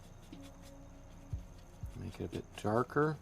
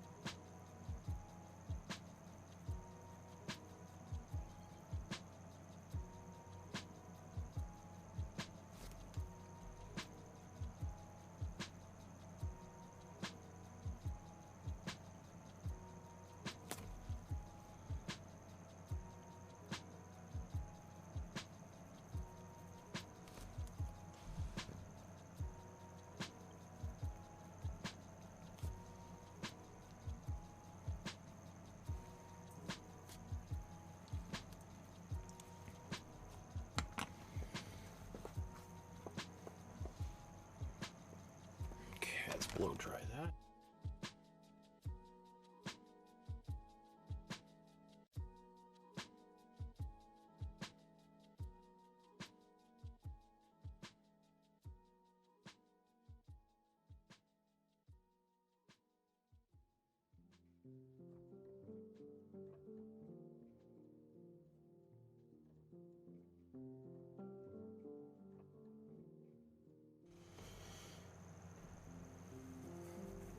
And genus raves, genus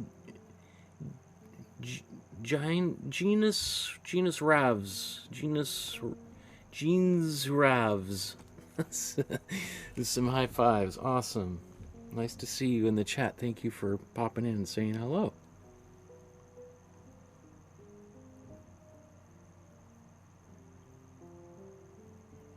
Okay, I think this is going to be the final pass with this green as I kept building up layers of darkness here.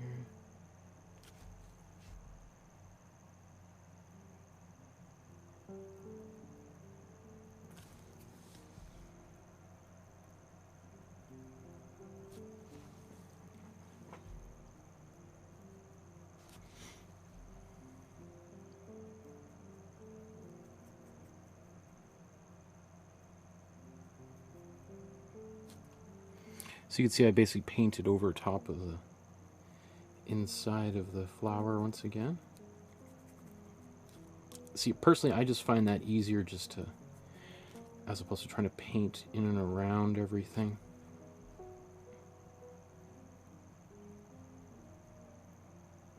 And I'll just draw it back.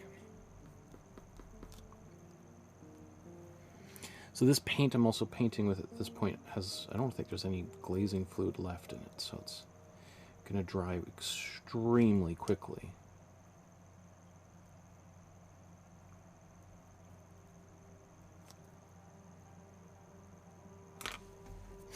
Okay, I think that's probably good for that.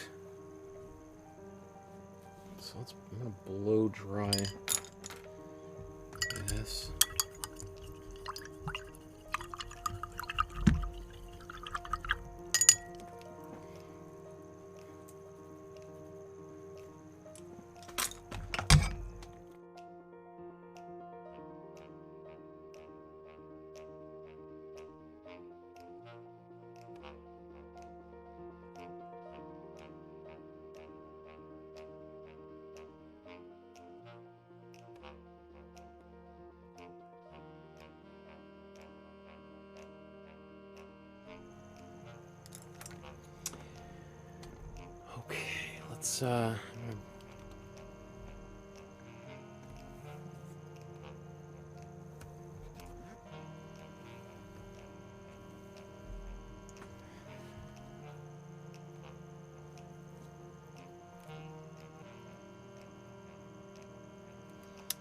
Man, I can't see any of my lines anymore.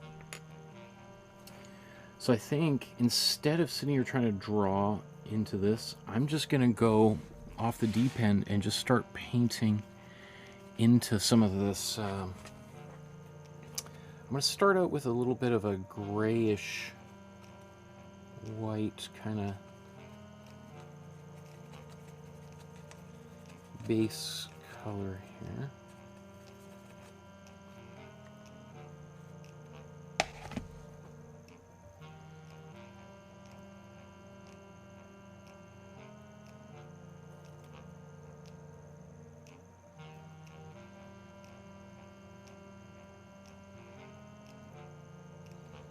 I'm painting it gray so that I can just paint white over top of, and potentially this gray can act as like the colors in between.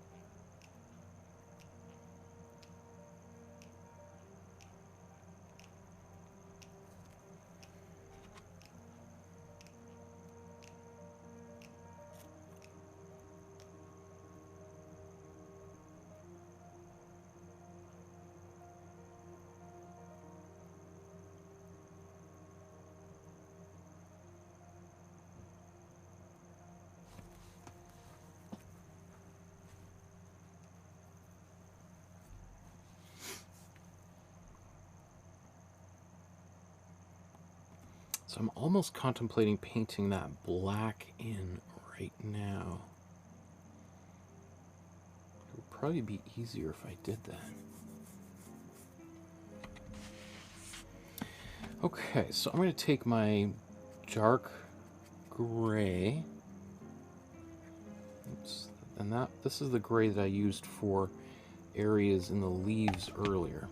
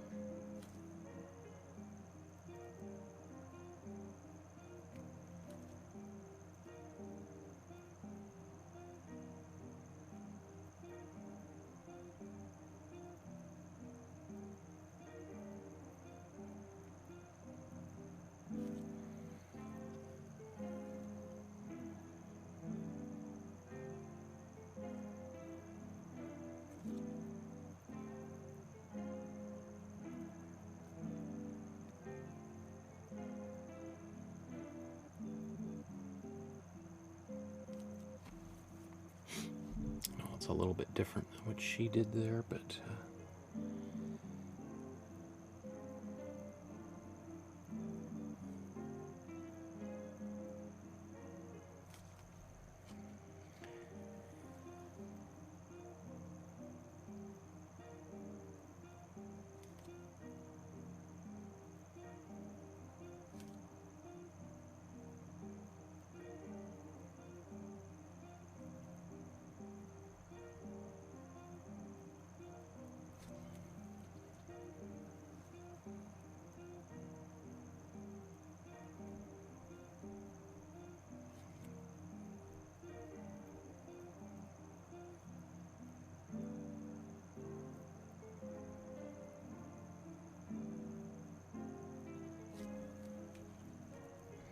so obviously me doing this, I'm taking a lot of liberties here, but because of the way that I've this approach, if I try to kind of hew too closely to what she did, then it could just get totally crazy and weird if where I've guessed these, you know, the various forms are supposed to go. So I'm just sort of taking a bit of her lead and then kind of doing a little bit of my own. This is like artificial intelligence or something, right? I'm trying to fill in the blanks between my own painting here.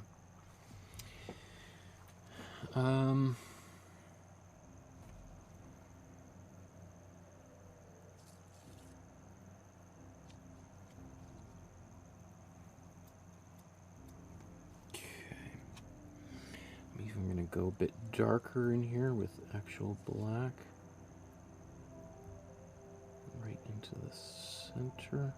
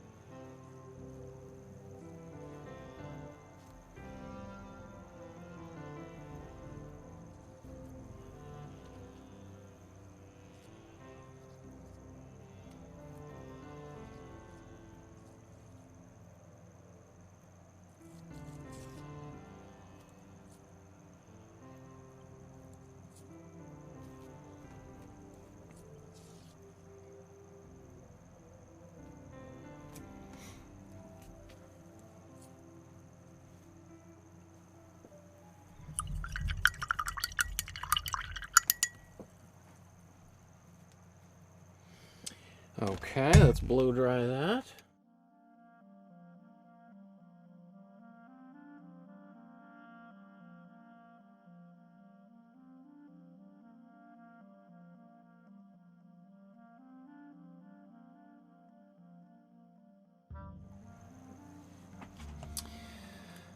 Let's take our...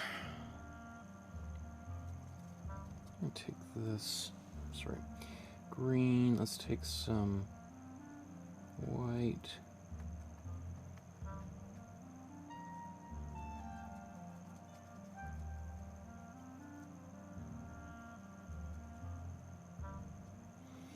I'm just going to put a tiny bit of glazing fluid in there just to liquefy this a bit so it's not so sticky.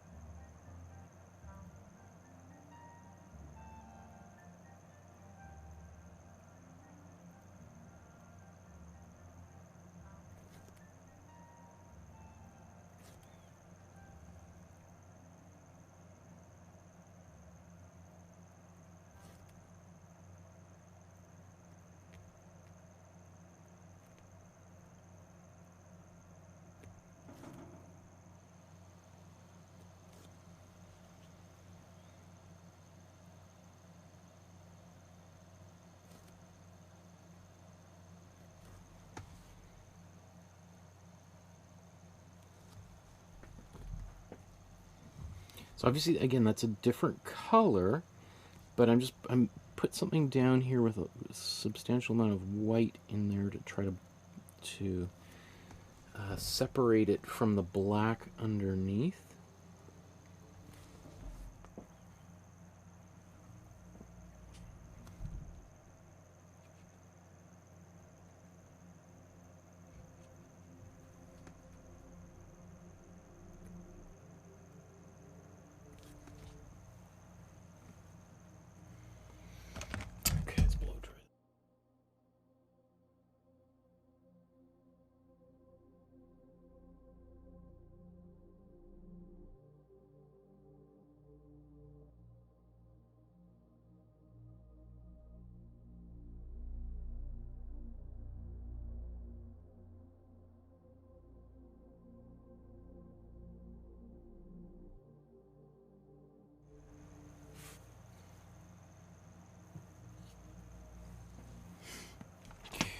Let's take, let's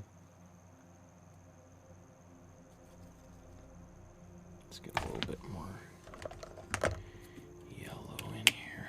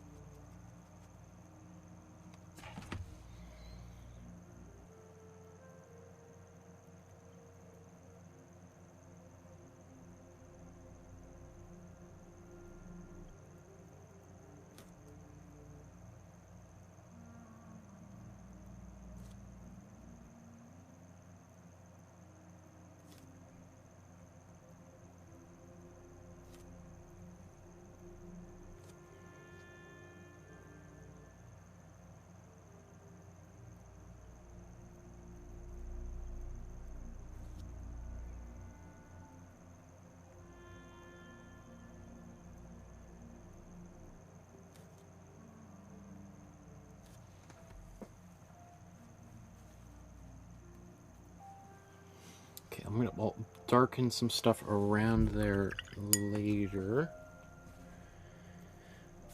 Let's, I'm going to go to my white.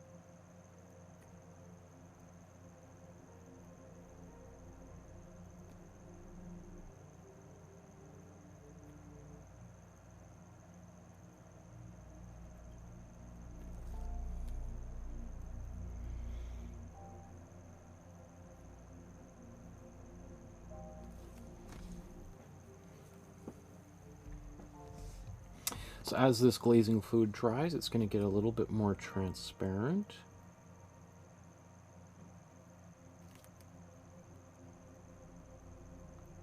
Not glazing, white paint.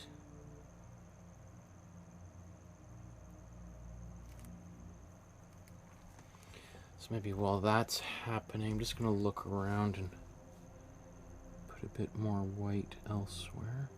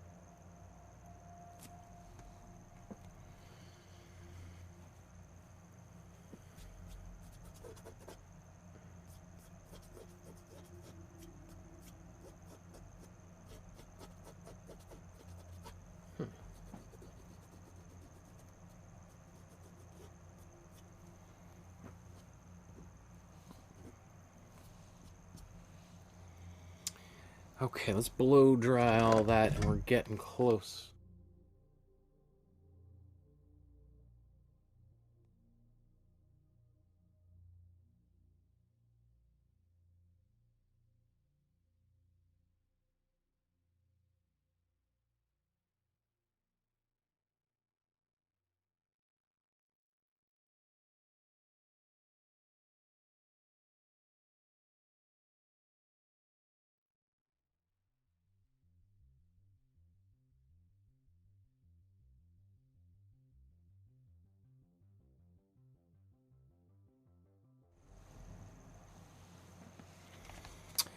So, I'm going to go back to this color here, and let's go back over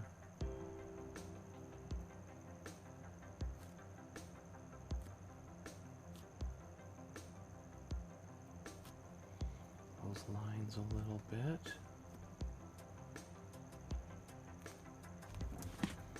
Just while I've got this color on my brush, it's similar to some of the stuff in the background, so just going to touch that up over here.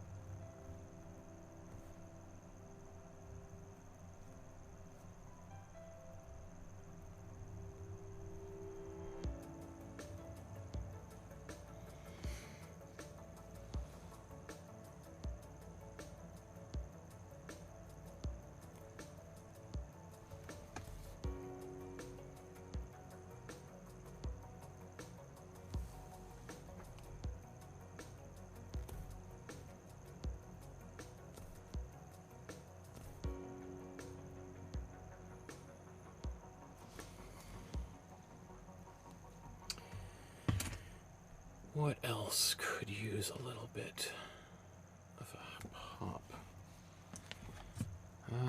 Let's put a bit of glazing fluid on here, take that color.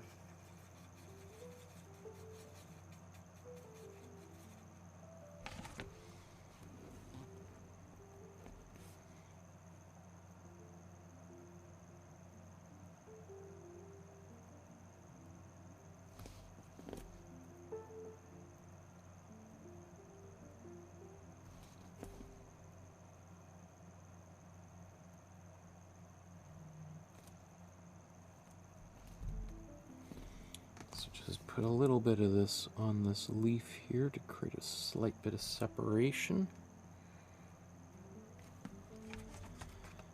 I'm going to take a bit of white now, put that in that same color.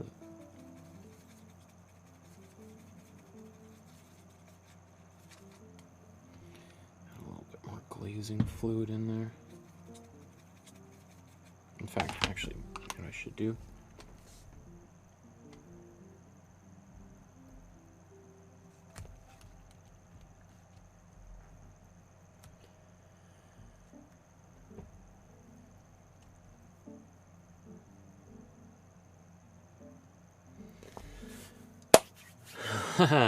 Okay, we're close. There's a big blob of white on there. Okay.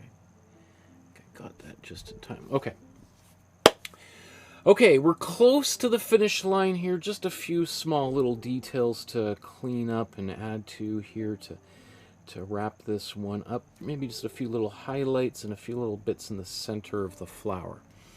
So let's take a look at the flower and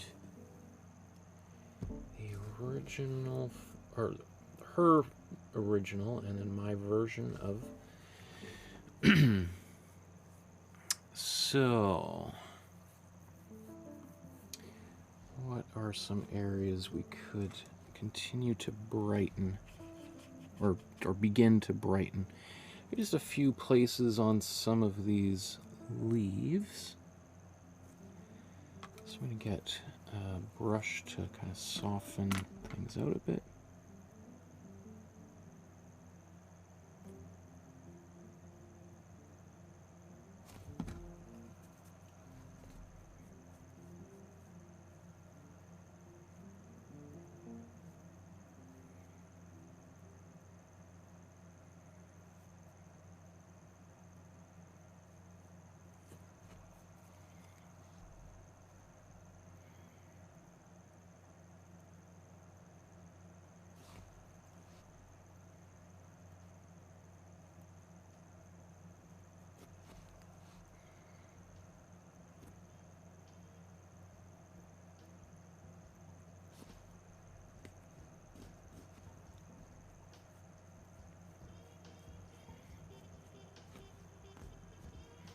So often when it comes to like a fold or a wrinkle, you have often quite a strong contrast between light and dark side by side. So I'm not going to do this next to every little fold, or not fold, I guess I'm thinking of like fabric, but I mean, it's the way that she's painting these is very odd, right? It's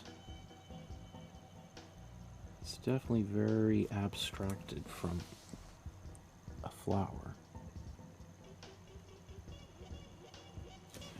which I think is part of her genius, right? It's like, you're just like, oh, it's a flower, and then you start looking at it, and it's like, well, actually,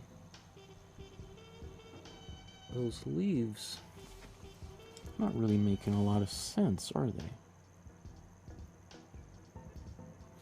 So she's kind of come up with her own way of describing them.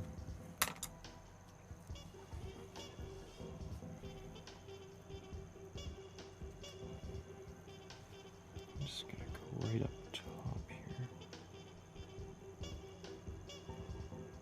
The bright, oops, that's on camera there.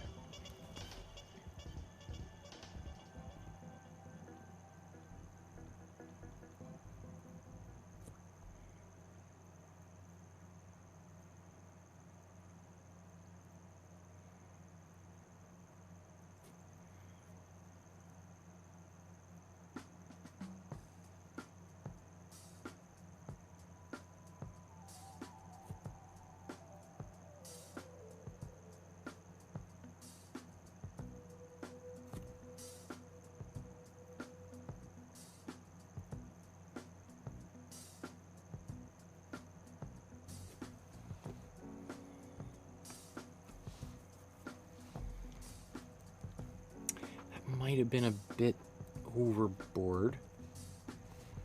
I'm going to take that same color, bring it back.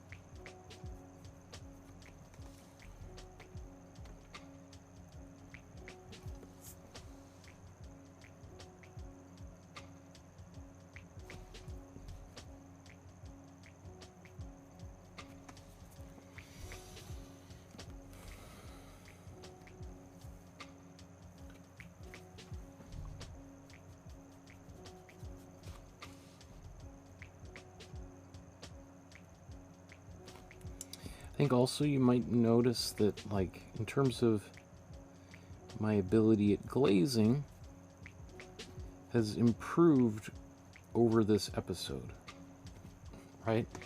Not that I was bad before, it's just that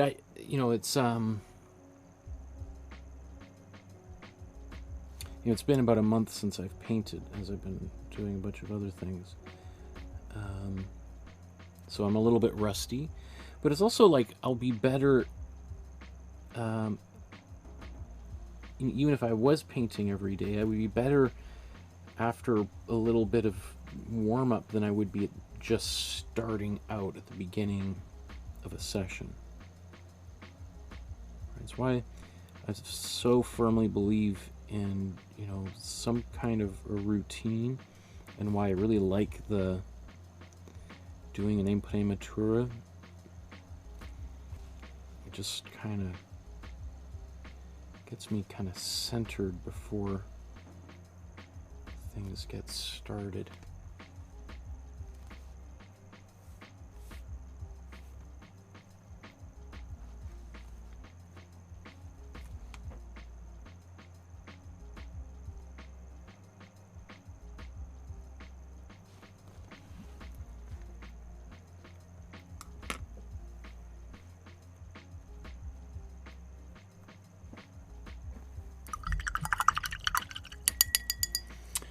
Artem says, it looks like the flower in the sky and it falls down on us. Awesome.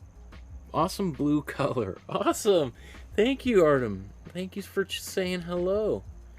Looks like the flower in the sky and it falls down on us. Yeah, it's kind of like you're laying down in the grass and you look up and you see the flowers, maybe that are, you're laying down in a garden.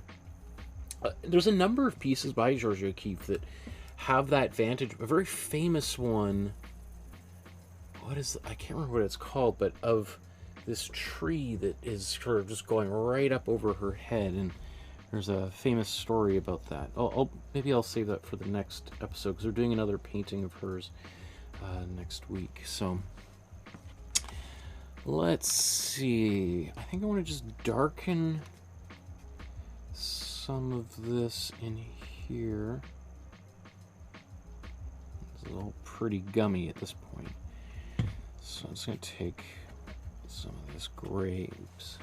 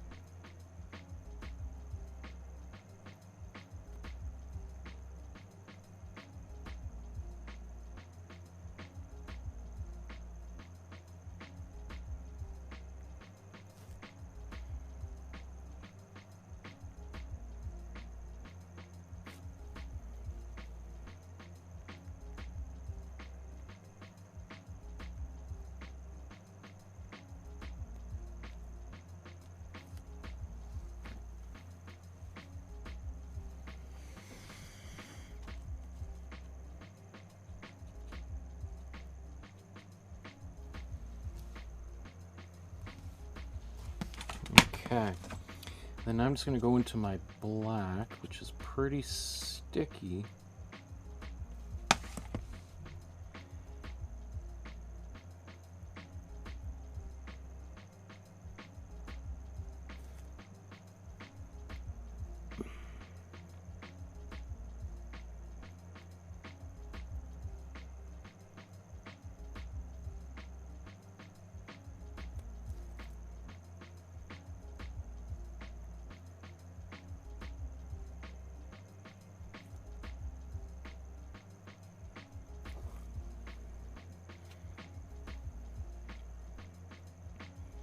I don't really want to use too much glazing fluid to make this a little bit more fluid-like, because then it'll be a bit transparent and I'll have to go over these lines over and over and over again.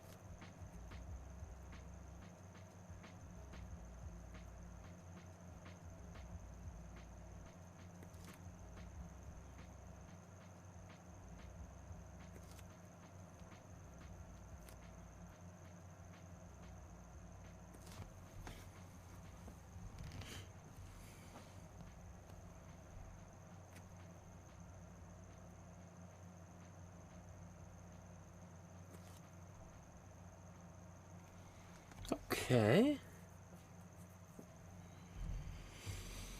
Just final look around, and I think that's good.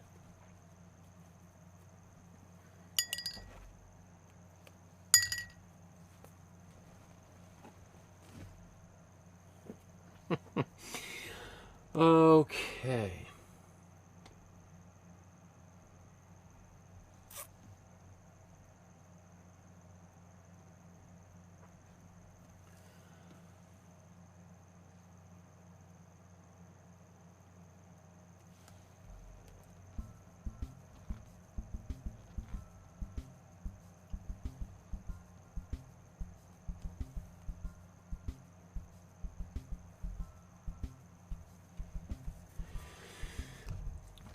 So, we've arrived at the end of today's episode. I think I could still do a little bit more, but I'm pretty happy with the way this is, so I think it's a good time to walk away.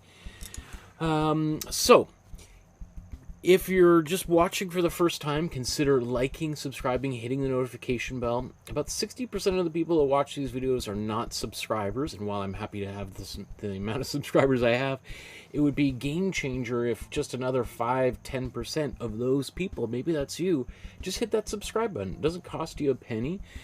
If you want to know when future episodes are taking place, you can hit the subscribe bell, or the notification bell, and so next time you're on YouTube, you'll see like a little getting a notification of an upcoming video, because sometimes I'm not always on a regular schedule. In the fall I definitely will be, but in the summer, things kind of come up. And if you want to support the channel with a small donation as little as $1 through PayPal, you can do that. An e-transfer, a lot of people do that. Send a check or a money order or something in the mail. You can contact me through my email. My email's on the Facebook group and my website. If you haven't joined the Facebook group, you should do that, especially because next week we're going to do a free feedback episode where I take a look at everything on the Facebook and give free advice on how to improve. So, let's take a look. There's the gorgeous original artwork by the master Georgia O'Keeffe herself. And let's put the version I've just been toiling over for the past while side by side. And let's sort of talk about what worked and maybe what was a little bit less successful, etc. So overall, I'm pretty happy. And when I look at it on my own, like when I look at mine all by itself, I'm like, yeah, that's pretty good. I'm actually pretty pleased with the way that turned out. Of course, when I compare it side by side to the original, it's hard not to see all of the things that maybe I could have done a little bit differently. I think that, again, that's really important, just to, at some point, to put the original away and just to try to appreciate your own artwork for what it is. So, some of the colors are a little bit different. I think my sky color is a little bit cooler than hers. I think she's got a little bit of a warmer blue back there. But, using those cool colors is going to create maybe a little bit more depth. It's going to push that sky, that background, a little bit further away. So, and I'm sure Georgia O'Keeffe would have learned that when she was in school. In fact, I'm not necessarily sure that she wanted to create a lot of depth in her work. Especially in her more abstract works, there's almost a flattening of space. So, but anyway, other things that are a little bit, areas where I made some changes, and I put this extra little bit of cool green, fairly bright at the top of that fold, because I'm assuming the light is kind of coming down from above.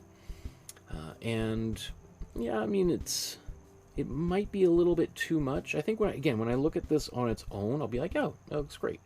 But when I compare side by side, all I see is maybe the areas that differ.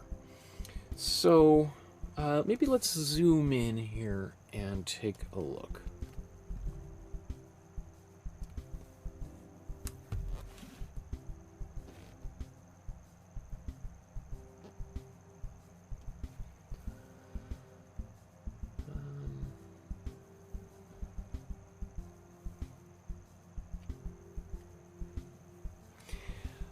Okay, so, I mean, I think I got the colors pretty close.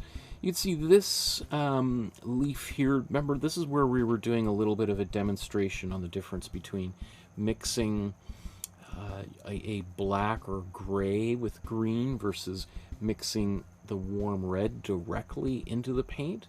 And so it has a little bit of difference, but actually I kind of like that it's kind of distinctly different than the other leaves, especially because you've got these same sort of motifs all kind of colliding together, and it could get a little confusing, which is why I also added a little bit of extra cool yellow on top of this other flower here, or leaf, I mean, because I think the original painting, I've expanded it beyond the original composition, and so I don't think that was there. So I just sort of made that up, and I included a slightly different color just to create a little bit more separation there. Maybe let's go to the bottom right now.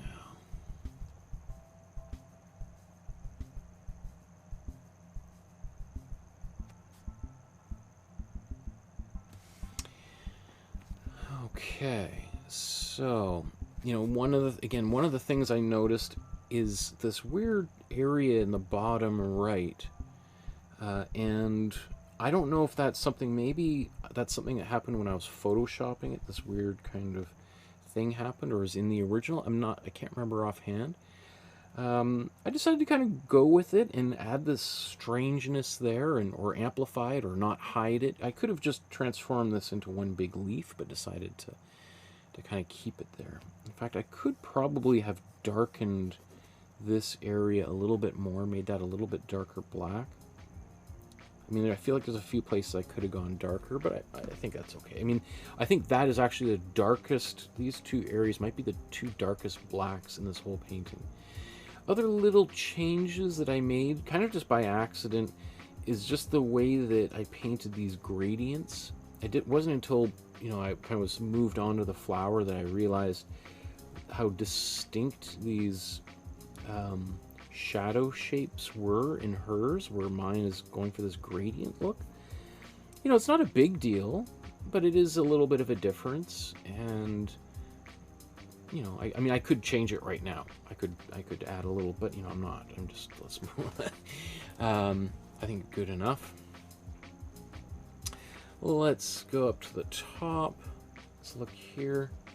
One thing, it may or may not be apparent on camera so much, but you can see there's this little bit of texture from when I was first painting in the blue.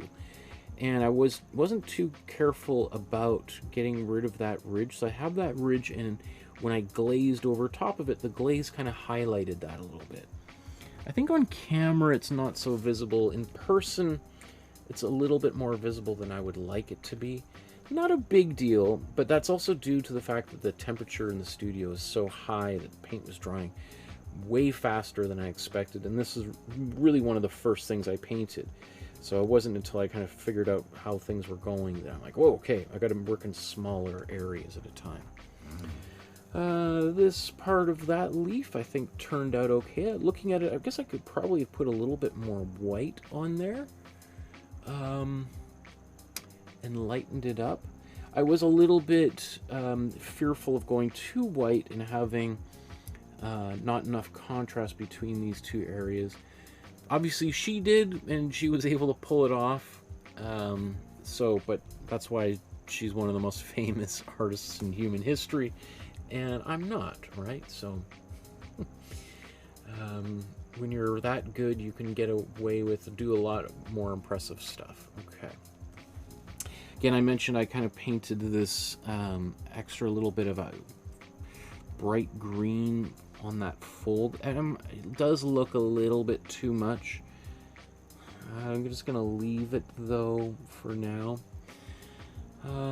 Other things, you know, in hers there's really this beautiful, like the shape is, you can see mine, everything got kind of just rounded off, whereas hers there's a little bit more nuance there.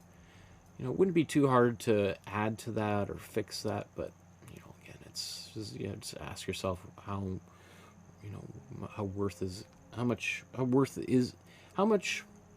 worth, why is that so, is it worth it? How much, anyway, I think you get the idea. Is it worth doing something like that? Probably not.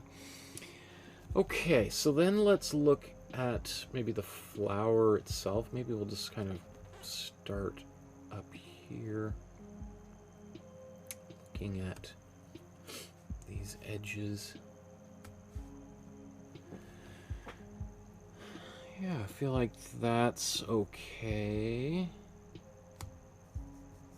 Like there's this little blip in there. I'm not going to fix it, but you know, things like that, sometimes you don't see until the very end. Like, ah, how did I miss that?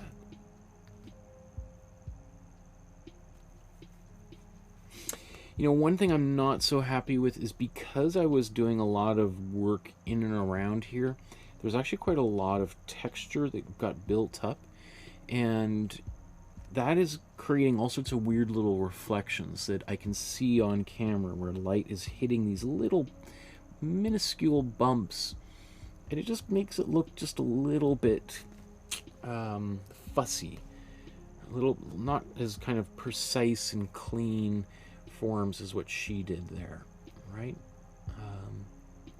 But yeah, I mean, possibly, I could have tried to paint around all those shapes throughout the whole painting.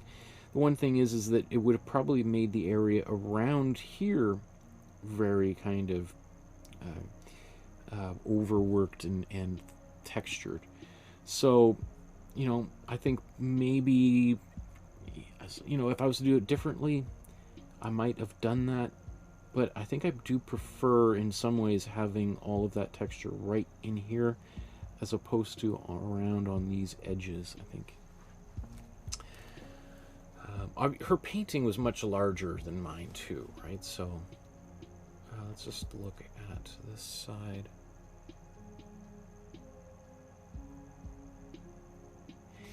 So another thing too is I allowed a little bit of the yellow imprimatur to kind of bleed through to the surface. She didn't. I don't know if she had an imprimatur. We talked about that at the first half of this episode. So I could have just painted this whole flower just pure white, and I think I would have been a little bit closer. But as you know, I kind of like that imprimatur coming through.